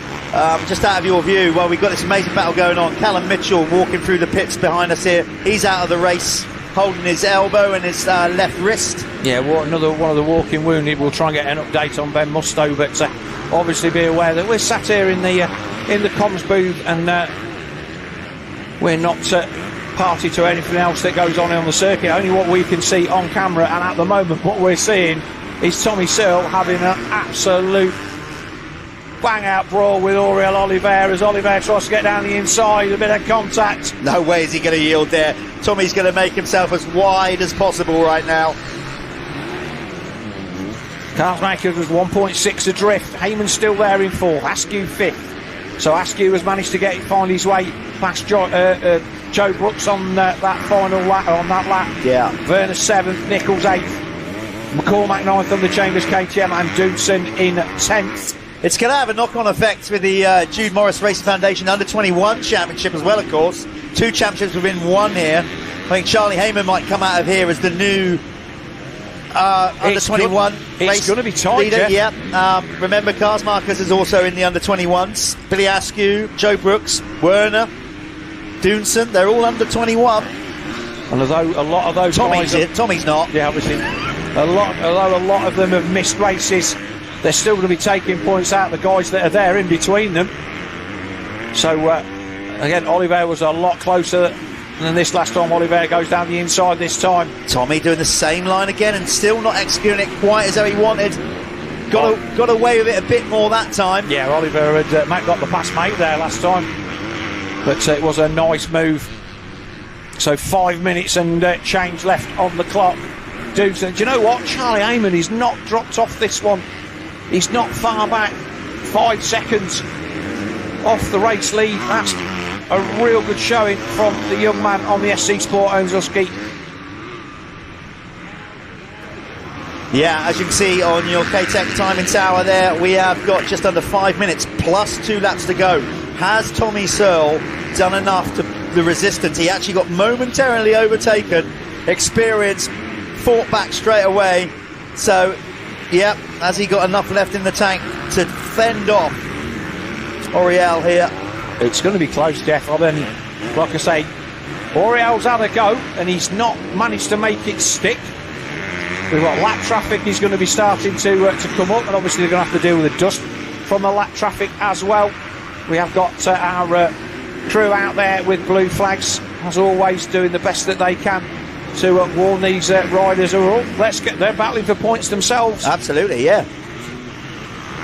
They all are, and obviously we're going to start getting into the sharp end with the time on the clock. Oh, Oliver is really close as they come around the back of the start, Jeff. Tommy's got a nice line there. He rides right out to the outside and keeps the momentum of that Dirt Store Triumph up the hill. I've raced here enough time as well, Phil. Not sure, have you ever raced it? No, I've never raced it. Well, let me tell you this. That roost is not pleasant. No. By roost, I mean obviously the dirt and little stones and clay dirt getting fired off that rear wheel. Oriel Oliveira is getting that whacked in his chops continually. It's not a nice. If it motivates you, yes, but it's not nice. No. And it motivates you to get by because it is really, and your elbows and your arms and the inside of your chest, everything absolutely bruised to death on a Monday morning. Much cleaner through there that time, Tommy Searle, and it showed. Yes. He executed it because he fluffed that the last couple of laps and he banged that out there perfectly that time around. So 3:10 left on the clock. I think we've got 4 laps, Jeff. And as it stands at the moment, Karsmacher's 2 seconds adrift of Oliver in third.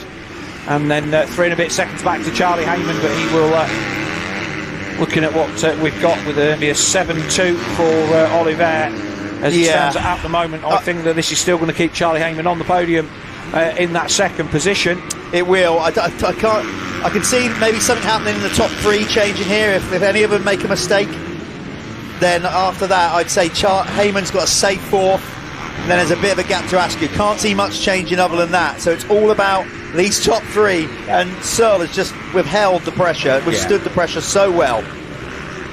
Like I say, no apologies for sticking with this battle, because this is what we come to see, racing at the front at the highest level at the Motul ACU British Motocross Championship. Our MX2 battle coming down to the wire. Oliver's going to go up the inside. Is he going to try and make the pass?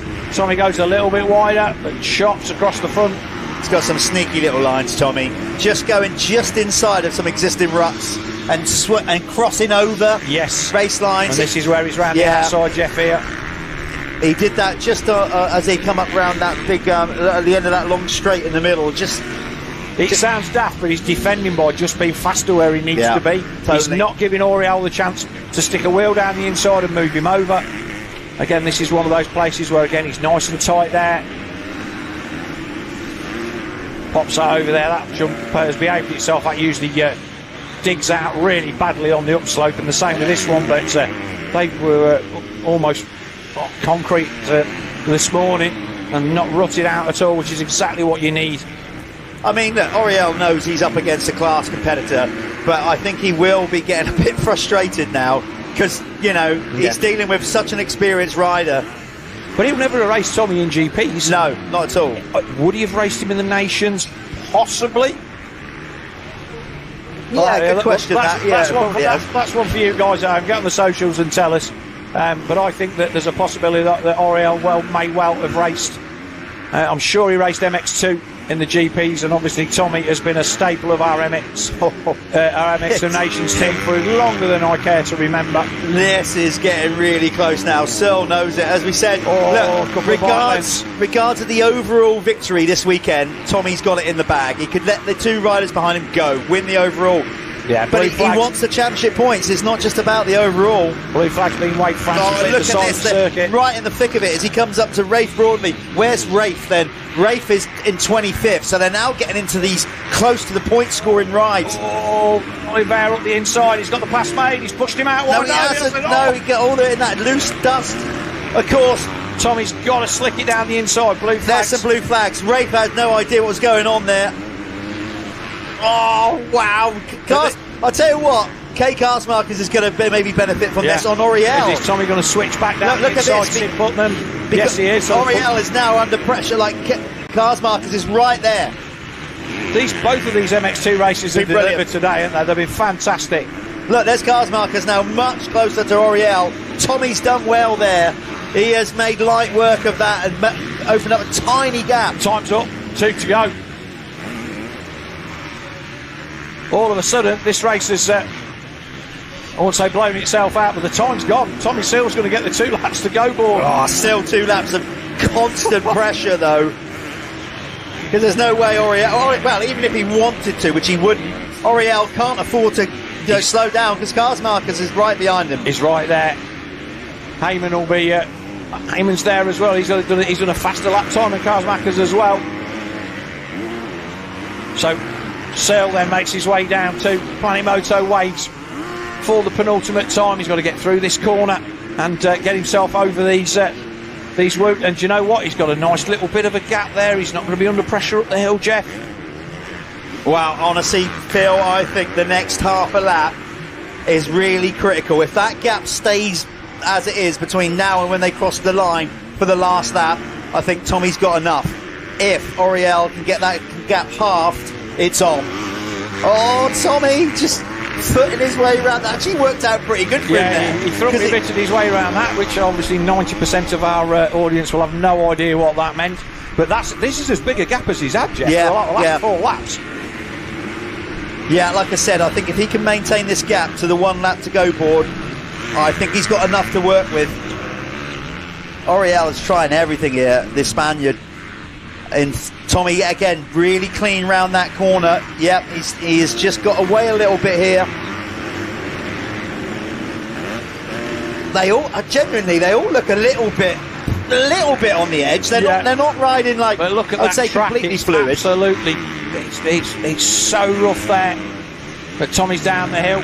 He's rode some great lines as well, race lines. Just he's gone out into areas that are not so still a bit of moisture in the ground, and he's got some, he's picking up some good traction. But he's going to come round, got the last few corners to go, and then it will be 1 lap to go, Jeff. And I think he's broken. I think he's broken. Oliver's going to have his mirrors full of Kai Karsmakers. Yeah, if he's not careful.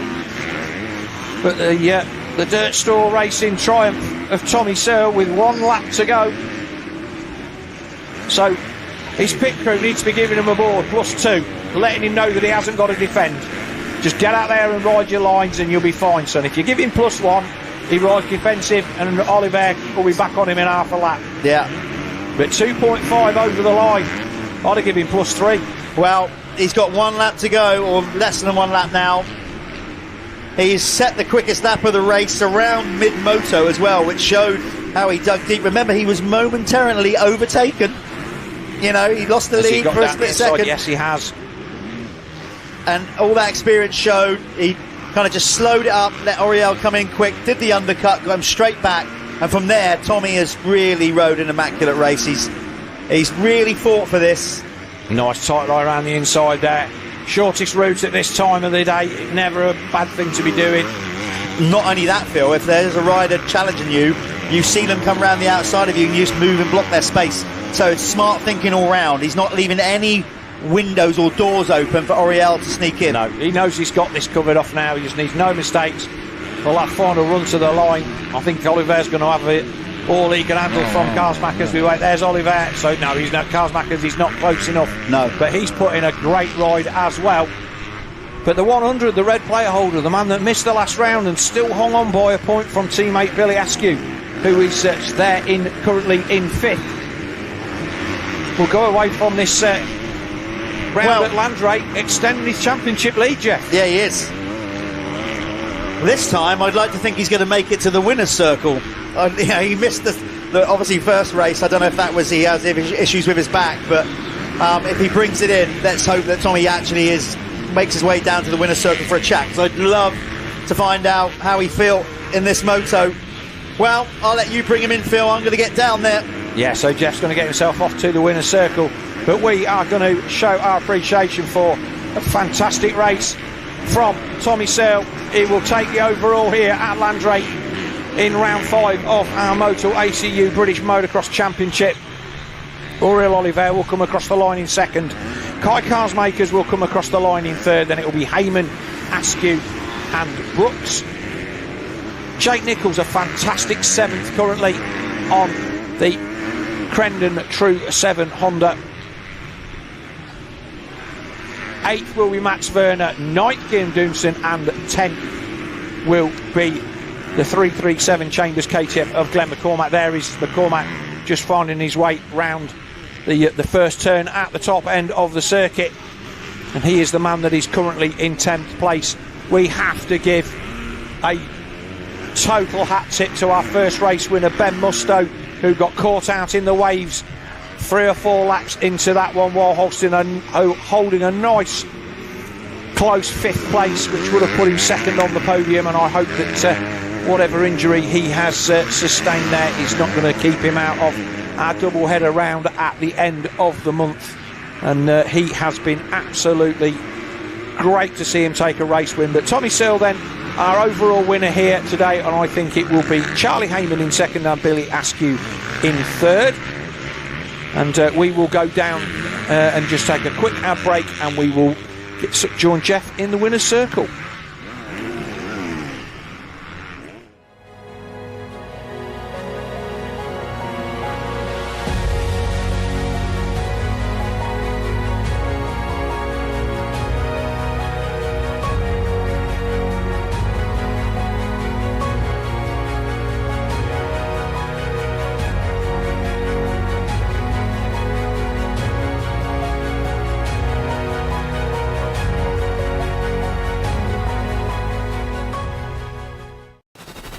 This is Dirt Store, your online one-stop shop for off-road essentials. All the latest products from the top motorsports brands. Gear, bike parts, protection and accessories.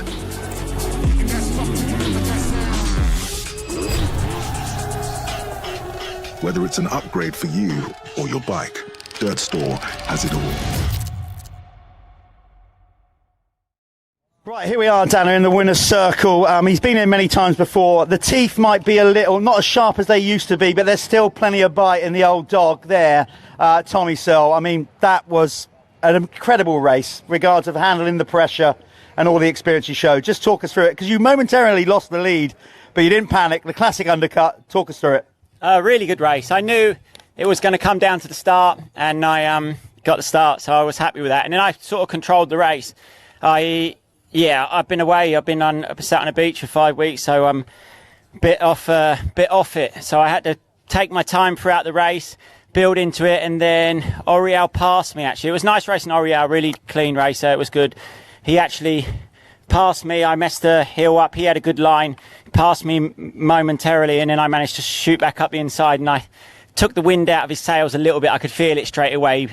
He calmed down a little bit to then have another attack. But when 2 lap board went up, I thought, right, I'll stick a couple of good laps in. But back markers played a little bit, played a part in it. I got held up, then I think I got a little bit of time back. But I'm really happy. I worked hard, even though I said I was sat on a beach for 5 weeks. Actually went for 4 days, and I mountain biked every day. And it's not easy for me to do what I've done to get back here. I've been at physio 3 times a week. I've kept my fitness up throughout the time, doing what I can do. And it's generally not easy for me to get back to this level. So I'm happy with myself for putting the work in, even when it looked like the championship was done. And I don't think I would have come to any other track. Had it been Preston this week, I wouldn't have been able to do that around there, I don't think. But with it being this track, gave me a bit of hope, because I love it here. It's quite smooth. You can pick your lines, but I'll stop talking. Good race. Listen, I said before, you've got so much experience in tech, and we see a different side of you now with your vlogs and everything. But deep down, we know you're getting towards the end of your career, but you know you still want it badly. Clearly, that's just been proven. Yeah, I do. I wanted to beat Ben in the first race. Even in my head, I was like, it's a bit out of order if I pass him on the last lap for his first British Championship win. But I still was like, I'm going for it anyway. That's what you got to do. But he got the better of me, won his race. So congrats to Ben. And I managed to turn it around the second race, got the win, and happy days. Dirt Store boys and Mega. John's put a lot of work in. Nick could be sat at home with his feet up. He didn't want to take the drive. So he's watching, keeping a lookout, and a big thanks to him that puts all the effort into this team, because the team's great, and it's not easy to put on an effort like they do at Dirt Store. And for getting behind the live stream, because loads of people at home will have enjoyed that. Yeah, and the live stream's unreal. Yeah, I'll even watch it back. I'll watch that race back. You will be now. Right, go and get yourself showered up. Get down here for the podium. Give it up for Tommy Searle. Let's bring in, in a second, Oriel. Oriel, do you want to come in? You have to bring the bike. He's going to push the bike in anyway. Let's bring in Oriel in here. Well, clearly loads of dust around your face, mostly from Tommy's rear wheel. First time you've been here, of course, so you're at a bit of a disadvantage learning the track. It's a very difficult technical track. That was much better in the second motor, and I guess that's because as you got a bit used to the track a bit more. Yeah, exactly. This track, it's quite sketchy because there's some grip in some parts, but some slippery parts. So you need to be careful with the gas. But yeah, I'm happy that I finished second in the second race after a struggle in the first moto. But yeah, for sure we wanted to win, but right now it's where it is, and we are happy. Of course, first time doing the British Championship, you're kind of out of the points championship because you missed the last round and came in late anyway. But are you enjoying the experience of, because this obviously keeps you on your toes for obviously your GP racing as well? for sure. It's a really good training. It keeps you on your toes for sure. And it's so important the start. So yeah, it's every time need to focus on the start. But yeah, really good training for the chippies. Yeah. Well, as we said before, it's great to have you with us at the British Championship. Okay, we're going to move Oriel out of the way. Bring Kay in here. Okay, cars markers. It's been a good week, obviously, with the news that you're going to be riding for the DR team going forward as well. And again, for you, first time I think you've been here.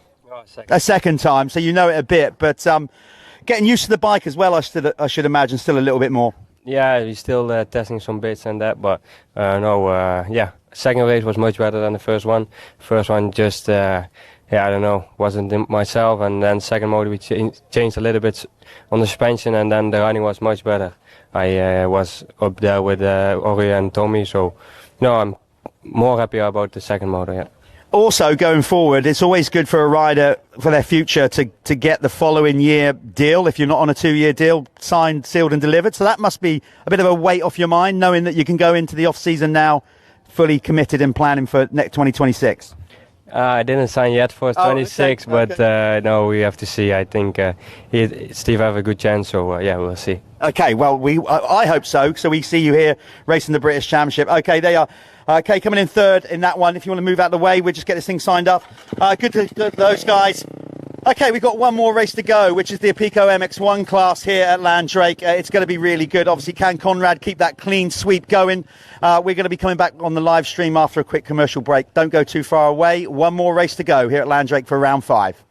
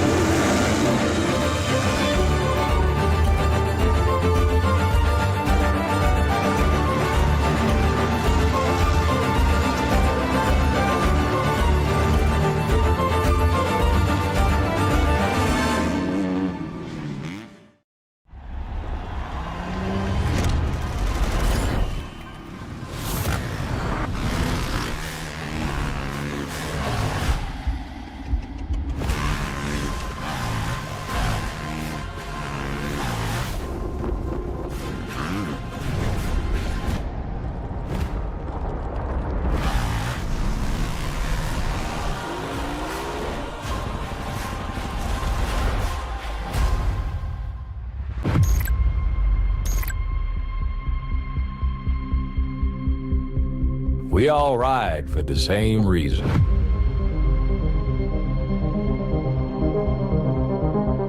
We all race for the same goal. But we all need our own identity. Do it your way. Ride.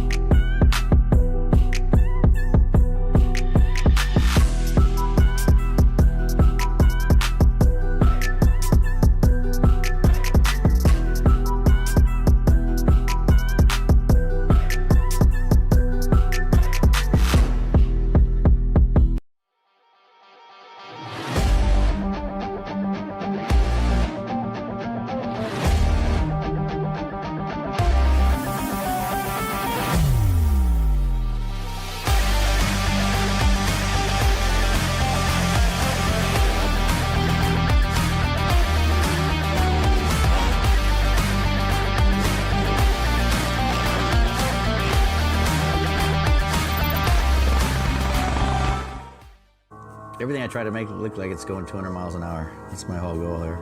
I'm Troy Lee, and this is our new signature goggle collection. We've been doing collection probably for about 15 years with Oakley, doing a couple goggles every year, a couple pairs of glasses every year. My love is my motocross team, and so first off, we probably have more red in line, but then I always like to throw something weird in. You gotta freak them out a little bit, you know? American flag, stars and stripes always work good, so we add a little bit of metal flake to the oval here and add a little bit of chrome to it. Really, I'm always more excited about the next one I'm working on. It's like I can't wait to get to work and start sketching some new ideas. My name's Troy Lee. I'm the owner of Troy Lee Designs, and super proud to be working with Oakley. They make the most beautiful product on the planet.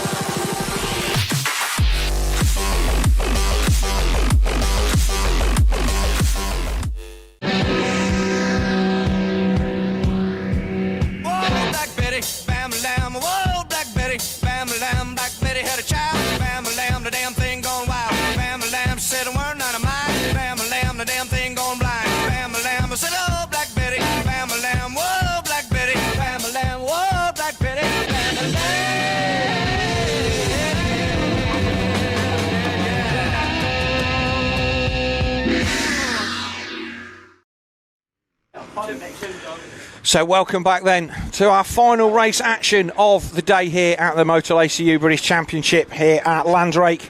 It's been a fantastic day. We've just seen Tommy Searle take the overall victory in MX2, and our podium for that was Tommy Searle. I think Charlie Heyman and Billy Askew would be our top three, and that means that Heyman will win the overall in the under-21 championship. But yeah, Jeff, been a decent day so far. Big thanks out to all our production crew and everybody here at Landrake for making it all happen. Our MXGB-TV film crew who've been outstanding as always out there in the heat all day, not missing a thing, and always glad to... we have the easy bit of just sitting and talking about what they put on the screen for us. It's definitely been a really, really good day, and we have round 6 and 7, Jeff, coming up at Duns in Scotland. Yeah, really looking forward to that. It's a nice venue up there. We're going to see some fresh faces, I should imagine. Some of the Scottish riders coming out and ride. I hope they do, because they're going to get 2 days racing. Beautiful track laid out on a bit of moorland there, up near the Berwick area, not too far from Edinburgh. Beautiful circuit. I got no doubt. There you go, Duns Double Header on your screen. So, that's what we got going on. It is at the end of this month, 30th and 31st, as you can see. Yeah. QR ticket on the QR code on the corner there for you to get your advance ticket. If you're going to come, save yourself double the amount of money. And obviously, I would imagine that as for all of our Motul ACU British Motocross Championships, there are camping options available. So get yourself up there for a double helping of British Championship Motocross, 2 separate days. So one day does not influence the other. But it will be a nice festival weekend of racing.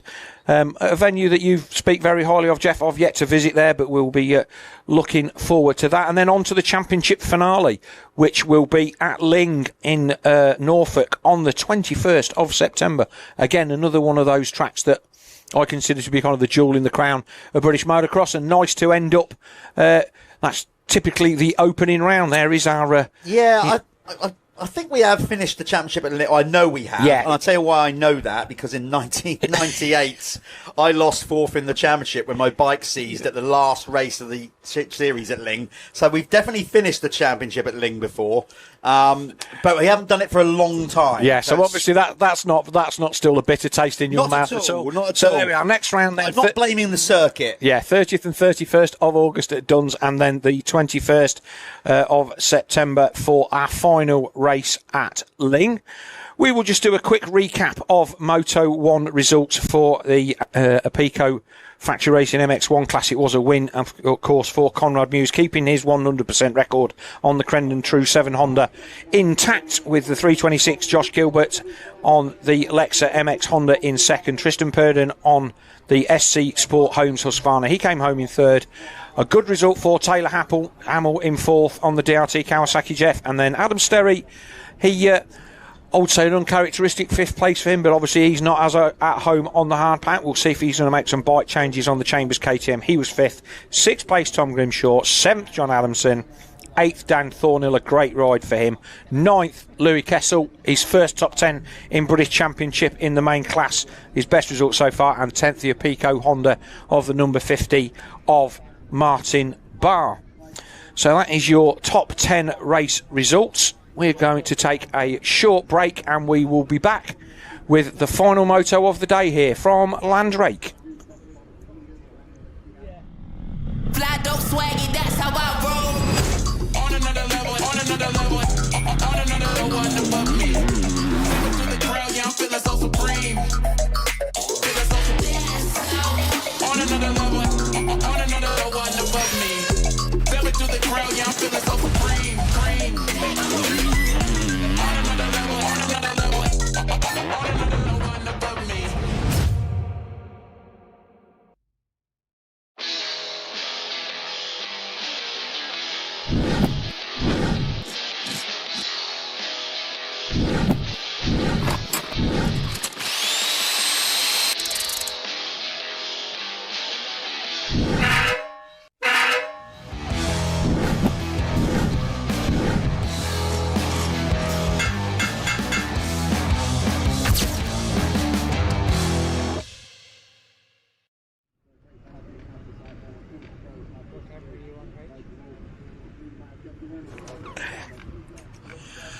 We're back. We are indeed. Yes, we didn't go too far away. We get a blazing sun coming round now, Phil. My ankles are starting to get a suntan, if nothing else. Yes, I'm going to have a bit of a bar tan as well, and certainly on my right leg.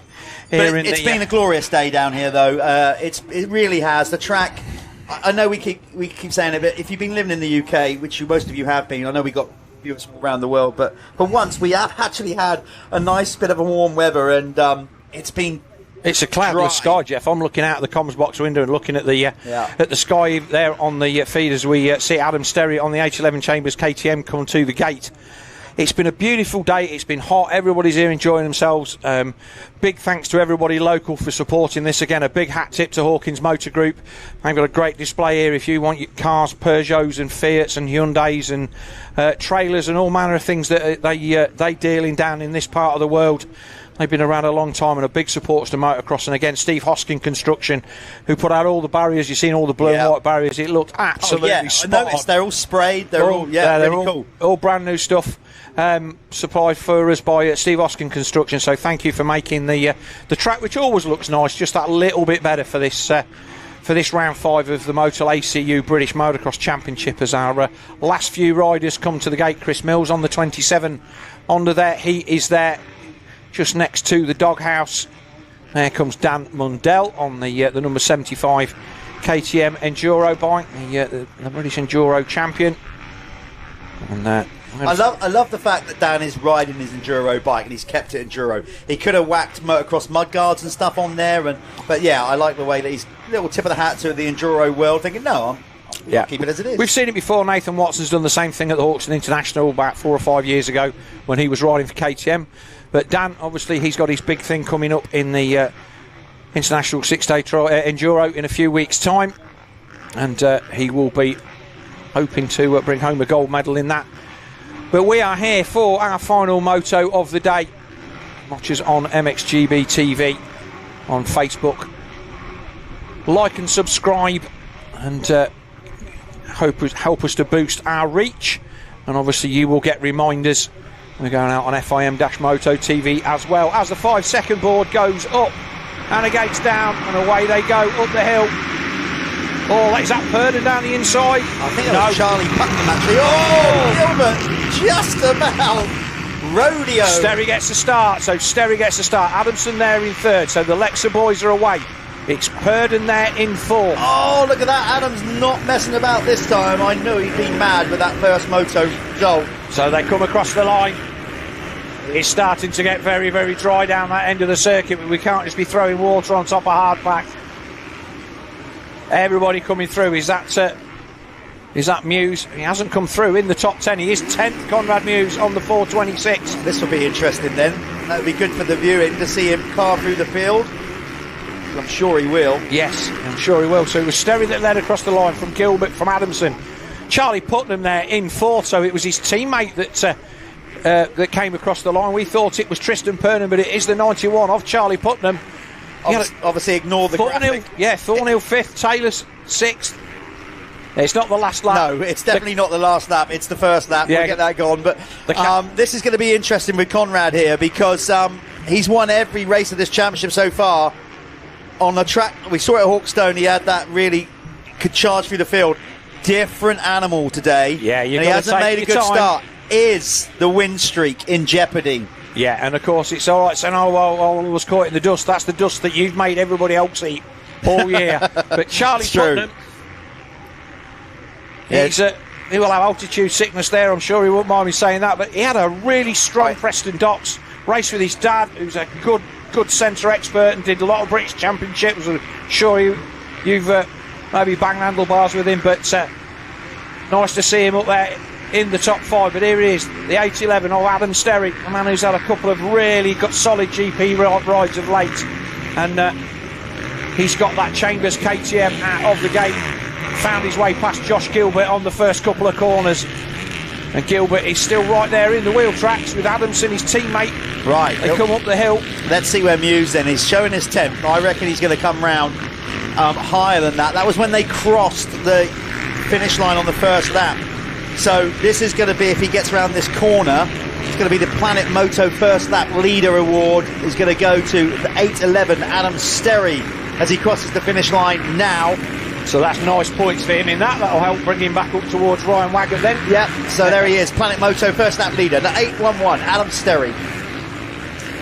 So he'll, like I say, he'll be wanting to bounce back. I won't say it's a disappointing 5th because it was, you know, we know he's not a hard pack guy, but he will have felt that he will have been better than that. Muse has already gone past 5 riders, 4 if you want to be, and up to 5th and on the charge. There he is coming into view.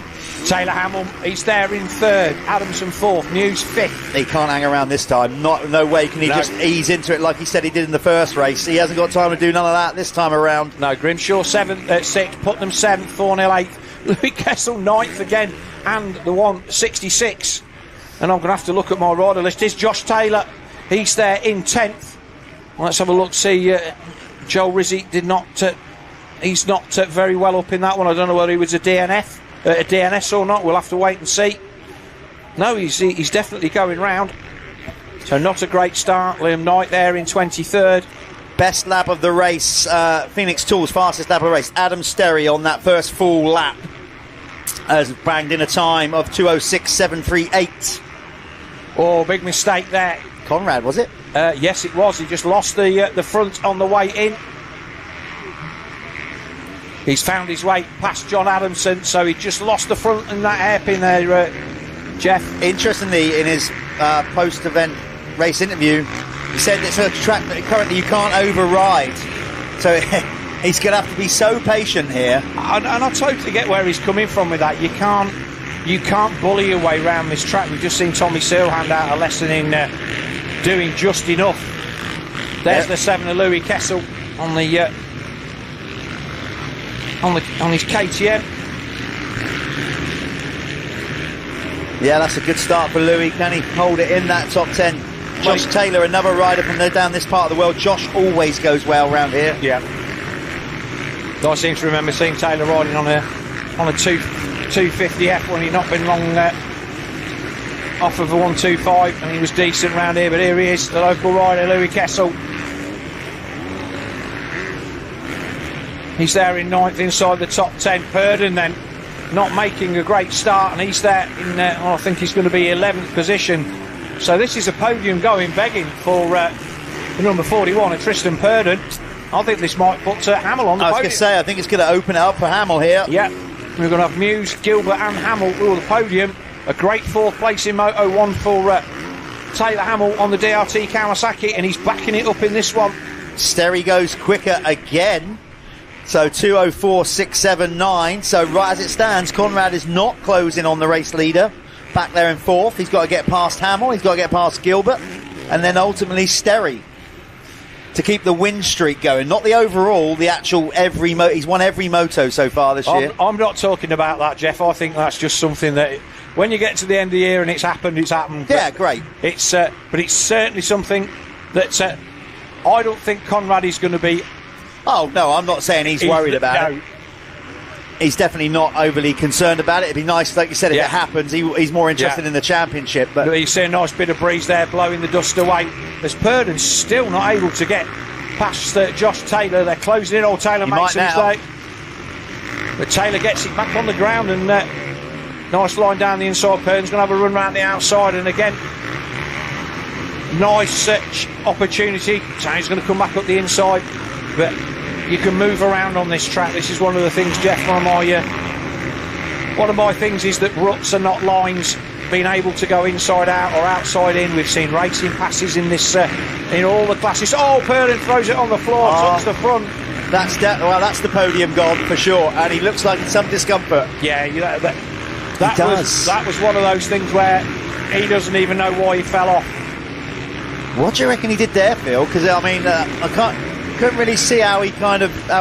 Yeah, he just took the front as he was leaning in. But how did he fall? Did he land on his shoulder? Or he just went down he just lost the front, never even got his foot out. He looked like he was going to try and square off to get a run up the inside, to cut back to try and get a run at Louis Kessel up the hill, and he just literally lost it as soon as he tipped in. Maybe just caught a hole or a stone or something. But that's a shame for Tristan Purdon. So that's definitely knocked his podium aspirations on the head, and his charge through the field will come to nothing. Obviously, we saw him a little bit the worse for wear sat on the track there, but no doubt he will be up and away in a couple of minutes. Just knock the stuffing out of him a little bit. They're always a stinger when you hit the ground hard like that. There it is. Hughes up to third now. And setting the Phoenix Tools quickest lap of the race. So here we go, a bit of clear track for Conrad now, and he's starting to wind up the wick. Does a time of 2:03.839. We'll have a look and see what the gap is back from Adam Sterry. It's looking about 6 seconds last time by. It's 6.07 seconds. So Conrad Muse then will be closing in at a rate of knots. Still a yellow flag waving there for Tristan Purdon. Sterry's still going quick though, because he's just lit up the screens purple in the first sector of his current lap. So he's not exactly going slow himself. He'll have to back off down here. There's still wave yellows at the bottom of the hill for the Tristan Purdon bash and flags.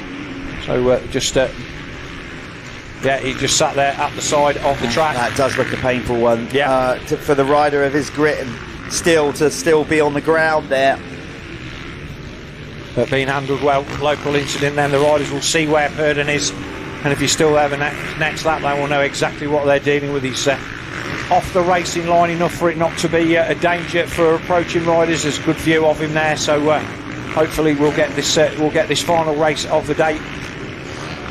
There's Tom Grimshaw in the back of John Adamson, I believe that is. Yes, again. And obviously Tom got the better of John in the last one, but it was a good battle. Both of these Honda-mounted riders, like I say, fighting their way back from injury earlier on in the season. And I seem to remember John Adamson at round 2 looking like a prize fighter. Where he almost had 3 black eyes. He was that knocked about. And like I say, Tom Grimshaw coming back after an arena cross injury and getting himself finally back in the saddle at Preston Docks. Be interesting to see how many more of the GPs the Lexa team elect to do, because I know that they dipped out of the Lockett and Lommel double header kind of thing because of obviously injury to Adamson, and I think with Gilbert being a little bit ill, that was the reason. It wasn't worth the trip for one rider maybe, and with both of them being subpar. But it's great that they get the chance to ride GPs, and I think that's one of the reasons why Gilbert was keen to take that ride, that he thought that it gave him the best opportunity to go to these races. But Adamson's been decent, scored points a couple of times as well. But Grimshaw all over the back of him. We'll have a look and see where Conrad Muse is with relation to Josh Gilbert.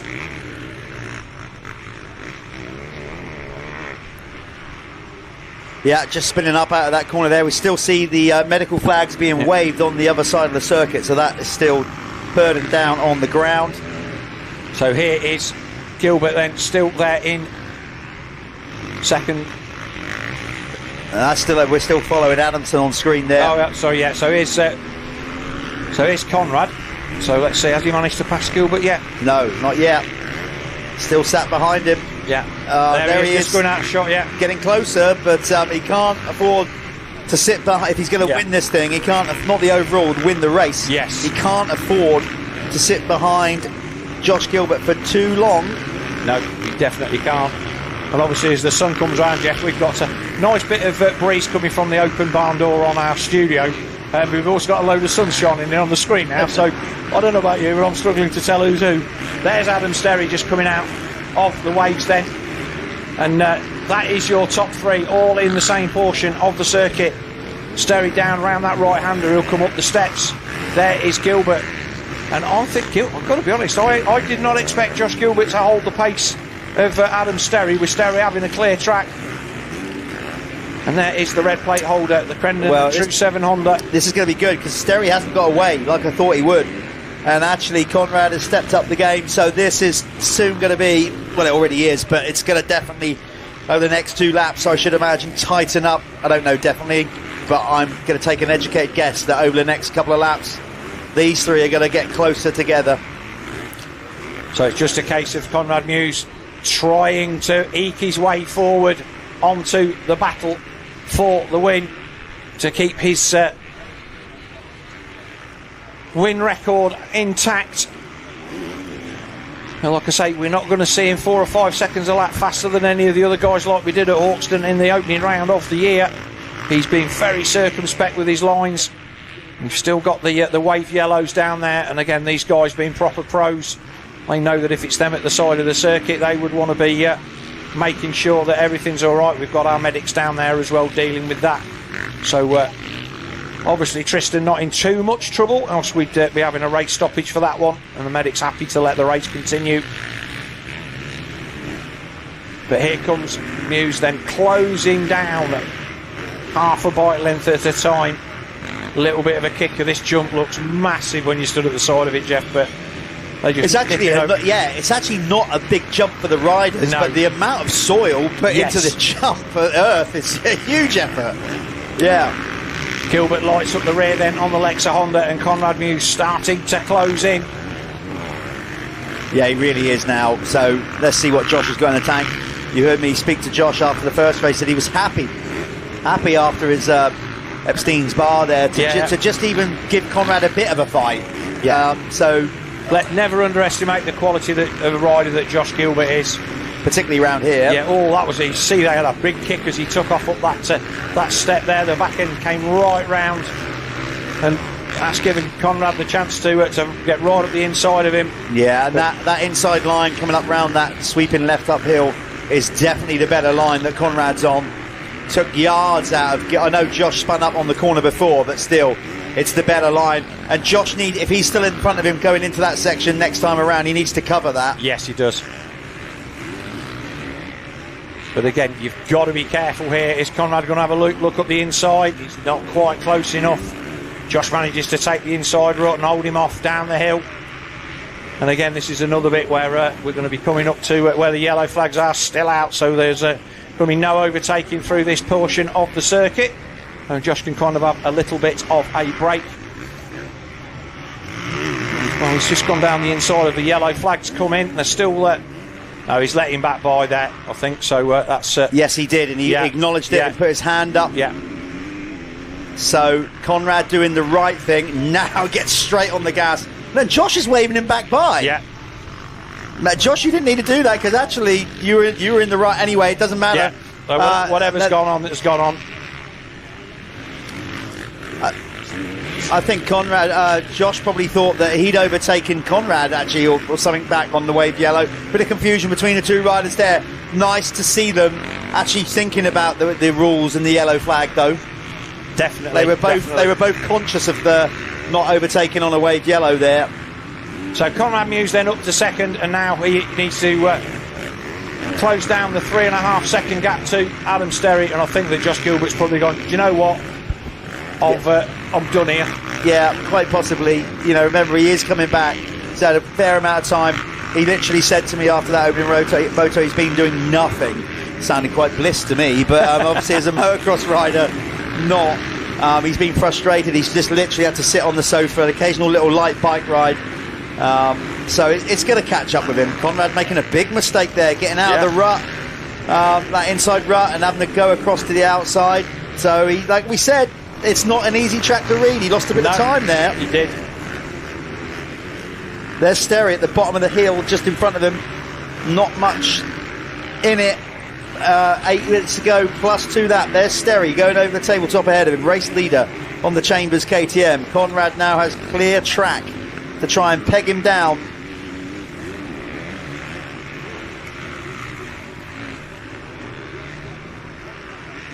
These are the days when these guys earn what little money they earn. These hard packed tracks just take everything out of you, and Conrad Muse not closing down at a massive rate of knots on Adam Sterry. I did see the yellow flags have gone in there, Jeff, so that looks like Tristan has finally managed to find his way back onto his feet. Yeah, that's good, so we can they can race hard now all the way. Conrad sweeping beautifully round that big open right-handed first corner. You can see the bike rear end working overtime there, tracking pretty good. Obviously almost impossible to get the bike perfect on every section of the circuit, so it's, you know, a motocross bike's always going to kick up somewhere around the circuit. You're never going to get it stuck to the ground for the entire lap, but the bike seems to be working well. He seems to be happy. Has he got the gap down? Not really. Last time around 3.3 with 7 minutes to go. Yeah. So, and then we're going to be into, I mean, look, we haven't got a full grid here, so it isn't going to be as much lap traffic as we saw in the other two classes. And Adam Sterry is just riding his race and doing his laps, and all Conrad can do is chip away a tenth at a time, which is what he did that last lap. 2 tenths, just shy of 2 tenths he took out of him. Now if he executes that inside line, it's a shorter distance done right. There you go, that's probably another 3-4 tenths there, just by line choice alone. Adam's going wider up that hill, and Conrad is just shorter distance, eating into that race lead. That was beautiful the way he jumped into there. That's where your tenths come from. That's the thing. It's a couple of tenths here and a couple of tenths there. That's 2 seconds a lap, and he's just got that. Again, but then that's where they disappear. Yeah. But he is. You can see now. It's a visual. He actually is starting to get that gap down. It's going to be less than 3.3 next time around.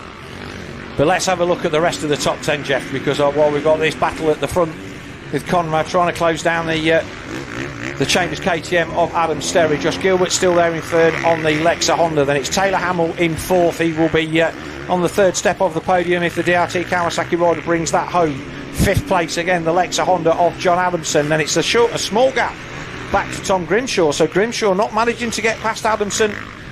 So the Pico Honda rider there in sixth. Dan Thornhill on the second of the Chambers KTMs. He's there in seventh. Another great ride from Louis Kessel. He's there in eighth on the KC Commercials KTM. And then ninth is Josh Taylor, and 10th, another top 10 for Charlie Putnam. I think he got one at Preston Docks, or he was certainly running inside the top 10, so he'll be pleased with that as well. So a good start and a decent performance. He's a new dad, is Charlie Putnam. Yeah, that's right. And sort of met him in the paddock with his young baby daughter yesterday, and well, it seems to have done good things for him. So Conrad stepping it up. He's got the gap down. He took close to a second, or just over a second out of him that last time around, and also in doing so set the quickest lap of the race. So another Phoenix Tools quickest lap of the race for Conrad Muse with a time of 2:03.517. So yep, that's why the gap came down. Yeah, it's been a fantastic day's racing here, Jeff, and we've still got this battle going on as they go up into the Apico loop in the top field. Only used for the British Championship is that loop normally, and Conrad Muse closing in with just under 5 minutes to go onto the back of Adam Sterry, who I have to say has had a much better ride in this one than he did in the first one. Just maybe a track getting a little bit rougher has suited him. Obviously the man still based in Belgium, I think, but having a good run in GPs this year, and certainly we saw him at Finland, and obviously I'm expecting that maybe Uddevalla will be a bit of him as well. Well, I mentioned before, actually, this isn't a bad prep for Uddevalla. No, I mean it's quite a gravelly circuit, but lots of hard square edge bumps. Yeah. 2.3 last time was our time check. Looks like he's got away a little bit again there. Well, I was going to say that, but I wanted to see a second view of it before I shot myself in the foot. But on the gas noise, let's see. He's not giving this up, is he, Adam Sterry? He's like, if you want this, mate, you've got to work for it. I mean, the gap will come down again, but Conrad was a bit closer than that half lap ago. It will still come down from 2.3, I should imagine. Yeah. 1.29. So it's a second off this time. And they start to get in traffic. Hopefully, Adam will find his way. Now Riley just moves nicely out of the way. And they come through the Planet Moto waves, double through. Well, Conrad is right there now. Yes, he is. Let's see what Adam's got here. Regards of resistance, fight tooth and nail. Obviously, Conrad is carrying all the speed. It is a horrible feeling when you've been holding a rider back and you've been leading most of the race, and then you get towards the end of the motor and then they're right on you. There's an inevitability about this that I don't feel good about. As we look at the K-Tech tower, it will show the gap as 1.2. Although Adam's taking that corner just as nice. Well, he is, you're right, jumping in lovely. Again, this is where Adam's just got to really dig deep and try and make himself as wide as he can, not leave any obvious doors open for Conrad to ride into. You know, with the classic block pass, I'm not on about for Conrad to ride in there and take him out. That's not going to happen. But if he just gives him an opening, Conrad could ride in, do the classic block pass. That's all you need to do, no more than that. But, what have we heard the most on your podium interviews today, though, Jeff? How difficult it is to pass around here. Yeah. So Conrad he's got to make a move somewhere where he can make it stick without taking any risk. And whilst I know Adam's not going to chop him up, I mean, he's got a nice run up there like we saw Tommy doing. I don't think he's just going to ride around the outside or the inside of him. You can actually see Con now looking for alternative lines. I've noticed he's been just on a couple of places on track where he hasn't been all race. Just trying to find like a bit of a hook, something to turn off of, maybe get a drive out of a corner in a straight line. He's going to try around the outside here. Adam's going to go around the inside line. That's going to put him nicely on the right line down the inside. This is where we saw Conrad do the cut back in Moto 1. He's got the drive up the hill. The hill. It's going to be close. Adam knows. On the inside. Conrad read him like a book. Oh, Adam's holding him off. Oh, he's going to put him down the inside. Conrad takes the lead. Oh, that was a little bit more fraught than it looked. I think Adam thought he'd done enough to get the job done and get the pass back, but Conrad was having none of it. But he had to do that. He had to do that. Adam was going to go inside into that corner, saw Conrad, think I'm going to move out into his line. Conrad, as soon as he started moving over, Conrad went, okay, I'll go back on your line. Yeah, that was respectful, but Conrad had to shut the line off for Adam Sterry around the outside there. Otherwise, that was going to turn into something that was going to go through the waves and maybe another few corners. Now let's see if the 811 has anything left in the tank. As Conrad Muse comes round and puts a lap, and I think that's the 220 of Josh Canton, or whether he is just going to take the what will now be cleaner air, because obviously he's going to be getting some roost from the back markers. Now I think there's going to be 24 seconds of the clock. He's going to take the 2 lap to go board this time. He's going to maintain his 100% win record on that Crendon True 7 Honda. But a good ride from Adam Sterry. That's as long as Conrad Muse has been off the top spot so far this year. Absolutely, yeah. I'll be interested to see Conrad's reaction. I mean, he'll be happy with another race. Listen, there's still 2 to go. It's not done yet, but he's in the driving seat. If he does bring this thing in, he'll be happy to win another race win, but he probably won't be so happy that he had to work for it again. He was really disappointed at the opening round. He went 1-1. And he was so annoyed with his starts. It took the edge off the victory for him. I'm just trying to work out in my mathematical head whether a 2.5 beats a 3 beats a 4.4.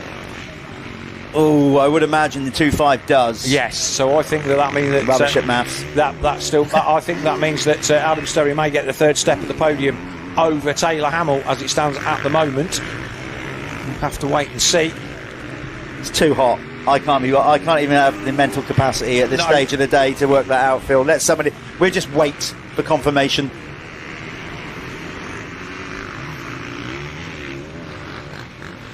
Oh, so the 2-lap board is out then for Conrad Muse in this final Motul ACU British Motocross Championship Pico Factory Racing MX1 class, the final race of the day in what have been, I'll say, challenging conditions, but these riders have certainly had a workout.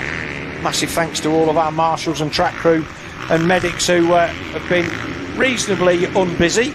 Obviously, Tristan Purdon's tip-off in this one notwithstanding. Very easy in these conditions for stuff to go west very quickly, even as far west as we are. But you see what I did? You see what I did there? Yeah, well done. And Conrad Muse is going to maintain his 100% record here, but I think he'll know that he's had a workout in this one, and his pace is a lovely line. If you see him jump across the ruts there, yeah, that's similar to what Searle was doing as well. So yeah, but just a little bit of track craft. Oh, he's hanging with him. He's not bloke in the background. Adam Sterry has not given this up just yet. Not at all. Why would he? Coming round the back of the start. Say, difficult to see there. Conrad up the hill. It was 1.8 across the line when they took the 2-lap board.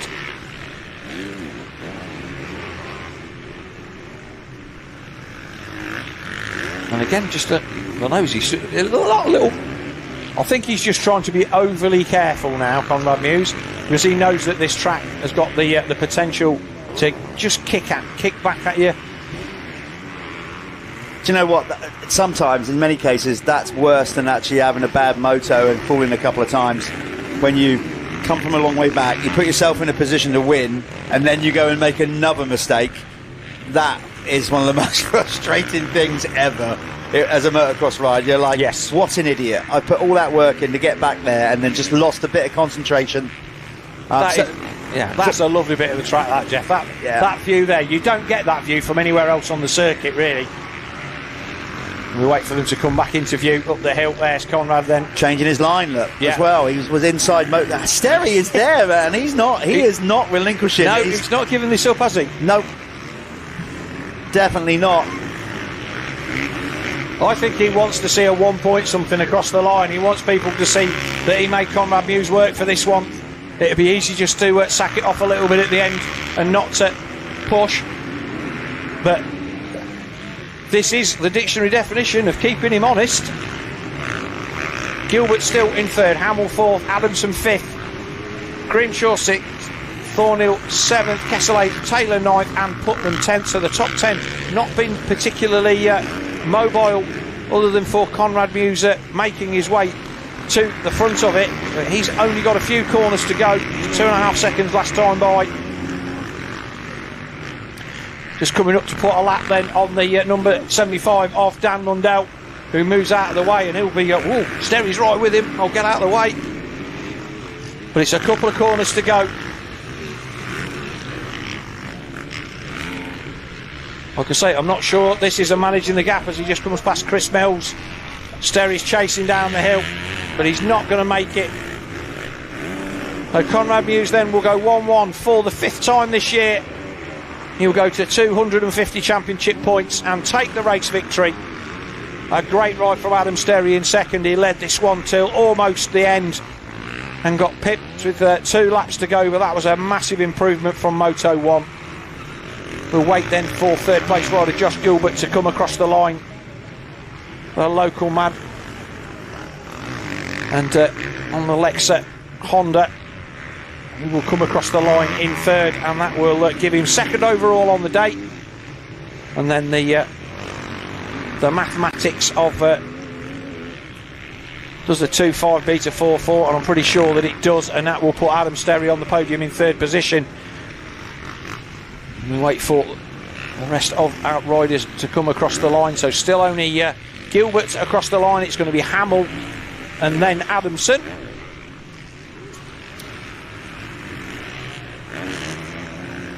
A few of the guys who are a lap down. There comes Taylor Hamill on the DRT Kawasaki. He was decent in the front half of this race and was putting pressure on until the gap started to go about. So Hamill comes across the line. Hamill comes across the line 4th. Adamson 5th. Grimshaw 6th on the Apico Honda. He's there in 6th, and then it should be 7th for Dan Thornton, which I think will possibly be Dan's best British Championship result ever. Louis Kessel 8th, and the KS Commercials KTM, and that's his best result. He's definitely in the top 10 overall. 9th for Charlie Putnam and 10th for Josh Taylor. So that is a wrap on the race action here. I hope you've enjoyed it. Make sure that you follow us all on all of our socials, on Facebook for MXGB. Follow us on MXGB-TV. Instagram is MXGB-TV. Our website, MXGB-TV.co.uk. Our YouTube channel of MXGB-TV, and the FIM-Moto TV platform for all of your European and world level racing. We're going to hand over to Jeff down in Winner's Circle, who's going to talk to our top 3 then, which will be Conrad Muse, Adam Sterry and Josh Gilbert.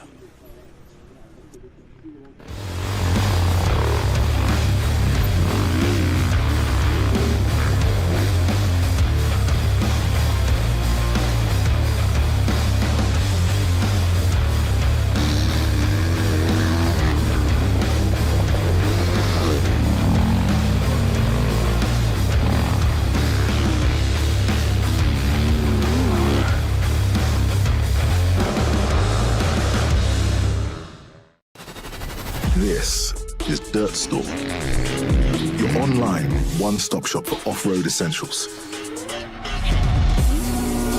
All the latest products from the top motorsports brands.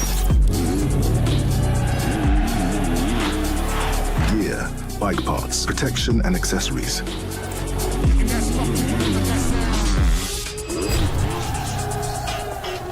Whether it's an upgrade for you or your bike, Dirt Store has it all.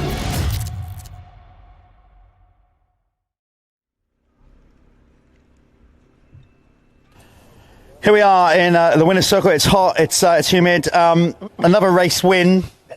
Not how you want to do it. We said this at Hawkstone. You won, you went 1-1, but you weren't happy with your performance. You made life tough, but a solid ride. Timed it to perfection, really, to run to the front. Yeah, I mean, that was a tough race. That was hard, you know. These boys were riding good, and I didn't get the best of starts. I always know when I start next to Josh, it's going to be difficult. You know, he's a good starter. So, yeah, I didn't get the best of starts, and just tried to push to the front without taking any risks, basically. And unfortunately, that wasn't much faster than the guys in front were going. So, yeah, I done what I had to do. The boys rode great. Josh let me by there down the hill. I'm not too sure. He didn't pass me on the wave yellows, so yeah, fair play to him for letting me by. But yeah, no, it was a solid race. I had to push for Adam all the way to the end, and I think it made for some great racing for all the fans that come to watch. So tough day. We kept our streak, only just, but yeah, we've kept it for now. Because of the track conditions, was there any sense of panic with that start? We saw you make on the live stream just a couple of little mistakes. Like you said, there's a limit of how much you can push on the track when it's like that. Yeah, definitely. Like when I got that start, I was thinking, oh no. I was thinking, let's just grab as many points, and then it kicked in a few laps in that I didn't want to lose the streak just yet. So I started.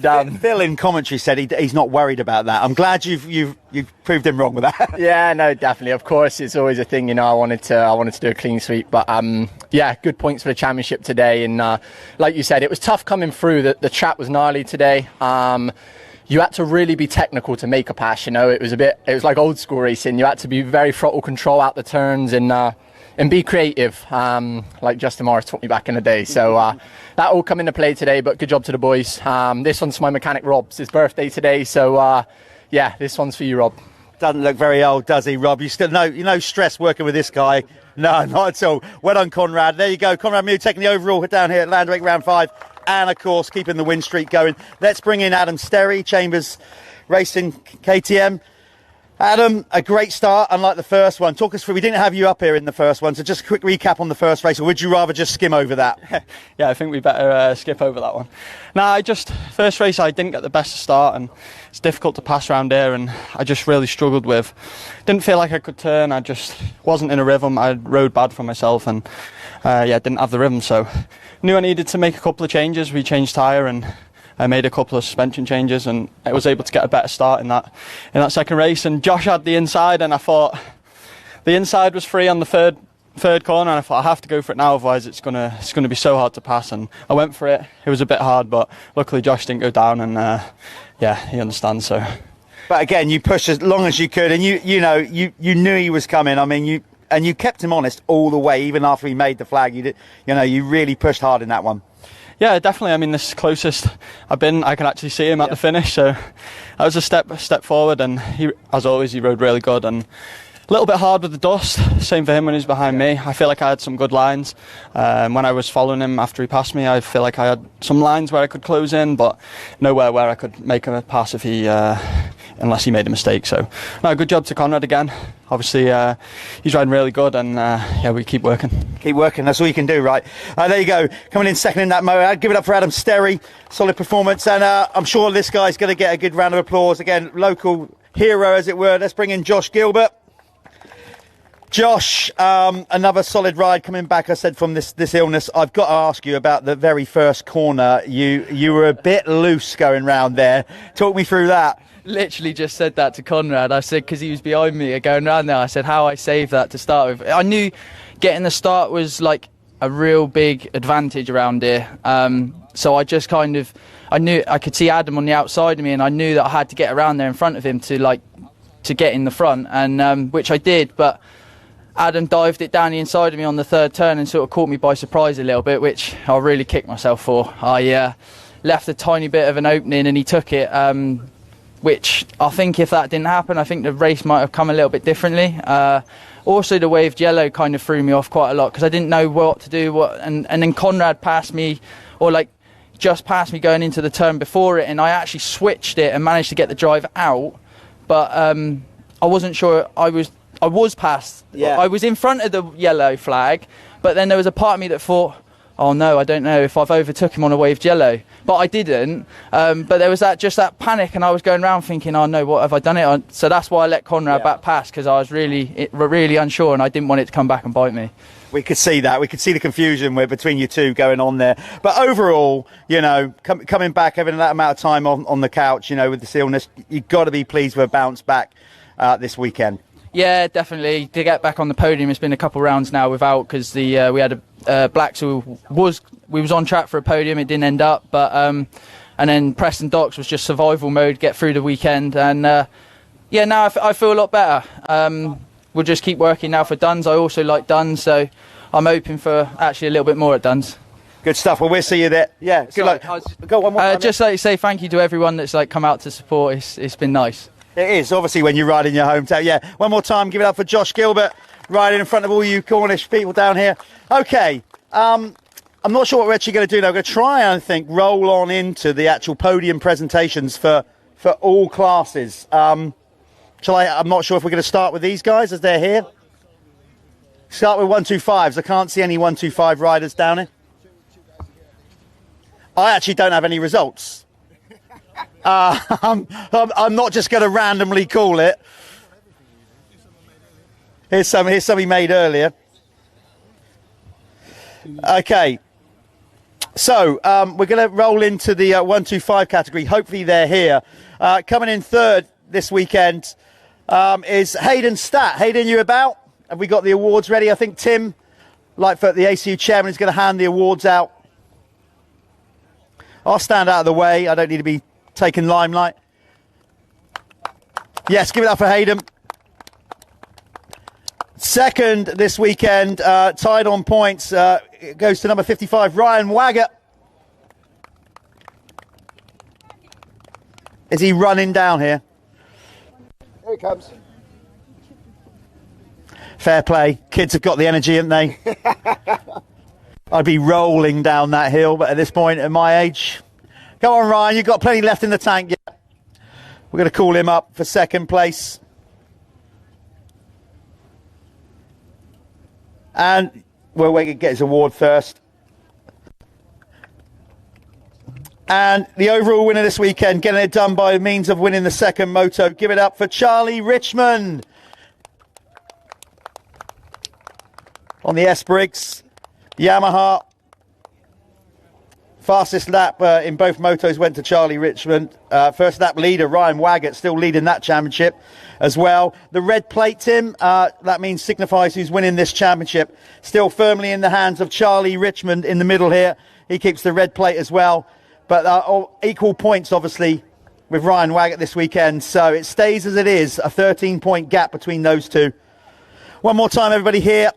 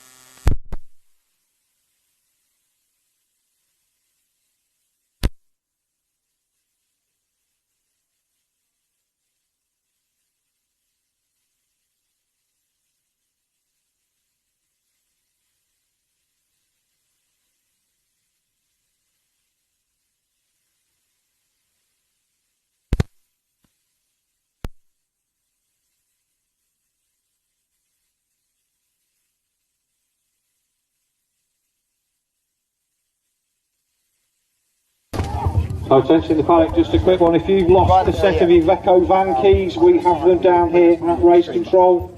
If you've lost a set of Iveco van keys, we have Pico. Yeah, we found them. Right, we've got an owner for that. Cheers, guys.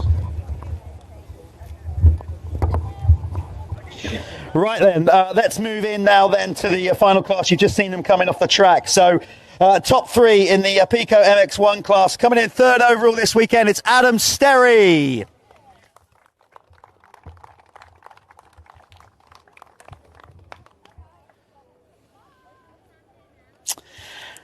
Second place is going to be a popular one, not quite the race win, but great to see him back on the Lexa Honda machine. Give it up for Josh Gilbert.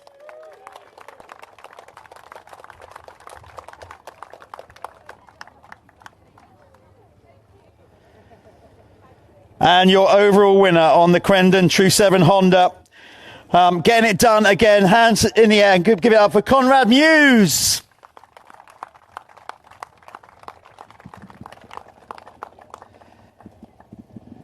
And of course, regards of the red plate, well, you don't need to be a rocket scientist to work out that Conrad Muse has still very much got a firm hand on that. Going for this win streak so far unbeaten this year. So that's it, regards of everybody here at the venue. Thank you so much for coming down, supporting MXGB round 5. Yeah, it's just great to have so many people come out. Hope you've enjoyed the racing. Once these guys step out of the way, we're also going to sign off the stream. once they got all the pictures.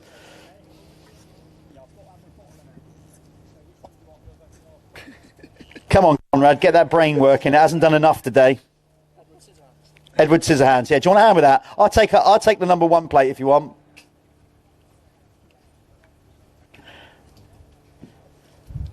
All good, Dave? Right. Okay, we're going to sign the stream. I'm going to bring the team in. Come on in, my cohorts. It's not just a me. First of all, obviously Phil, that's been on the mic with the live stream. You haven't heard him so much today, but on the live stream, Ben Rumbold been doing obviously the event commentary as well. Just very quickly, Ben, from your perspective, talk us through a great day. Yeah, stunning day. I mean, it's a different challenge that we've had to the sand, and the challenge just to keep the voice going even. But yeah, great work there. MX2 was so unpredictable, but yeah, Tommy did what was necessary, which we've seen so many times from him, so that's so cool. Conrad was amazing coming through the pack there as well, so I kind of jokingly said to somebody it would be good if Conrad got a bad start, and it actually was. So yeah, it was a great day's racing. It's a gorgeous day, and that's just what we want. We like our job, don't we? Phil, we called it in that last moto there. We're saying we're not too sure if Conrad's really worried about the win streak. He's just proved that he actually is. He really wants to go unbeaten with that, and it's been a great day calling the action in the booth. Look, we've had fantastic racing across all of the 5 rounds so far. Today's not disappointed. I'm already looking forward to the doubleheader at Duns. 125s are outstanding every week. MX2 is just mind-blowingly competitive. And obviously, there's the thing with the MX1, is somebody going to take a win off Conrad Muse. So, all to play for. Can't wait for the next round at Duns. Get yourself up to Duns. It's at the end of this month, August 31st, a double header. And just before we sign off the live stream and everybody else here, keep an eye on our social media. Remember to keep liking, subscribing with the live stream, but also on social media. But particularly the social media the next week or so. We've got a bit of an announcement coming, forthcoming in the next couple of weeks regarding the championship for 2026. So not going to reveal it now. So just keep following our social media. We've got a bit of an announcement coming up. That's going to probably drop before the next 2 rounds at Duns. So keep following us. Remember, of course, we got the Prox Pit Pass, all the behind-scenes stuff that you can watch on the YouTube channel this week as well, and on our socials. Again, thanks to everybody coming out. Thanks to our incredible marshals, track team. It's hard to talk after a long day. These guys calling the action. Thanks for sticking with us. Keep supporting British Motocross, and we'll keep raising the bar. Thank you very much. Have a great day. See you later.